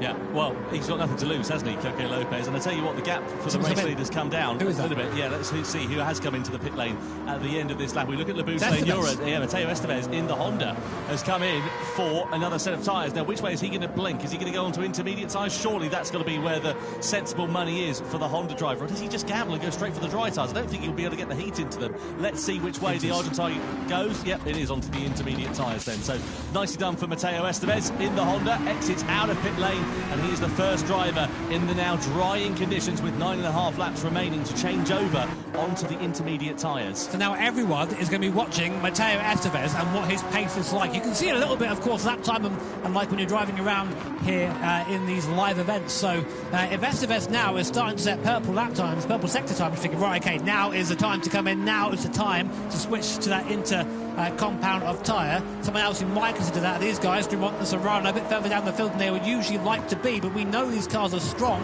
in the dry conditions, and the track is starting to go that way. More importantly, Badima, Hensei, who are coming round to the last sector now, will they see that Estevez is coming? Will they go for that gamble and go onto that intermediate compound of tyres? The times now, we're starting to almost see 36s from the front, and we think the crossover is about a mid-37, so maybe it's time. Who knows? Let's see. They're coming on the last corner now. Badima comes in. Yeah, 0.3 of a second separating those two drivers. Badima does come in then off the wet tyres. He's going to surely go on to the intermediates. That releases Hensei into the lead. So Badima is the first driver to blink. He was the first driver to get there, of course, and he'll be feeling those conditions out. You can see the rain is still coming down, albeit in a lighter intensity. Surely it's got to be the intermediate tyre, and it is for Mohamed Badima then. So the Ferrari onto the intermediate tyres. He's the second driver to blink and go on to that quicker compound at this stage in the race. He's just fanned himself. He's feeling the pressure. He is. I mean, you say first driver to blink, the first driver at the head of the pack to go to those intermediates. He comes out right behind Ryan Darouche. So this is going to be interesting for him. Will he have the pace to be able to drive by Darouche, or will he be held up here? So you want to try and put yourself into a gap when you make a strategy call like this, but right now he's behind Darouche. So coming out of this T3 here, this is the traction zone. Let's see the difference between the Ferrari and that Corvette, that Chevy Corvette in front. Looks like Badima is much faster on exit there, gaining a 10th of a second just on the exit. I think this is the right call. And you see Estevez and Penko coming in now also for that intermediate compound tyre. I think we'll see them all coming in now, Tom. Yeah, this is the time when mistakes can be made. The cold tyres from Badima, he's going to spend a few corners getting them up to temperature, but he's doing a really good job. You can see a bit of an eyebrow twitch there as we look at him in the bottom left-hand corner of your screen. Ryan Darouche in front, and surely Darouche is going to come into the pit lane at the end of this lap. Surely the rest of the field have to. They can't sit out there on these wet tyres, and they've got to change over to the inters. Is anybody going to take a gamble, though? Stay on the wets, maybe go for the dries a little bit later on when the track gets even faster. It's a gamble. It could pay off. It could, because you're then saving an entire pit stop. Pit stop's worth a lot of time around here, so we'll see. Watching Badima now, not quite making the inroads on Darouche as you think he would right now. So the wet tyre is still okay for now, but now here it is with these sort of low speed corners, these medium speed corners. You can see Mohamed there thinking, oh, mate, have I made the right choice? Look at the fastest sector times though coming in on the timing screen, Jimmy. You look at the likes of Mateo Estevez. He was fastest overall in that first sector by second sector by a second over the comparative wet runners in front of him. So he's now starting to get heat into the tyres, starting to find the pace, and surely it's going to be a matter of when and not if Badima finds his way through on the wet shod Darouche. I mean, you can see the circuit now visibly starting to have drier patches and wetter patches on. You see Darouche taking the wet part and Badima trying to stay on the drier part and really using that intermediate compound tyre. Now, of course, the downside to that is you're going to just absolutely lunch that intermediate tyre on the drier compounded circuit, but that's what it's there for. It's there to be that crossover period, and again on the traction zone gained nearly half a second on Darouche in front. And now will Darouche fight this or not? Because if he's staying out, that says to me he's going to go right on, immediately onto the slick. So Badima, as he goes, easy pass there for Badima, not quite though. The strength and the Corvette there, big speed. Go on, sorry, Tom. Look at the sunshine though in the distance. That's going to drive the track out even more, because we're now starting to see the weather changing even more. Badima right on the back here of Darouche as we come through this left-hander. He's got more traction, he's got more grip, he's got the opportunity on the inside. Darouche tries to defend the position as he's rightful to do so. Can Badima firm it around the outside? It's risky going through there, but Badima's got track position. He's got third place for the time being. He's going to have more grip under braking into the penultimate corner, and the former race leader Mohamed Badima on the intermediate tyres is now up into third place. But now he needs to catch Hensei and Fenton, who have both chosen not to pit here. So, as you say, Tom, they might just be roughing it out on that wet tyre and hoping for the best. We'll take a look at lap times. I mean, this is not really going to be a representative, I think, of the pace for Badima at the moment. Still does a 34.7 whilst passing. Sorry, Tom? Yeah, you can say Jura and Romero also into the pit lane then. Where are they going to go, though? That's the question. They're going to go wets onto winters. They are. I wondered if someone might just take a bit of a gamble and just go onto the dry tyres, but they're playing it safe at this stage. He does. Romero goes soft. This could be a massive decision here. Nico Romero for Team Genesis decides to play a hand. He's going for those soft tyres. So let's see how he does. We'll watch his sector times eagerly and see how he gets on. But here he is out the pit lane now. Can he get up to speed, or is it going to be just a mess? So he's going to be going straight over to that drying line. We'll see how he does, because the guys who've taken the intermediate tyres already will have to stop again and go to those softs. This could be everything for Romero and Genesis. This is bold from Romero and for Genesis, but they've got nothing to lose. They weren't really featuring in the podium battle, and this could be an absolute masterstroke if the rain isn't going to come down. You can see the sunshine now bathing this circuit, and the dry line getting even more prominent. And of course, the likes of Badima, he might have to firm it out on the intermediate tyres and move over to the wet parts of the track, so it could go from being an advantage for a few laps into a disadvantage depending on what Romero does. But I tell you what, he is a brave man to go out there, take a gamble quite like this. We've got to keep a very close eye on the lap times. You can see though now a very prominent difference between the wets and the intermediates. Fenton and Badima 0.7 of a second quicker for the Ferrari compared to the Mercedes in second and third. I don't think it's enough though, Tom. I don't think it's enough at this stage. Romero, so let's look at his second sector, is comparable to those on the wet tyres, a little bit faster actually. The intermediate tyre, definitely the fastest tyre right now, but will it be Darush as well, opting to come in for that soft? The Boutlet, Serrano and Coca Lopez in. Are they all going to go for that soft compounded tyre? Did Mohamed Badima blink a little bit too early? Well, we'll see what happens here as Darush crawls his way out of the pit lane. He's going to have to be very careful off the racing line to not spin up those slick tyres and try and get some heat into them. Moves over to the drying line. That's going to leave him under attack here from Jura. So Darush now behind the intermediate Sean Estevez. Now this will be a real test because Darush has had good pace. He's on the soft tyre. The two drivers sandwiching him at the moment, both on the intermediates. You'll expect Jura to be quicker. Look how much more grip he's got under braking, especially into turn 3. And out of this corner as Darush tries to get those softs up to some operating temperature. Jura here is on the inside. Darush, I'm sure, is going to be a little bit defenceless at this stage, but he's not taking it lying down into the braking zone of turn 4. Has Jura got more grip under braking? He certainly has. He dives to the inside in the Mazda. Darush has got no answer for him at the moment, but there's still a few laps left. There's still 5.5 laps for this to come the way of Darush and Le Boutlet and the likes of Romero, Serrano and Lopez, all of whom have gone onto the dry tyres. Isn't this crazy? We have every compounded tyre currently in the car. Hensei finally opting to pit in. He'll go surely to the soft tyre. There's no other option at this point for him. The track is still dry, nothing on the weather radar coming in.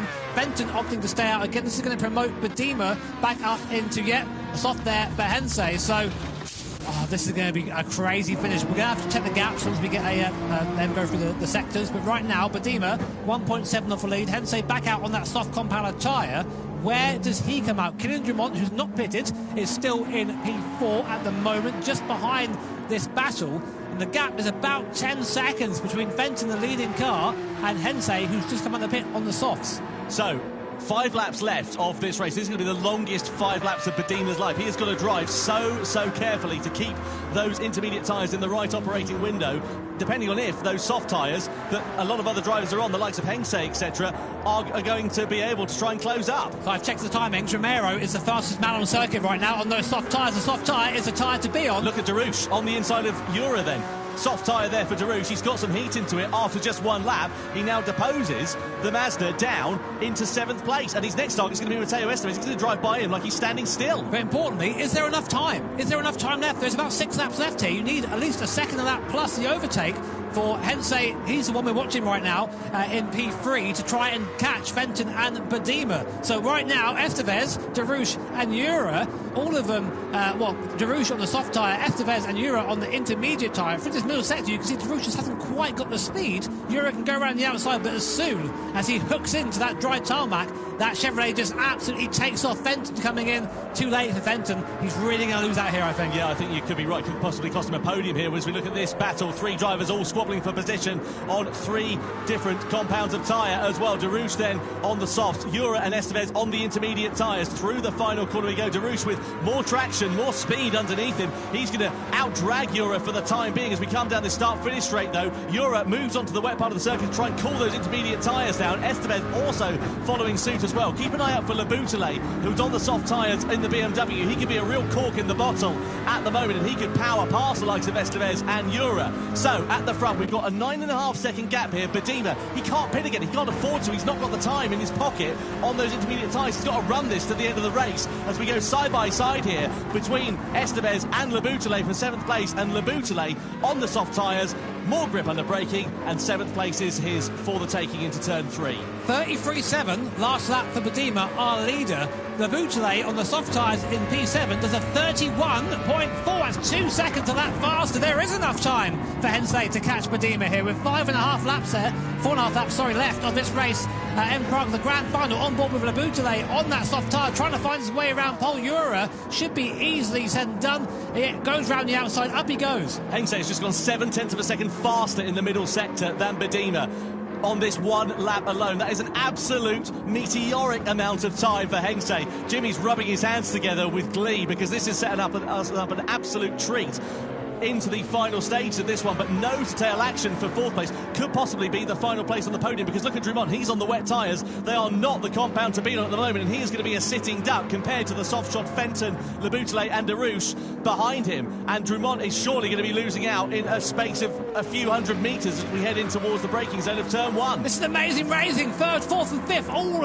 vying for position, going into T1 onto lap 25. Fenton up the inside, maybe if Drummond. No, he's there, the only guy out there right now on the wet tyre, trying to make it work, trying something different, but he's not got the traction. Here comes the Laboutelet, here comes Fenton, they're side by side. Coming up now towards T2 and T3, Laboutelet almost pushing Drummond. We've seen that. It's Darush, a 5th place. Look at the speed of the Corvair. To the inside goes Darush. Oh, it's contact. Fenton's gone. Fenton's gone. He's straight off onto the outside of the track.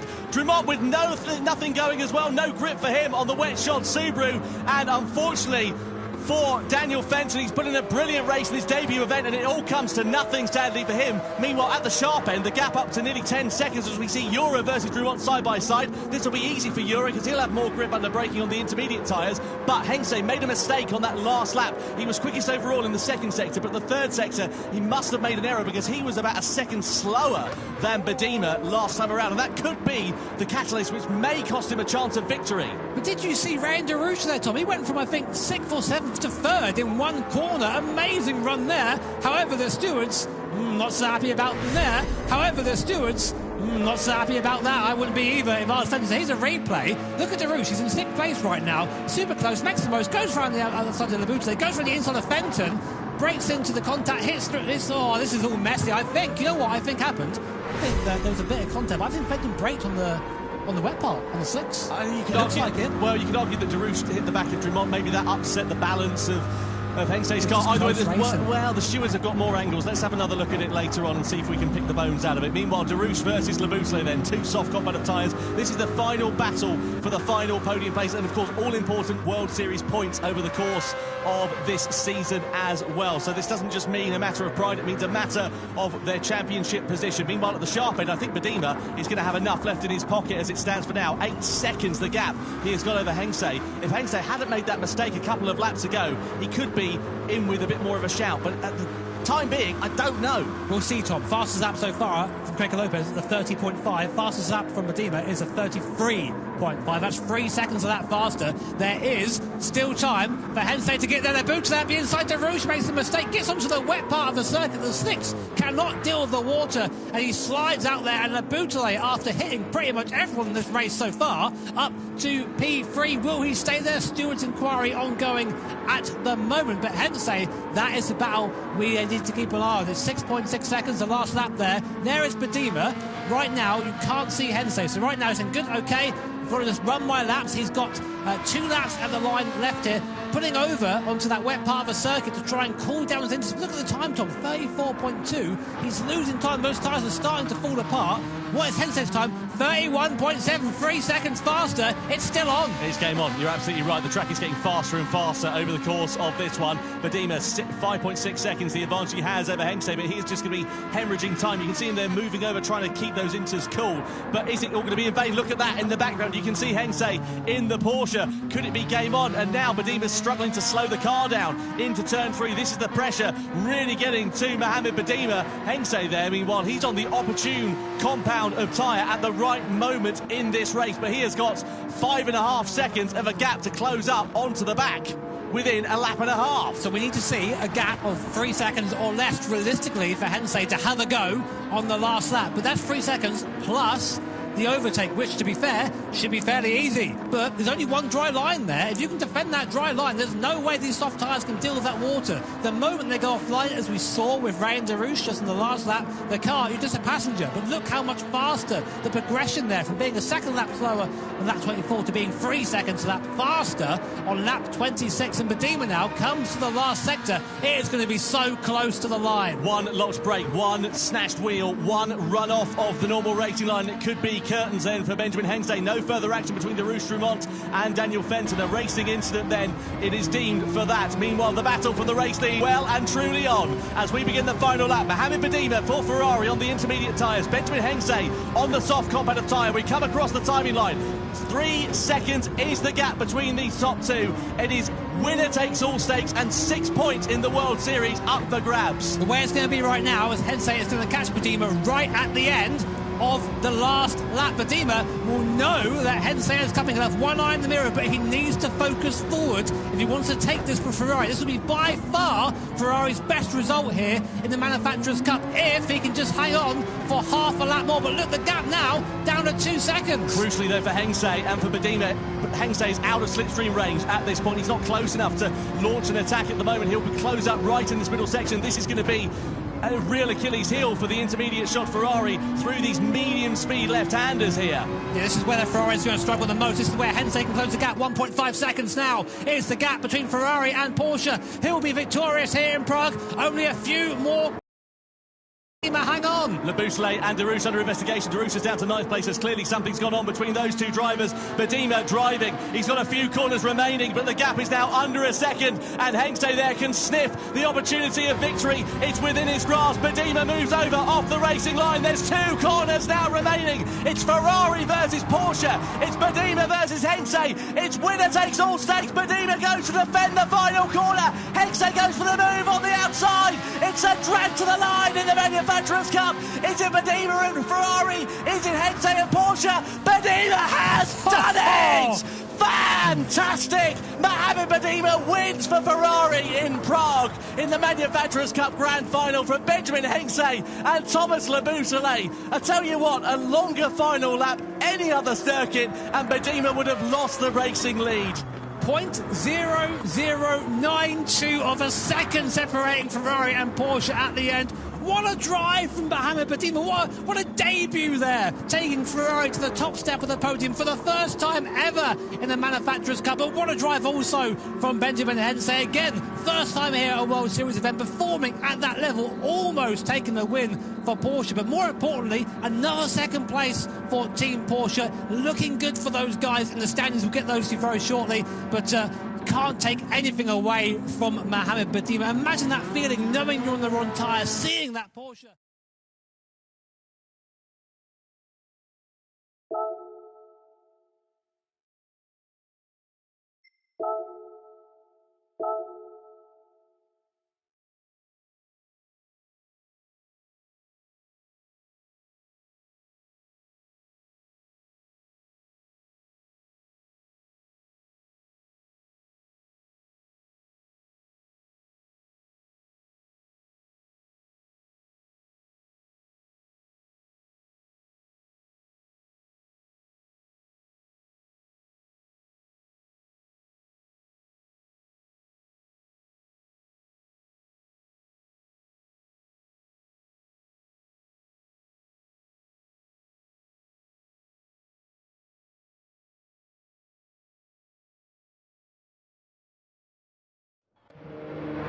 Prague in the Czech Republic. It is time to go racing then.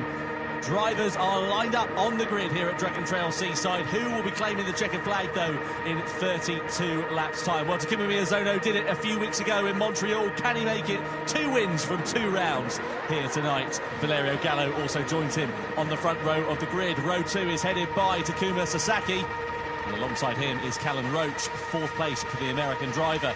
Next up, Guy Barbara, all the way from down under in Australia. And he has got Kai de Bruyne for company, the Dutchman. Next up, Adriano Carazza, been in the war so far tonight. Can he right the wrongs? Jose Serrano, former and also reigning champion, lines up 8th position with Ekhan Stroza, P9 on the grid. 10th place will be Kilian Drumont. He needs a good race to get his points tally off the ground. Robbie Heck lines up P11.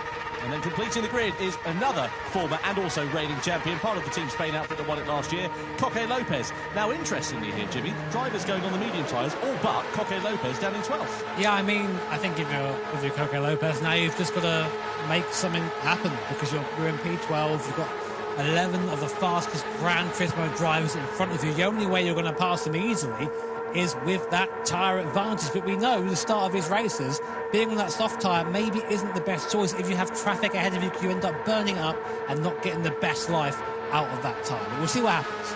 A plethora of medium tyres then to start this race. The only outlier is the man you can see in the bottom left-hand corner of your screen. That is Coque Lopez. He's going to make a sharp ascension through the field as it's all bunched up. But how far will he be able to go? And, of course, he's going to be on the medium tyres later on when everybody else, in theory, will probably be on the soft compounds. Will that hurt his charge? We'll find out in 32 laps' time. Who is going to take the checkered flag? And, crucially, who will be leading the championship as we head into Tokyo later on this year for the Gran Turismo World Series? The Nations Cup Grand Final here in Prague is underway. Takuma Miyazono leads the field across the timeline from Valerio Gallo, from Takuma Sasaki as we come through into turn 1 and then turn 2. This is the real heavy braking zone. Is anybody going to think about a lunge? Gallo has a half look there to the inside. The field relatively spread out, but of course a big braking zone there does present opportunities that it may not at other circuits for some drivers. All pretty clean through the first couple of corners. Miyazono it is that still holds on to the lead. Yeah, nice getaway there from Miyazono. Exactly what he would have wanted here at the start of the race. Lopez making up a couple of places up to P10 using that soft tyre as we said he would.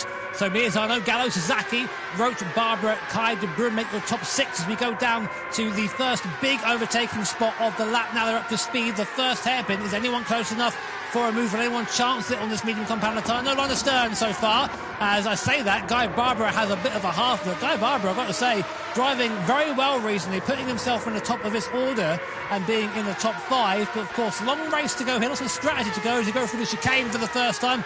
Makes you wince every time going through this. So close to the walls, the Guy Barbara moves up into 4th place past Callan Roach. Yeah, I think Roach made a mistake. That's put him under pressure from Kai de Bruyne. Also, de Bruyne moving up a couple of places then. So Serrano and Inestrosa under investigation for a collision on this opening lap. Meanwhile, Coque Lopez going up the field like a rat through a drain pipe as he goes up into 8th position. We ride on board here with Barbara. Slight lift on the throttle there as we head through this fast right-hander. Sasaki trying to challenge Miyazono, looking for the outside line there. The top 2 going defensive. Sasaki, it is. Oh, big wiggle on the wobble as Gallo runs wide. Miyazono goes through. And now Sasaki, it's all kicking off in the mid-pack here. We go through into the right-hander. Miyazono it is that leads. Gallo in 2nd. And now Roach back up into 3rd place with Sasaki, de Bruyne and Carazza all in tow. The thing is, all these guys fighting on that medium compound tyre, this is basically for position. There's no tyre deficit. It's just a straight race at this point.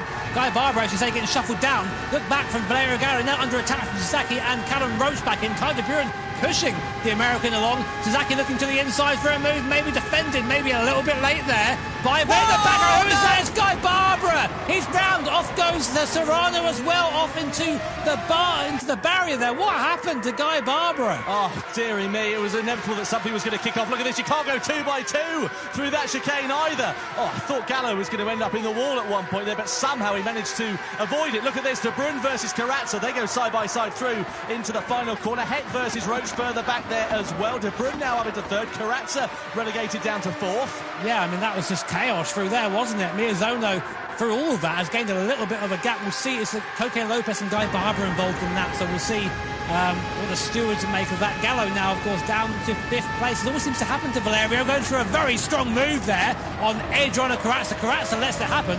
Gallo back up to 4th place and just blocking a little bit of an exit there. Nice to see that. Bit slow on the throttle. Halt the charge of Corazza behind, looking for the switchback. Heck, though, looking up the inside as well. What a drive from Robbie Heck so far. Up to P5 is the American. Audacious lunge through into the right-hander there. Oh, and Heck goes round! Contact there with Adriano Corazza, I think it was. And Heck, well, we were just singing his praises. The commentator's curse, sadly, is alive and well. And Robbie right down to the bottom of the pile there and thereabouts into 10th position. Now here's Kai de Bruyne on the back of Takuma Sasaki. So it's a Japanese 1-2 with Miyazono heading his compatriot. Through that right-handed hairpin we go into the chicane. It's all kicking off further behind. This will be music to the ears of Coque Lopez. Now, what happened here with Guy Barbara and Lopez? Into the braking zone we go. Barbara there on the left-hand side. Oh, he moved over. And Lopez nowhere to go. Not Lopez's fault at all. He looked in his mirrors, was he was going for the move in the car in front, and there you go. Yeah, I mean, that's an easy slam dunk penalty there. But meanwhile, Kai de Bruyne up to 2nd place. Now, I spoke to the Dutchman before we started this. I love this car. This is to chase down Takuma Miyazono. Is someone looking to challenge Takuma Miyazono? Kai de Bruyne, relative newcomer to the Gran Turismo World Series. Still had a few events, that's what he's doing. And Coque Lopez, of course, also worth mentioning, with that soft tyre, has come up from the back of the grid up to P4. But, of course, we'll have to go on to a slower tyre a bit later on. But a good charge so far from the Spaniard. Is this indicative of what's to come? Well, Coque Lopez making hay whilst the sun shines. He needs to do that. He needs to try and now build out a gap. He needs to stop fighting with Gallo, Roach, etc. All who are very close behind. You can see Gallo there going for the defensive line with Roach looking to the outside. That may present an opportunity for him, and also maybe for Inestrosa and Corazza, who are not too far adrift. But now Lopez needs to build out that buffer, close down the deficit to the top 3, and give himself a fighting chance of making the alternate strategy on the softer, faster compound of tyre to work. Look in the background, we're 3 abreast almost as we head into that final corner. Boys, calm down. You have so long left there, and so that Roach has just lost a few places. I think maybe biffed wide. Inestrosa had a good run there. Meanwhile, Miyazono and Sasaki are now fighting over 2nd place. Kai de Bruyne, what an amazing race he's had so far. He's just got some level of knowledge, and now Miyazono is starting to push back. He's starting to respond. I say that. He goes off onto the curb there, losing a bit of time. Commentator's curse is alive and well today, Tom, isn't it? It certainly is, yeah. That's the second time that you've said something. The second time that somebody's got me immediately after you've mentioned it. Well, Kai de Bruyne then leading the race, 0.4 of a second the advantage. You can see the advantage that Coque Lopez, though, has got on that softer compound of tyre as we come through there. Bit of a wiggle and a slide. This is the problem, though, with these very aerodynamic cars, is that dirty air can prove to be into effect. But look at that, he's got inside line now as Coque Lopez. He's got track position. It was a late lunge to the inside, but he's always going to have more grip under braking.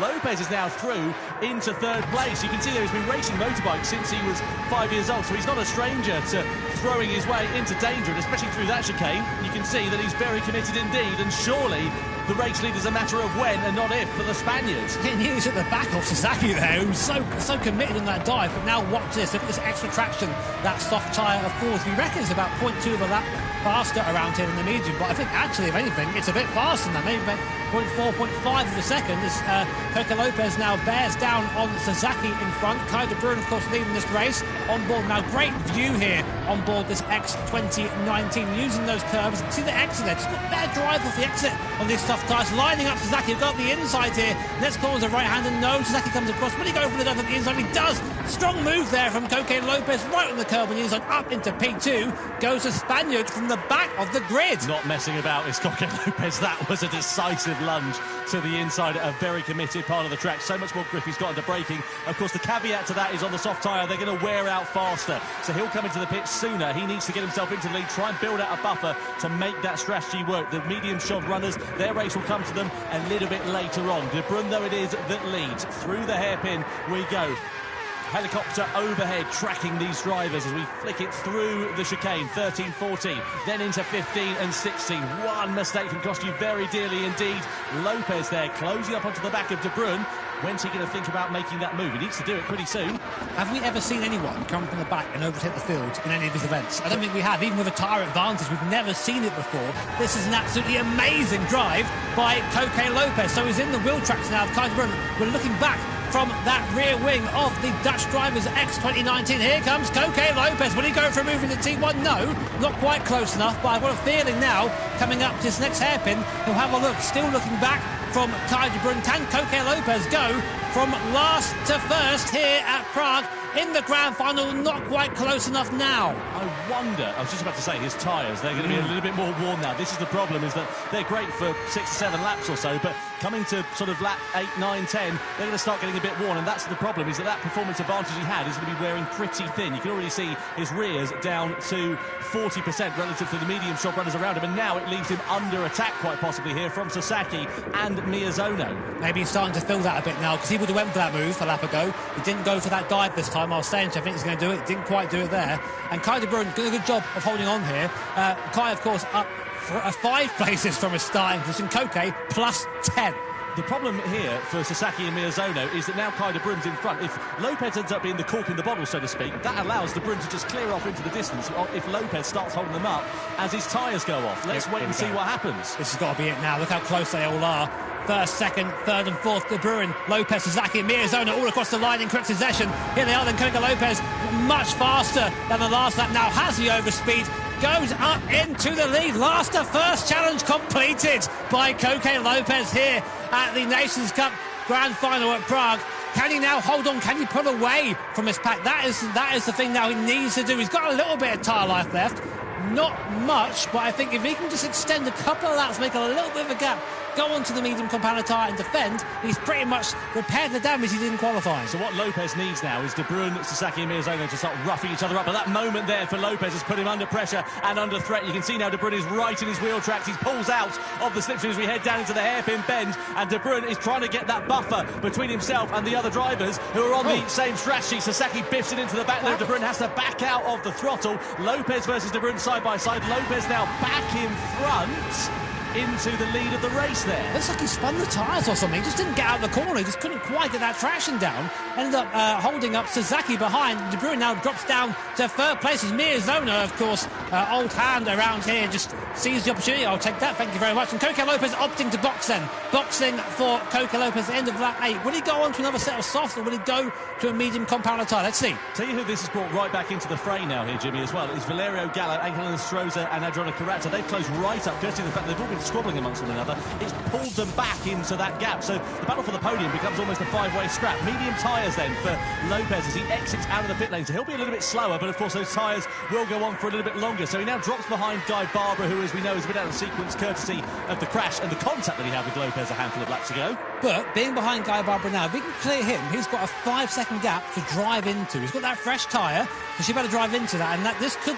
Keep in mind Coque Lopez, he's going to be a contender later on in this race. Meanwhile, again, 4th, 5th, 6th, 7th and 8th, all in your frame right now as we dive down to the hairpin. Once again, Gallo leading in Stroza and Carrazza. In Stroza looking for the long way around on Valerio Gallo. Can he make it work? No, not quite. Gallo just beats him to the exit there, but these guys are going at it like it's the last lap of the race. We were side by side almost with Sasaki and de Bruyne just up in front of those two as well as we headed through the chicane. They've just managed to sort themselves out, but the thing is, if these guys keep squabbling amongst one another, it'll pull them back again from that podium battle. And Stroza looks to the outside here of Valerio Gallo. Gallo's going to run him a little bit deep, possibly open the door here for Adriano Carrazza. No way through for there, but look at the top 3. They are now all in the same frame, and it's gone from being a 3-way battle, as I said earlier on, to a 7-way battle for the podium positions then. And these guys are all on the same strategy. De Bruyne pulls to the outside of Miyazono. Late on the brakes we go. Stroza looking for a move on Gallo. No way through there. Could leave him under threat once again from Adriano Carrazza. Miyazono and de Bruyne, part 382 as we head down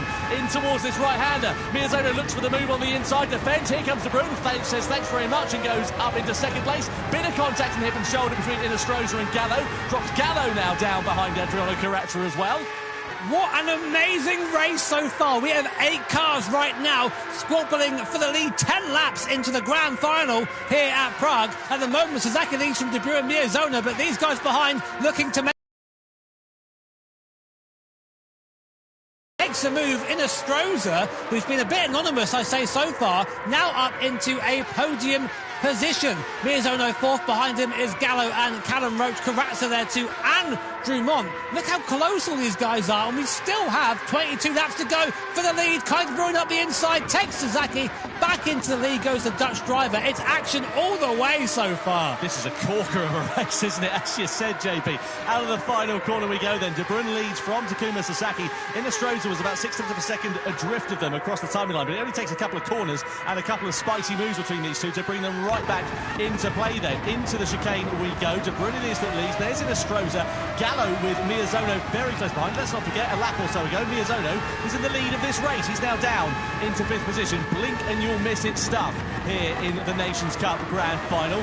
Through the hairpin we go. I'd love to have another look at the tyre life actually for these drivers as well and see just how worn they are, if anybody's significantly more worn than others, because that could prove to be the difference. Or the thing is as well to think about, they're all running nose to tail at the moment. Is someone going to go for an undercut and try and play a bit of a blinder here, get themselves out into clear air, and then hopefully the race will come to them a bit later? Interesting you say that, Tom, because I'm looking at the lap times right now, and Coco Lopez was boxed earlier on to 16.0 last lap. These guys are all doing high to mid 17s. So Coco Lopez, the fastest man on track right now, he's down the field, but before long he'll be on the back of this massive pack of cars. So find me a series in the world where the racing is as close as this. Here comes Sasaki up the inside once again. Now I think they're getting to the point now where they're just letting it happen. De Bruyne pulls to the right. Innestrosa, I think it's been pitting. Innestrosa pits.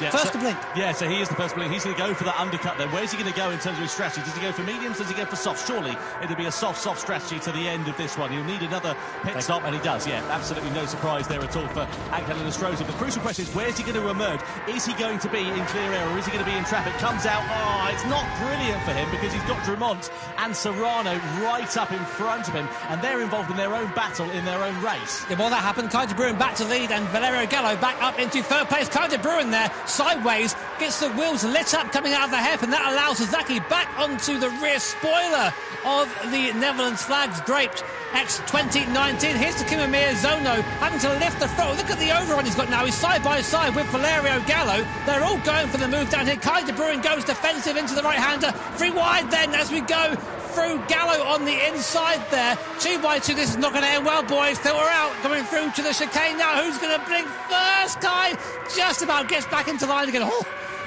this ain't going to end well. This is fantastic, isn't it? So 2 Japanese drivers first and third at the moment, but for how long? Gallo there looking for the move. Miyazono also in the mix. 3 abreast we go once again down into the hairpin bend. So De Bruyne on the inside, Miyazono on the outside. Sasaki's there ready to go as well. De Bruyne comes into the pit lane as well as Adriano Carrazza. So they're going to go and get themselves out of trouble and decide to let the other drivers squabble amongst themselves. Fair point, because it's going to cost them all time if they're knocking 7 bells on one another. And if they can get themselves into clear air once they've made their pit stops, it could prove to be beneficial. Just to correct myself earlier on, it's Lopez and Barbara that Innestrosa emerged from behind. So let's see where the other drivers are relative to Angel Innestrosa. So De Bruyne out of the pit lane and Carrazza as well, and they are behind Angel Innestrosa. So that lap where these guys have all been fighting amongst one another, that's cost them track position. Mate, how good's this been so far? This Brilliant. has been amazing, hasn't it? And we've still got fighting going on. Some people are pitted, but still 5 cars in contention there. You can see the tyre life of the cars remaining on circuit. Those rear tyres starting to become an issue for some drivers. So keep an eye out for Wolfsman, keep an eye out for the tail coming out throughout corners. Gallo now fighting with Miyazono. How many times have you said that in past events as we come to the chicane once more? Great drive so far from Callum Roach, the American driver. He's right in the mix there. Anyone of about 8 drivers, 9 drivers could win this race at the moment, I think.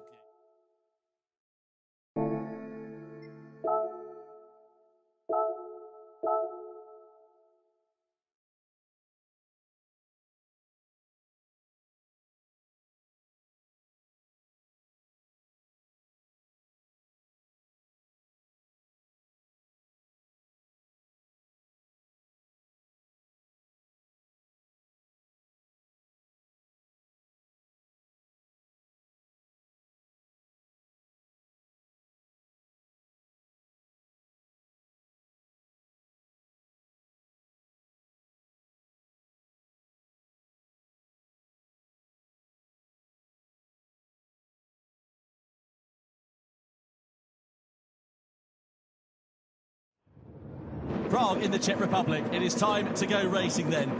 drivers are lined up on the grid here at Dragon Trail Seaside. Who will be claiming the checkered flag, though, in 32 laps' time? Well, Takuma Miyazono did it a few weeks ago in Montreal. Can he make it? 2 wins from 2 rounds here tonight. Valerio Gallo also joins him on the front row of the grid. Row 2 is headed by Takuma Sasaki.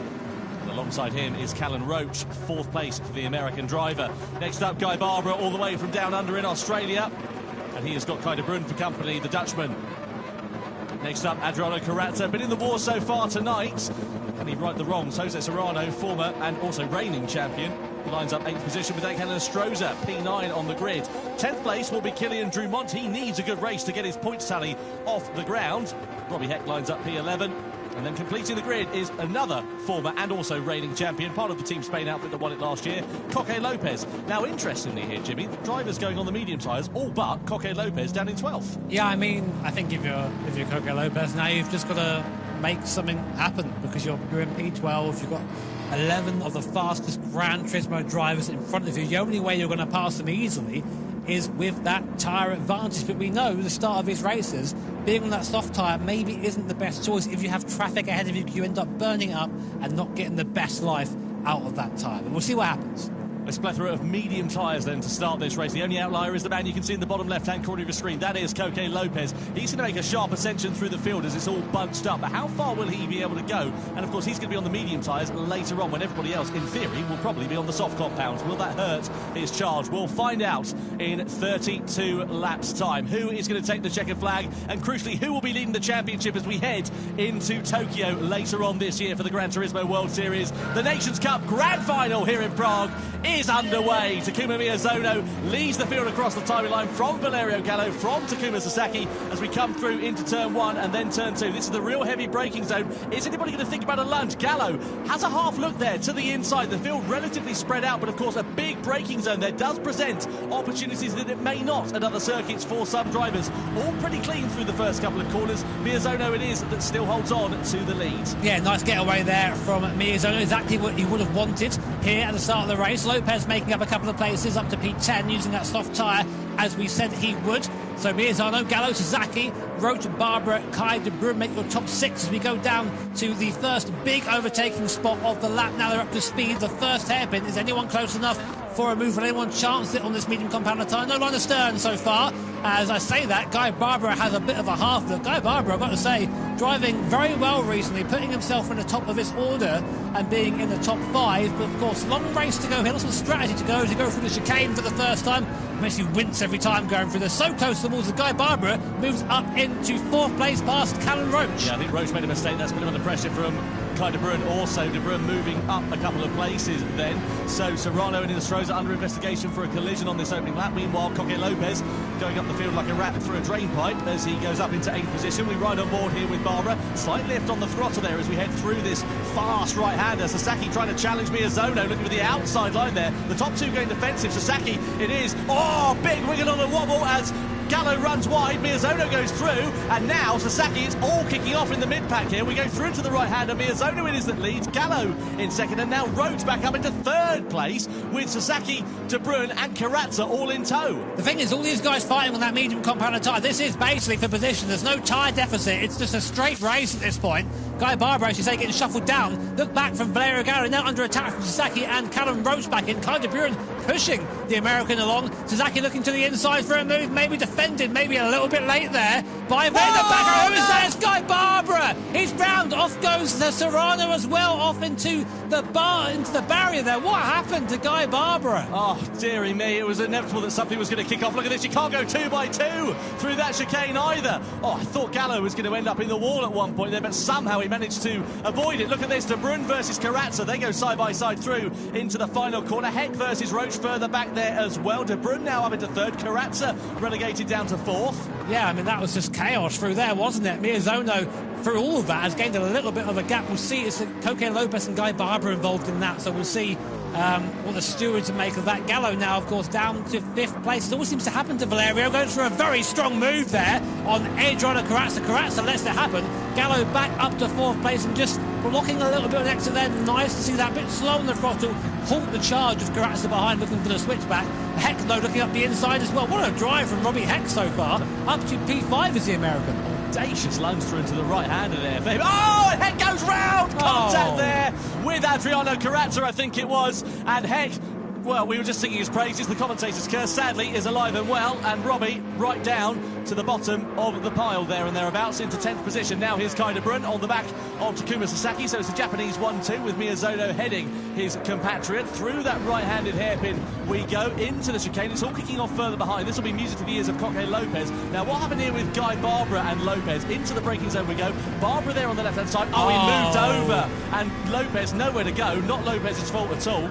He wasn't looking at his mirrors, was he? He was going for the move in the car in front, and there you go. Yeah, I mean, that's an easy slam-dunk penalty there.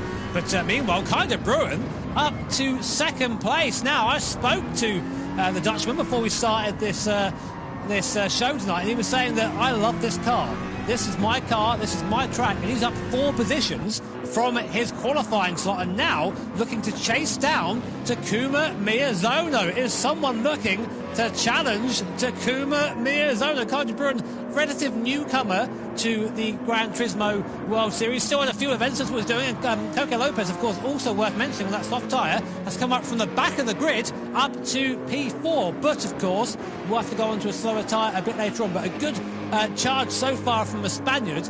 Is this indicative of what's to come?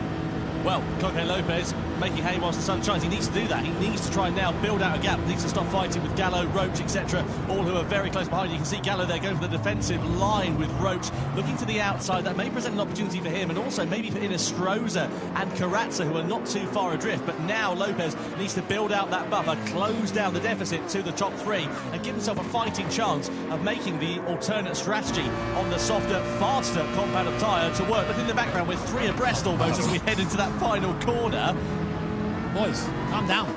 You have so long left there, and so that Roach has just lost a few places. I think maybe biffed wide. Inestrosa has a good run there. Meanwhile, Miyazono and Sasaki are now fighting over second place. Kai de Bruyne, what an amazing race he's had so far. He's just got some level of knowledge, and now Miyazono is starting to push back. He's starting to respond. I say that. He goes off onto the curb and loses a bit of time. Commentator's curse is alive and well today, Tom, isn't it? It certainly is, yeah. That's the second time that you've said something. The second time that something's gone wrong immediately after you've mentioned it. Well, Kai de Bruyne then leading the race, 4/10 of a second the advantage. You can see the advantage that Koke Lopez, though, has got on that softer compound of tyre as we come through there. Bit of a wiggle and a slide. This is the problem, though, with these very aerodynamic cars, is that dirty air can prove to be into effect. But look at that, he's got inside line now, has Koke Lopez. He's got track position. It was a late lunge to the inside, but he's always going to have more grip under braking.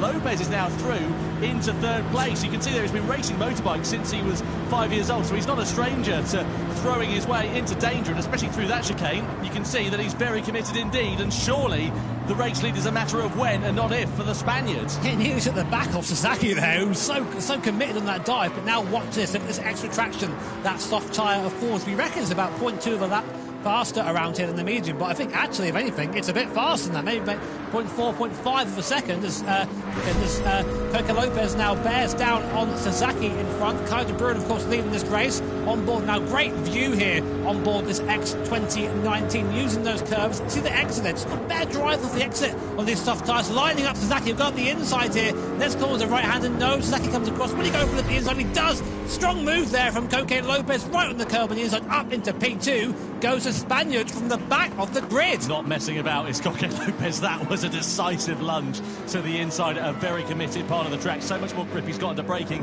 Of course, the caveat to that is on the soft tyre, they're going to wear out faster. So he'll come into the pit sooner. He needs to get himself into the lead, try and build out a buffer to make that strategy work. The medium shot runners, their race will come to them a little bit later on. De Bruyne, though, it is that leads. Through the hairpin we go. Helicopter overhead tracking these drivers as we flick it through the chicane. 13, 14, then into 15 and 16. One mistake can cost you very dearly indeed. Lopez there closing up onto the back of De Bruyne. When's he going to think about making that move? He needs to do it pretty soon. Have we ever seen anyone come from the back and overtake the field in any of his events? I don't think we have. Even with a tyre advantage, we've never seen it before. This is an absolutely amazing drive by Koke Lopez. So he's in the wheel tracks now of Kai de Bruyne. We're looking back from that rear wing of the Dutch drivers X 2019. Here comes Koke Lopez. Will he go for a move in the T1? No, not quite close enough. But I've got a feeling now, coming up to this next hairpin, he'll have a look. Still looking back from Kai de Bruyne. Can Koke Lopez go from last to first here at Prague in the grand final. Not quite close enough now. I wonder, I was just about to say, his tyres, they're going to be a little bit more worn now. This is the problem, is that they're great for 6 to 7 laps or so, but coming to sort of lap 8, 9, 10, they're going to start getting a bit worn, and that's the problem, is that performance advantage he had is going to be wearing pretty thin. You can already see his rears down to 40% relative to the medium shot runners around him, and now it leaves him under attack quite possibly here from Sasaki and Miyazono. Maybe he's starting to feel that a bit now, because he would have went for that move a lap ago. He didn't go for that dive this time. I was saying I think he's going to do it. He didn't quite do it there. And Kai de Bruyne did a good job of holding on here.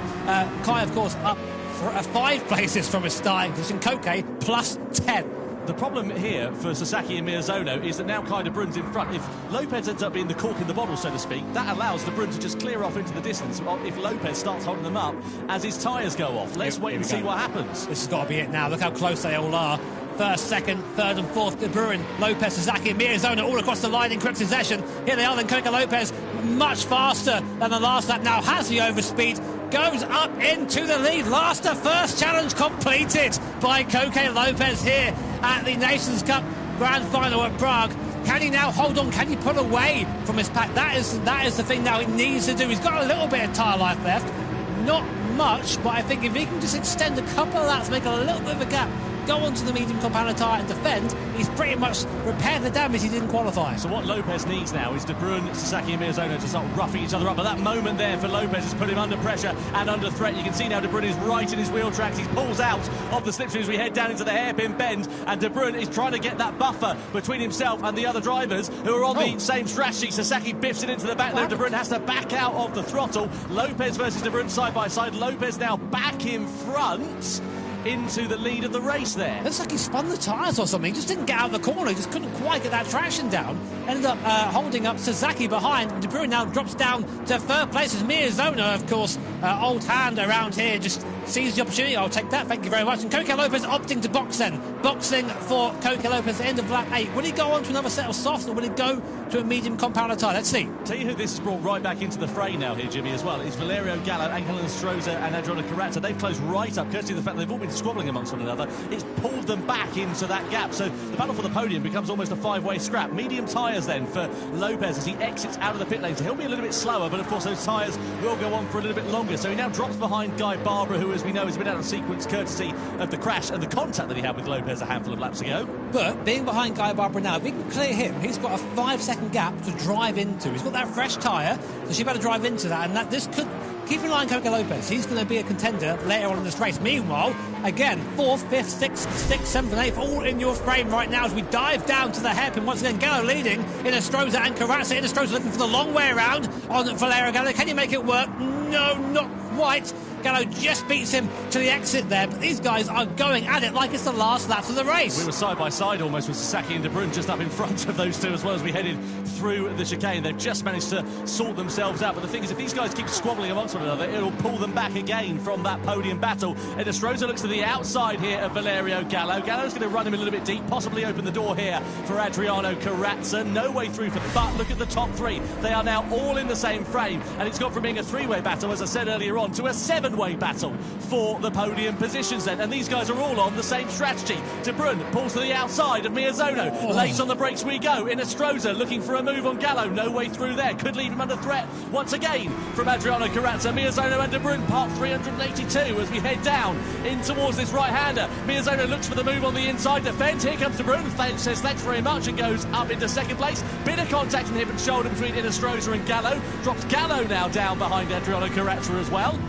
What an amazing race so far. We have 8 cars right now squabbling for the lead, 10 laps into the grand final here at Prague. At the moment, Sasaki leads from De Bruyne and Miyazono, but these guys behind looking to make an impression. Ango Inestrosa diving up the inside of Takuma Miyazono makes a move. Inestrosa, who's been a bit anonymous, I say, so far, now up into a podium position. Miyazono 4th, behind him is Gallo and Callum Roach. Carrazza there too, and Drummond. Look how close all these guys are, and we still have 22 laps to go for the lead. Kai de Bruyne up the inside, takes Sasaki Back into the lead goes the Dutch driver. It's action all the way so far. This is a corker of a race, isn't it? As you said, JP. Out of the final corner we go then. De Bruyne leads from Takuma Sasaki. Inestrosa was about 6/10 of a second adrift of them across the timing line, but it only takes a couple of corners and a couple of spicy moves between these two to bring them right back into play then. Into the chicane we go. De Bruyne is that leads. There's Inestrosa.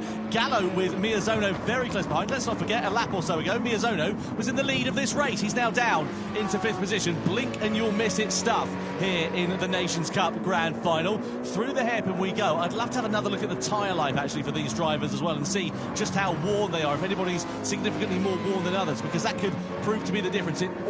The thing is as well to think about, they're all running nose to tail at the moment. Is someone going to go for an undercut and try and play a bit of a blinder here, get themselves out into clear air, and then hopefully the race will come to them a bit later? Interesting you say that, Tom, because I'm looking at lap times right now, and Coco Lopez, who boxed earlier on, did a 16.0 last lap. These guys are all doing high to mid-17s. So Coco Lopez, the fastest man on track right now, is down the field, but before long, he'll be on the back of this massive pack of cars. So, I mean, find me a series in the world where the racing is as close as this. Here comes Sasaki up the inside once again. Now, I think they're getting to the point now where they're just letting it happen.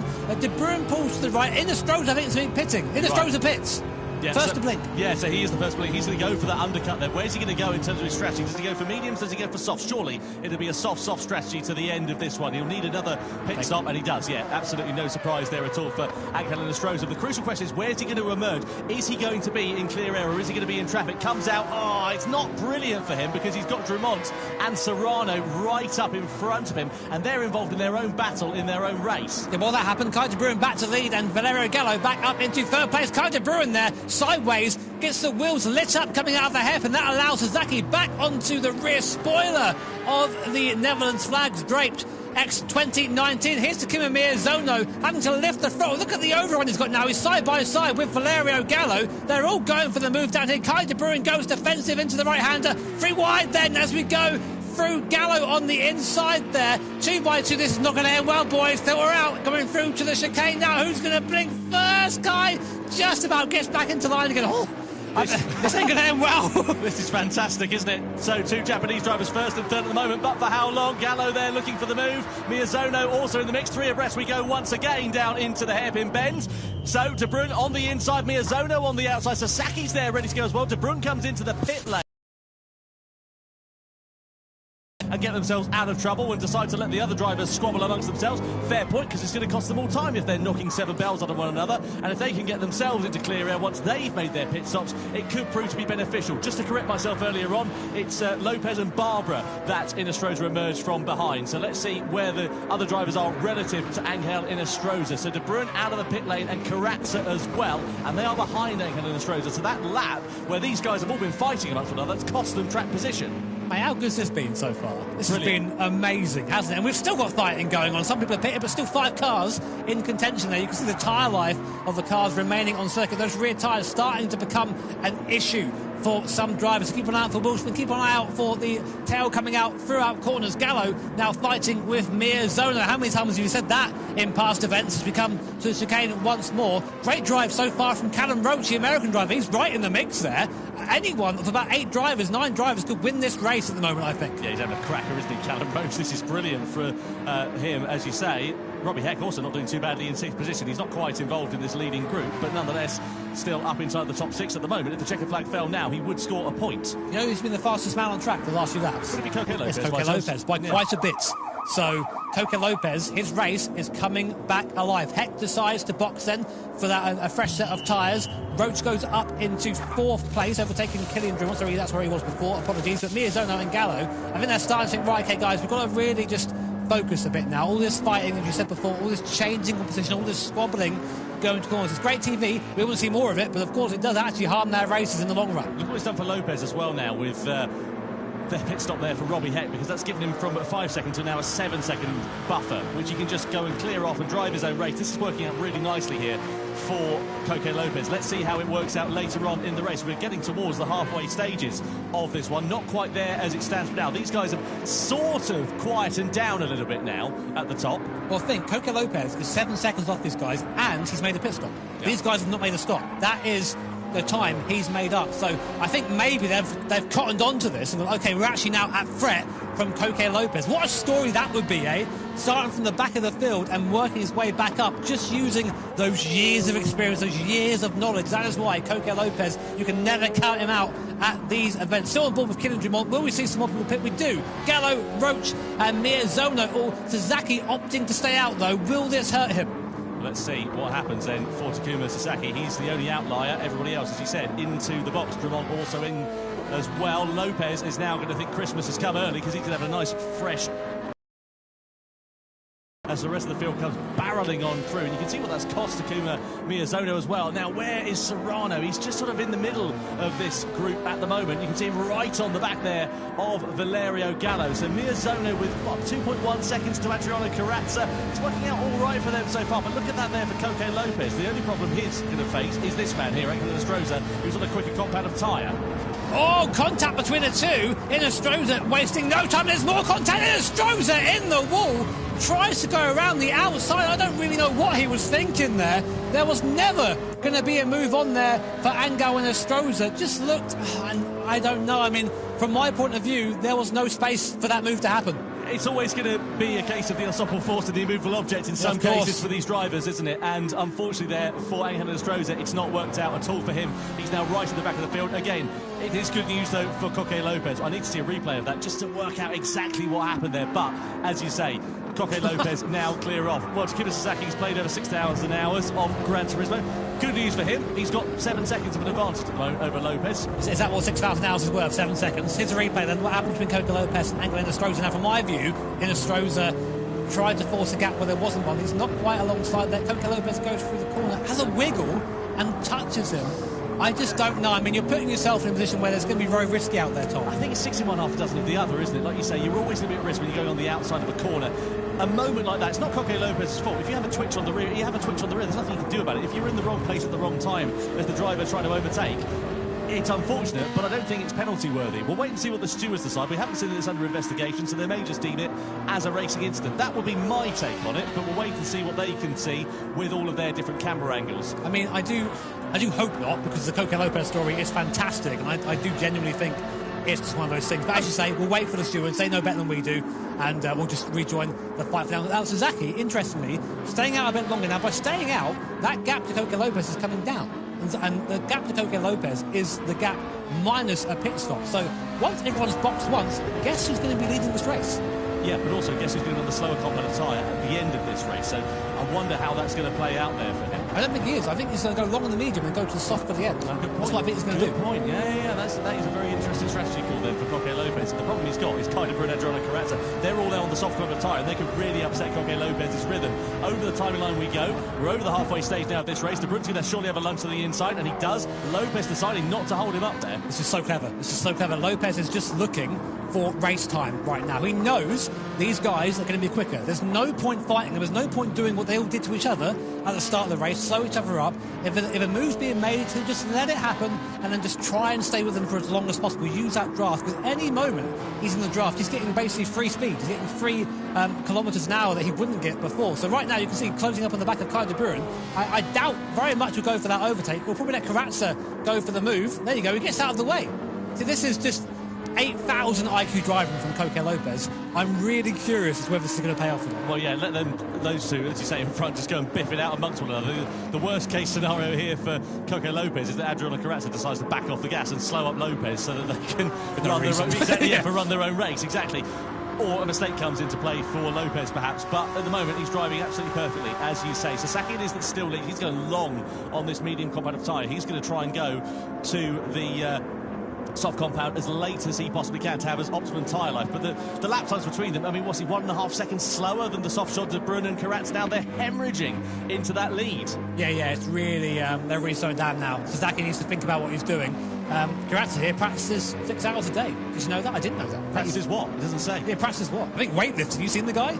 He's massive. Yeah. I wouldn't be surprised. Anyway, I wouldn't be surprised. Anyway, Carrazza it is that sits in third place, and who we ride on board with him into the hairpin bend we go. De Bruyne then, a little bit wide actually, onto the curb on the outside. That's okay, he doesn't need to worry too much about it for now, but it could leave him under threat and to the next big braking zone. Now, Corazza has got a little bit of reputation of being quite fighty, shall we say, in these GT World Series events. Will we do the same? Oh my word, guys, be careful going down to the tight right hand here. Kai de Bruyne keeps the inside line. Look who's just hanging on in the background there on his Zoe compound tyre. Coco Lopez is getting a free ride. Saving a bit of fuel as well, not doing too Why badly. not? Why not? Yeah. But now look behind. Exactly. We've got Miyazono, we've got Gallo, Serrano, Roche, Drummond, all closing on this lead group. I'm probably wondering, how did Coco Lopez get here? What's he doing here? So high up, he's got a nosebleed. Corazza lunges to the inside of Kai de Bruyne and gets the move done into second place. De Bruyne now decides to sit in his wheel tracks. Is he going to try and attack? The problem for Coco Lopez here is that, as you say, Jimmy, Miyazono, Gallo, Serrano, etc., they're all very close behind. And whilst these two are starting to fight amongst one another, that could bring them all back into contention. So to give you an idea, I mean, tyre life does play into this too. Sasaki, on his own, did a 17.4 there. Coco Lopez, on the medium tyre, did a 16.0, being dragged along by these guys. This is outstanding from Coco Lopez so far. I cannot overstate that enough. We've still got a long way to go. A lot from last is amazing. Like I said, the only problem is these guys behind. Yeah, they could prove to be that one catalyst and the big headache that Coco Lopez might need a bit of paracetamol for later on in this race. Heading down into the hairpin bend we go. On board here with Takuma Miyazono, the shy retiring Japanese driver, a man of fairly modest words actually as a rule for Takuma Miyazono, but a very ferocious and tenacious racing driver. Yeah, you couldn't meet a guy who's more different on track to how he is off track. As meanwhile, Coco Lopez again, see what he's just pulling out of the slipstream just to not pull onto the back of it. But now, as you say, Tom, he's got Takuma Miyazono right on his rear wing. Not only him, he's got Gallo, he's got Serrano, Roche is there too, on board now with Takuma Miyazono. I don't think we're going to see Lopez fight this too much, or will he? Going in to T1, now T2, the first big breaks of lap. As Miyazono goes to the lunge, he does big lunge up the inside, and following him through goes Valerio Gallo, although he tries to. Gallo gets then walked out wide by Coco Lopez, and this is what we were talking about. Lopez can't really hang with these guys right now.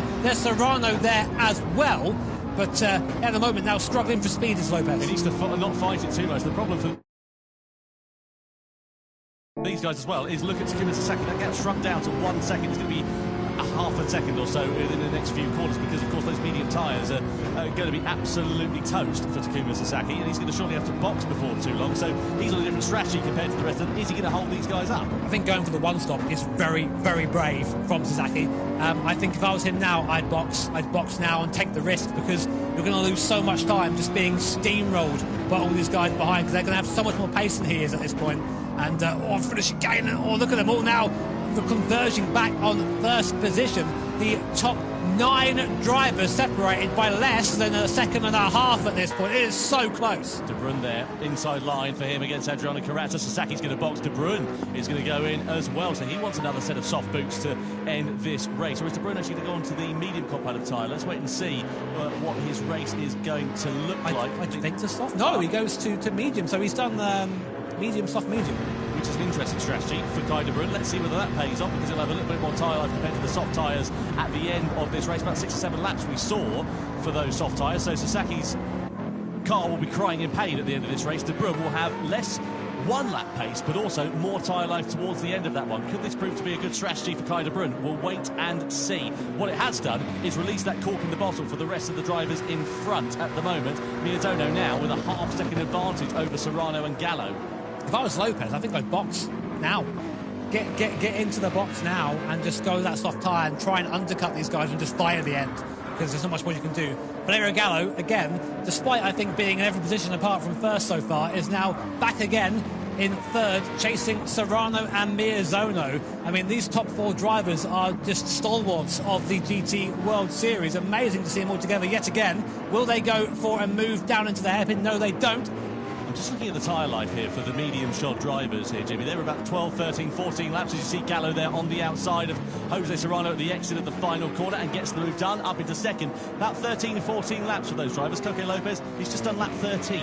So I imagine those medium tyres are not going to be feeling very handy underneath the Spaniard, and I'm sure he's going to have to come in and box for a set of fresh, soft boots to the end of this race, which will give him a pace advantage, but it will cost him track position. Yeah, I think so too. But this has been an amazing race so far. Still 10 laps to go here from the grand final of the Round 2 of Nations Cup here at Prague. We've had an amazing race so far. Still a third of it to go as Kai de Bruyne gets a bit of a slap on the wrist for bump drafting. Don't do that, says the stewards. He says, OK, says Kai de Bruyne.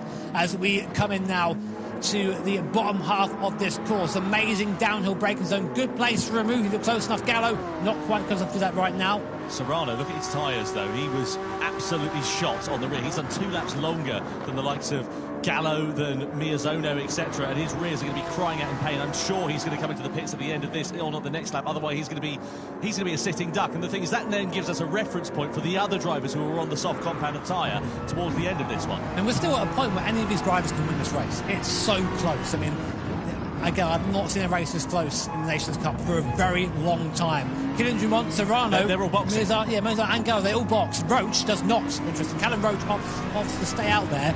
The American driver may be knowing something that we don't. So this is now the last stop. This is the last roll of the dice. You're showing your hand now. You're showing your pace. It's now a straight fight to the end for victory here in the grand final. Miozono out the pit lane. There goes Kai de Bruyne and Sasaki in front.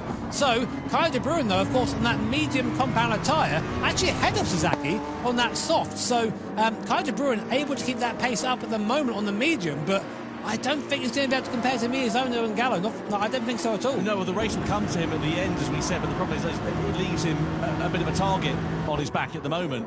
So we'll see what happens here for Kai de Bruyne. He sits in 4th place for now, but the 1 lap pace is just not going to be there for him. So the longest we've seen the soft runner do is 10 laps. And that will be now 10 laps from the end. So this is perfect for Miozono, Gallo, etc. But the Kai de Bruyne, is the pace going to be enough? We'll wait and see. Gallo then on board down to the chicane. P7 now after the pit stop, taking a slightly different line there from Miozono in front, a bit of a shorter line as we come through the chicane once again. What an amazing chorus. Look at that throttle input there. Not even a hint of a lift from the Italian driver. So much aerodynamic grip in these Red Bull X 2019 cars, coupled with that awesome engine. Lots of power, lots of grip. Can't think of a better combination. Top 2 in the pit lane then, so Roach and also crucially Coque Lopez into the box. So soft tyres for both of those drivers. Guy Barbara also going into the box as well. Lopez and Carrazza. Gallo's going to try and pick Sasaki's pocket here, as well as he's run to the curb on the outside. 3 abreast as we come down into the right-hander. A bit of hip and shoulder there between Miozono and Sasaki, who gets again run out onto the curb. Does that present the opportunity that Serrano's looking for? No, not quite for now. So De Bruyne is that leads the way, and at the moment he's the train, or the leader of the train, I should say. But is it going to be derailed? Because Gallo, Miozono, Sasaki all on a very quick compound tyre, and it's a matter of when and not if. Here we go. Gallo side by side with him down the back straight. He's going to have more traction under braking, more grip under braking. Miozono's going to lunge to the inside. That's going to upset Gallo's opportunity and relegates him down into 3rd place. Miozono's through on the inside. Serrano's going to try and join in on the action there as well. De Bruyne's going to get really hung out to dry here quite potentially, but no, manages to gather it all up as we come down this back straight through the tunnel. Side by side we go. De Bruyne versus Miozono. Gallo's there ready on the inside, as well as Jose Serrano. Miozono lunges finally for the race lead. De Bruyne relegated down into 2nd. Side by side we are with Serrano versus Drummond for 4th position there as well. And we come across the timeline. De Bruyne tries to take the lead away from Takuma Miozono, and look who's following him in his slipstream. Valerio Gallo 3 wide once again into the braking zone. Who's going to have track position? De Bruyne lunges to the inside. Does he get the move done? Side by side we go with Miozono. Here comes Gallo through. 2 for the price of 1. Fantastic for Valerio Gallo, and Serrano coming through on the inside as well. All right, it's all going on here in the final. My word, Gallo there and Miozono. Miozono had a great move down the bottom half of the circuit. Took 2 for 1. Gallo repaid that favour into T3 there. Amazing racing from these guys, keeping it clean, keeping it quick.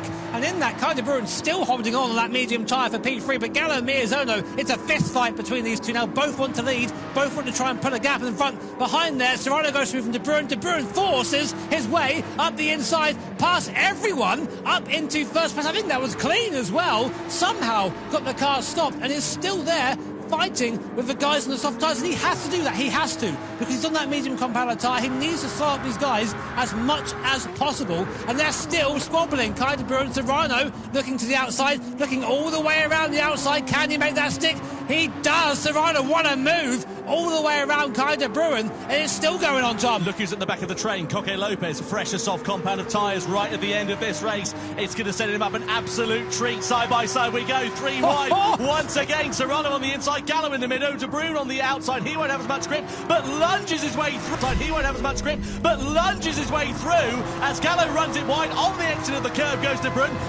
Goodness me, this is absolutely amazing racing. As Serrano's got the inside line, De Bruyn's on the outside then. As they go through this right-hander, he's going to get roughed up onto the curb, is the Dutchman here. And that may allow Gallo to come through. Down the hill we go, through the left-hander. 2x2 through here is risky, as we know. Gallo decides discretion's the better part of valour and slots himself back through into third place. Keep an eye out for Drumont and Miyazono in the background as well. De Bruyn is driving an absolute worldie at the moment. Down into the braking zone we go, 4 abreast as we head through.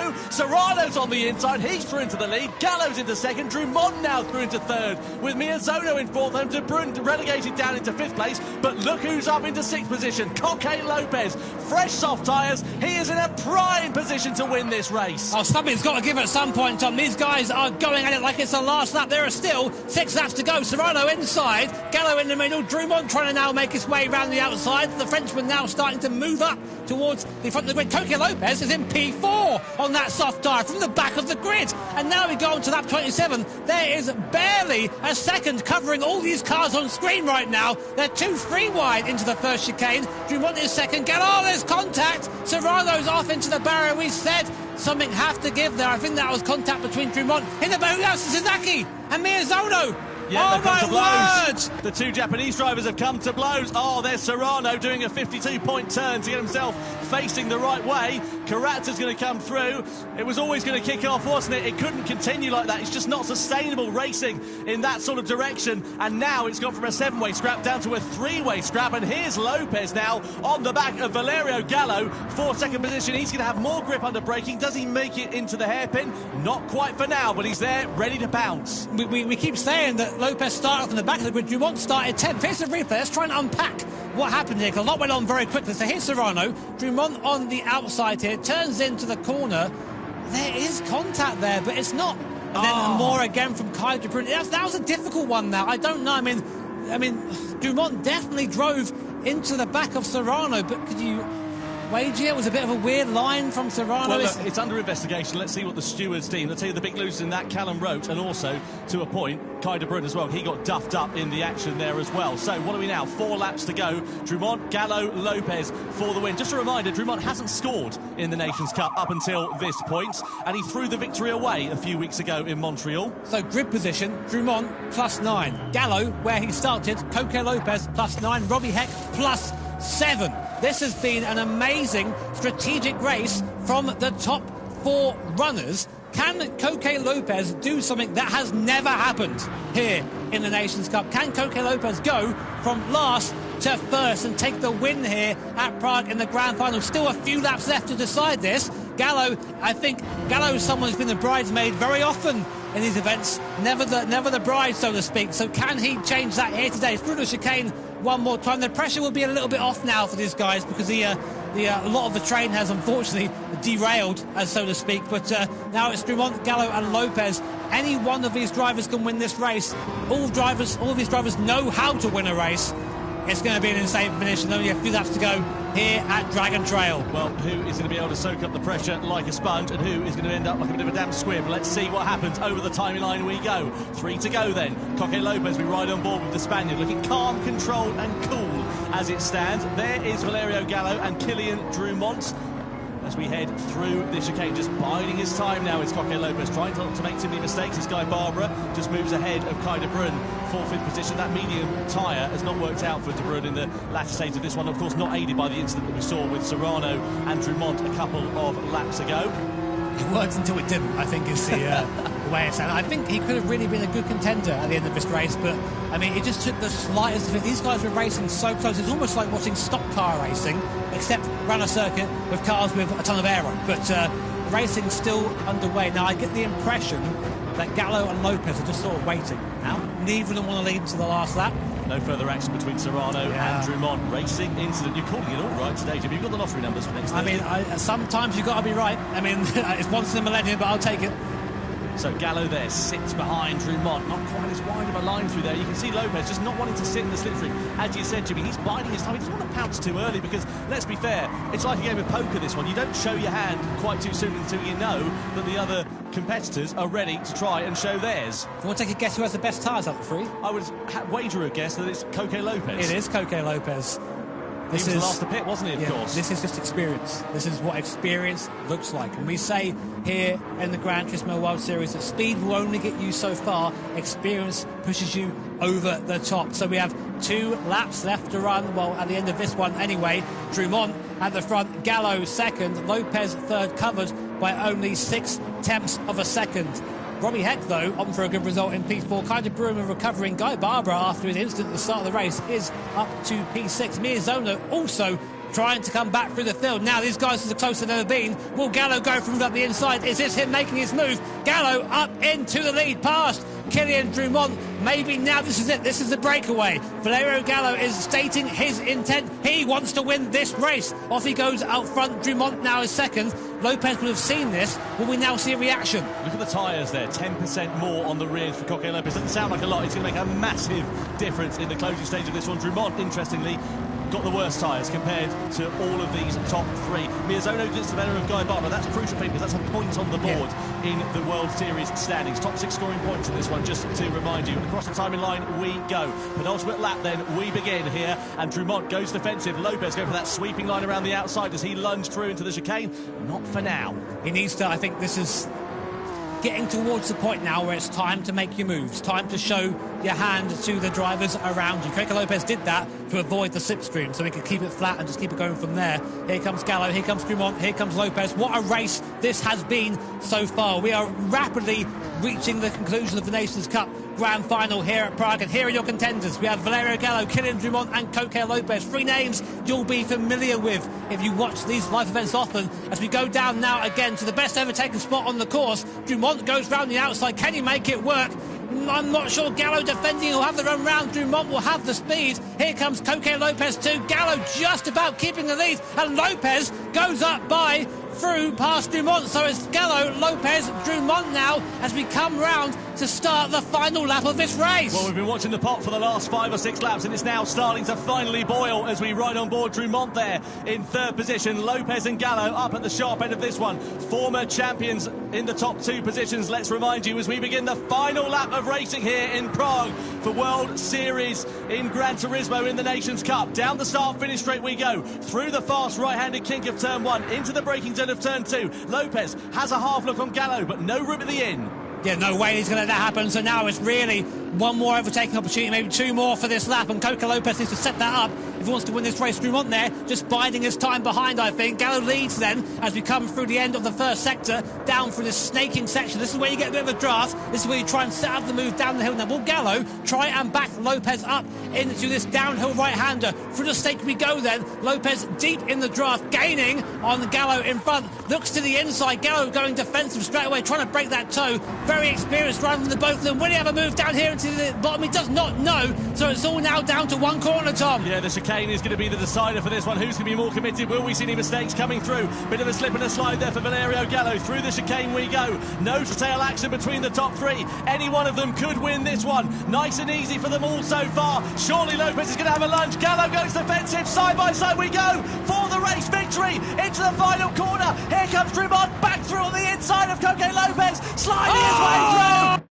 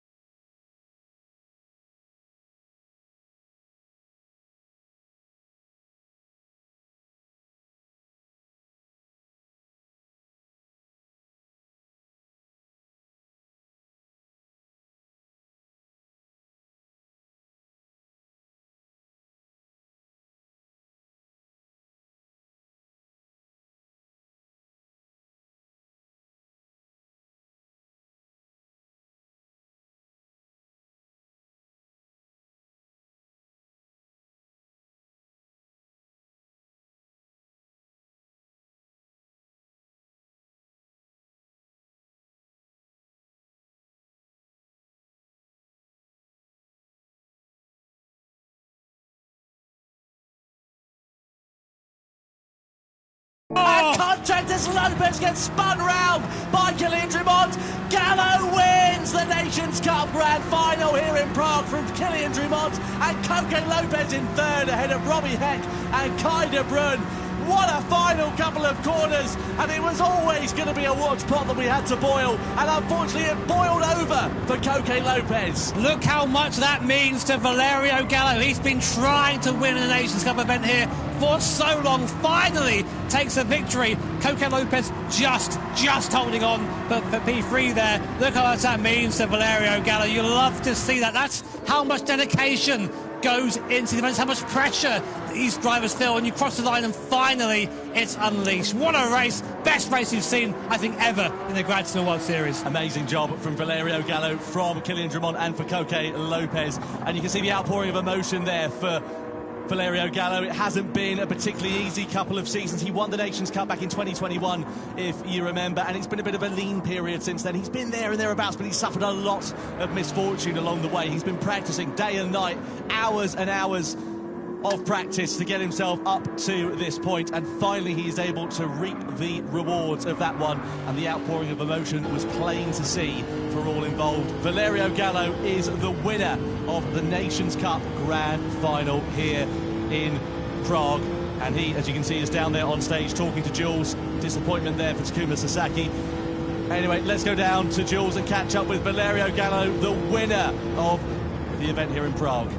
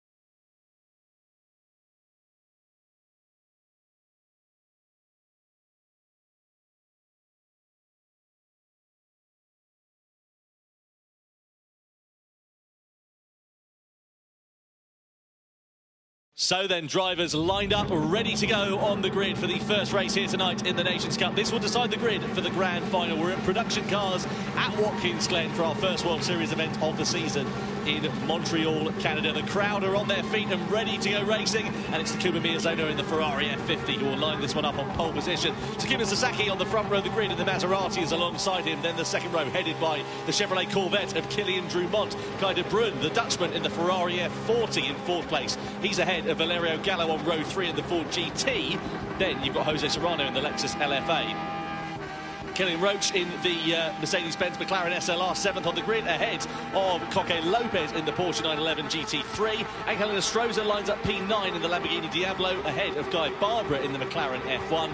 And the final row of the grid is comprised by Adriano Carrazza in the Dodge Viper, ahead of the second Ford GT. That's Robbie Heck down in 12th position. Home track for him, Watkins Glen. He'll be hoping to get a bit closer to his compatriot in 7th. Man, these are it's just so cool to see this lineup of cars about to take on 7 laps of Watkins Glen. Now look out front, Miyazono's out front in that F50. He, even with the rolling start, is going to be punching a hole for all the cars behind him down to that first chicane. So until he gets there, Miyazono, I imagine, is going to be driving in his mirrors, and pretty much it's his to lose. If you're in mid-pack like Gallo or Serrano, actually you're going to be in the train, in the slipstream train, and you've got as better chance of anyone as moving up the field. But keep an eye out on that Viper, keep an eye out on that Ford GT as well. I was told earlier they're pretty quick in this class, so cars definitely to watch throughout the race. So Takuma Miyazono leads the field then around the final corner here at Watkins Glen. We're about to get the sprint race underway for the Nations Cup here for World Series 1 in Montreal. It is going to be Takuma Miyazono leading the field across the timing line, but who will be taking the checkered flag in 7 laps time and starting on pole position for the grand final? We're about to go racing here. The Nations Cup is underway in 2024 as Miyazono leads the field down to T1, followed by Sasaki and Drumont. Don't expect any dive bombs down towards the first corner. That rolling starts spreading the field out a little bit, but when it begins to bunch up in the middle part of the first lap, that's where we could see moves being made. But Miyazono a little bit wide there. Sasaki having a half look to the inside into turn 2, but now he's right in the wheel tracks here of the Ferrari F50 as we come over the crest of the hill and in towards the middle sector. And Sasaki already trying to be on the attack here in the Maserati MC20. Drumont trying to follow him through as well. We're going to be attacking him with Drumont. He splits the 2. That is absolutely fantastic for Kilian Drumont. He's on the outside of Miyazono and he leads into the chicane. What a start from the Frenchman. 3rd to 1st in half a lap. Yeah, big support here for Kilian Drumont as he makes his way up into first place. Sasaki then just ran into the back of Miyazono, killed his momentum, and that just allowed Kilian Drumont, who had the slipstream, just to drive on by. Meanwhile, Guy de Bruyne behind is defending hard from Valerio Gallo in that Ford GT. It is Ferrari, Ford, Lexus and McLaren SLR line astern at the moment as we come onto the boot section here at Watkins Glen. Uphill right hand to get into the inside, get into the camber, let it use that to turn the car, and now accelerate hard uphill towards the next heavy braking zone. Gallo there looking very aggressive and kind of just putting a wheel on the grass. That will slow him down a little bit coming over the crest. Looks like Gallo's going to have a chance here. Looks to the inside. We know he can just make a move easy there. Gallo up the inside, up into P4, and he'll be now in pursuit of the top 3 in front of him. These are the kind of races I absolutely love in Gran Turismo. The gloves will be off. It is all-out war with these drivers. It matters for where they're going to start on the grid for the grand final. Guy de Bruyne there, a little bit wide. Serrano looking through on the inside of the Lexus LFA. No, can't find his way past at the moment, but look at the gap the top 3 have got already at the end of this first lap. It's Kilian Drumont who leads the field around the final corner at the end of lap 1, followed by Miyazono, followed by Sasaki. Big moment under braking there for Sasaki. The car got all kinds of sideways, but that is a challenge of these production-style cars. Not quite as stiffly sprung as the race-prepared machine, so they do move around a lot under braking. And awesome to see Sasaki there just gathering back up and get back into the chase. Up to lap 2 then, lap 2 of 7 here at Watkins Glen. We're on board now with Sasaki. He's going to be again in the tow with Miyazono. And that F50 a little bit weak in a straight line compared to the cars around him, which means that Sasaki should do, if he doesn't run into the back of Miyazono this time, goes to the outside.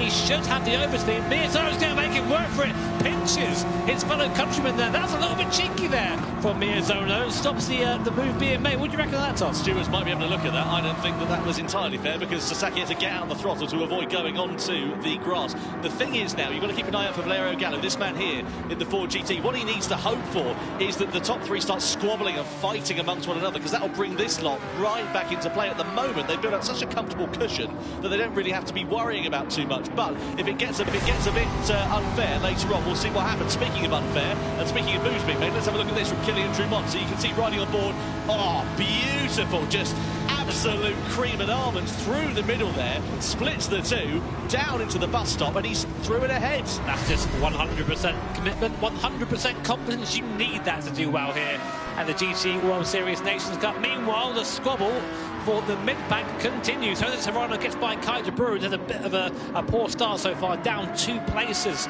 from his qualifying position. And Gallo, unfortunately, at the head of his pack, still unable to make any headway really into Sasaki and Miyazono. So just an FYI, if you're watching for the first time, you're wondering why these guys just bump drafting down the straight.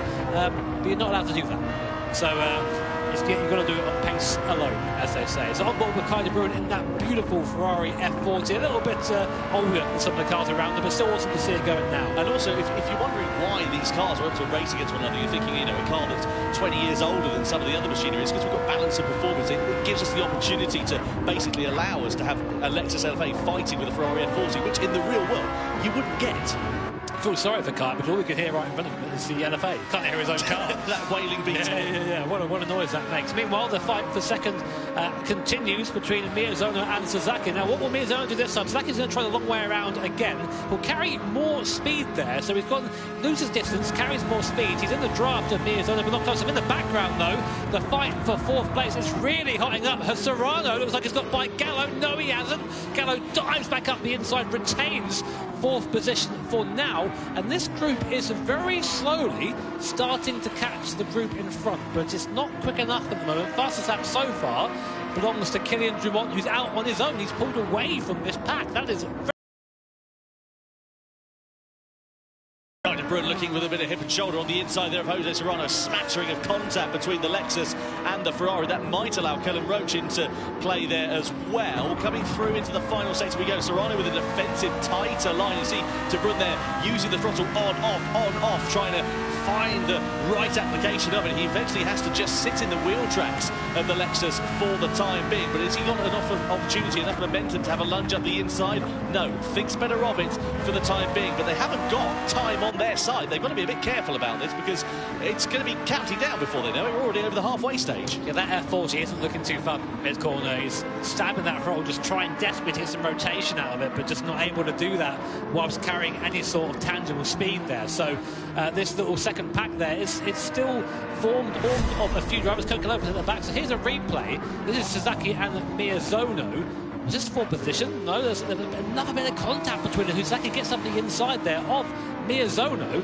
and he makes a move up into P2. He moved that completely onto the battle, so our apologies there, but Sasaki does get by Miyazono then, finally, and now is able to chase Kylian Drumont, but I think already it's maybe a little bit too late. Yeah, 2 seconds in, 3 laps. It's going to be a very tall order, that's for sure, for Takuma Sasaki. Valerio Gallo, Serrano, Kai de Bruin. You could throw a blanket over these 3 drivers at the moment. They are absolutely giving no quarter at the moment. You can see De Bruin darting up the slipstream. You can see Roach there in the background in the McLaren SLR trying to go through. Here comes Serrano. He's going to go past Valerio Gallo if he's not too careful. Down the back straight we go into the chicane. Gallo once again has track position. Does that upset Serrano's rhythm and allow De Bruin maybe an opportunity from behind to try and attack? He's in a really unfortunate position here, is Jose Serrano. Such is the close competition that we've got. He's having to look in his mirrors whilst trying to keep an eye on what Gallo's doing in front of him. Yeah, really strong defending there from Gallo as well, just being very assertive with the positioning of the car, saying, no, I'm going to, it's my corner, I'm having the apex. And Serrano, through experience and through skill, I might add, just able to decipher that body language from Gallo in front and go, you know what, okay, I'll back out this time, but give it another go the next lap. But these guys are so close right now. At the back of his little pack, we haven't really spoke about it, we've got Callum Roach in the SLR McLaren and Coca Lopez, who are still part of this battle, but just not able to move up in this train at the moment. So down the back straight we go in towards this tight right-hander. There's a lot of medium speed corners on this circuit. There's not really any dive bomb opportunities in this part of the lap. You can see flicking it through the left-hander, very much one at a time, one line corners through there, especially the elevation changes you can see. Everybody running it really nicely and really clean. A lot of respectful racing going on, but no dive bombs being made. I gather, though, as we get to the final few laps of this race, that's when we're going to start seeing moves being made. On board now with Callum Roach in the SLR McLaren. I love this car. Love seeing it out here and racing against a smattering of other awesome 90s and plus supercars. Great to see them all out here competing like this. If you're unfamiliar with what this race means, it is setting the position order for the race, the grand final. So if Kylian Drumont finishes first, he will be on pole position, and so on and so forth. So it's important. Any position counts here. Certainly does. Miyazono then on the back of Takuma Sasaki through the right-hander we go, and he's really trying to challenge his compatriot now as we come down the back straight. Sasaki's pulling out of the slipstream. Look at that behind. It's like watching a darts game, isn't it? They're just throwing it through. On the inside there is Kai de Bruyne on Jose Serrano. A decisive move from the Dutchman as he goes up into 5th place, and now his next target is going to be Valerio Gallo. A little bit sideways mid-corner there for de Bruyne. Keep an eye out for that, because he's had a few mid-corner moments. Gallo has a bit of a wiggle on the exit there as well, but he's just parking that car exactly where he needs to. Was there a bit of contact there into the left-hander? I think there was. Yeah, sideways there. Kai did a good job to gather that back up again, but I get the sneaking suspicion there's going to be quite a big accident quite soon. If these guys keep going at this rate, Kai, they're really struggling. I think there might have been contact again from behind Jose Serrano. It might have been oversteer into the corner. It's hard to tell from that cockpit angle, but Kai now, I think, really struggling to keep that F40 pointing the right way. Down the background, Koke Lopez out looking for a move on Callum Roach. He gets through in the Porsche. Up into P7 then goes Koke Lopez, and Koke has not really done much this race. This guy is a very decorated GT driver. Oh, Callum Roach up the inside. Big lunge there. NASCAR-style move from Callum Roach, moving Koke Lopez off the apex up into P. Oh, who is that? In the background, that's the Ford GT going off the track. And that is, Robbie Heck, the American driver in his home race, spinning out of contention and spinning out of a good starting position for the grand final.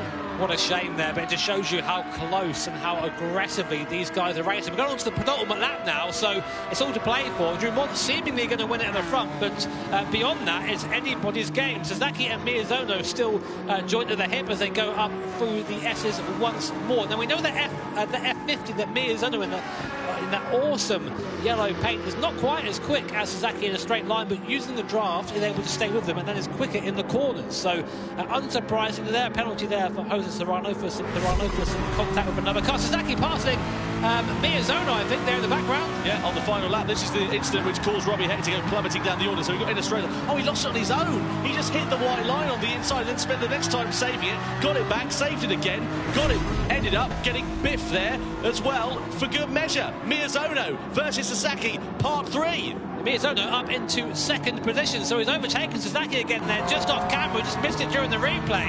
So now Sasaki is back in 3rd position in the Maserati. Great fight between these two. Here is the replay. Sasaki just up the hill here, and Miyazono using the slipstream to try and get back through, but I then think just lost it again coming from here. But great images between the two here. Yeah, brilliant racing then as we come through the final series of corners. Look at this, side by side we go. Down into the right-hander, Sasaki on the inside, Miyazono on the outside. Maserati versus Ferrari, the two Japanese drivers giving absolutely no quarter. And Sasaki is back through ahead of Miyazono with just a couple more corners now remaining. Through the left we go, and surely this one goes to Sasaki unless he makes a mistake. He runs it onto the grass, onto the curb. Is that now a bit of an opportunity ready for Miyazono to try and pounce as we flick it through the left-hander? Kylian Drumont's 5 seconds up the road. He's going to win this one. We come through the final corner. Miyazono's going to try and out-drag Sasaki, but he's not going to have the opportunity. Sasaki's very, very close as Kylian Drumont takes the checkered flag and the victory. We come across the timing line then to begin the final lap. Actually, I beg your pardon, as we head down to the first corner. So Sasaki it is, with Miyazono very close behind. Yeah, Drumont so far in the lead there that Tom called the end of the race. So that's how it's going, but we are still going. And in that Gallo, gets back through past Serrano. So Gallo up into P4, but now Sasaki and Miyazono, this is their last opportunity, and they've been scrapping the whole race. They know each other's moveset by now, but Miyazono looking to the outside is going to be very brave to go around the outside. Here he does, gets it done with the slipstream, which puts Sasaki now back into third place. Coque Lopez now, by the way. Oh, it's all going on down here. Look at this. Guy Barbara, Valerio Gallo, Kai de Bruyne, Coque Lopez is out in fourth place now as well. Guy Barbara, Kai de Bruyne, and then you've got Valerio Gallo and Jordan Carrazza all in the mix here as well. It's kicked off massively on this final lap, and somehow Lopez is up into fourth place. You've got lunges being made left, right and centre as we come through this left-hander into the final sector. Yeah, Lopez lost the car there down the bottom there, so now Kai de Bruyne back in there. Miyazono is now still defending here from Sasaki. These guys are still nose to tail. It's all going on everywhere on the circuit, with Drummond seemingly going to take this victory. They're side by side coming down the bottom here. Miyazono up the inside. Sasaki's going to try the long way around. Can he make it stick?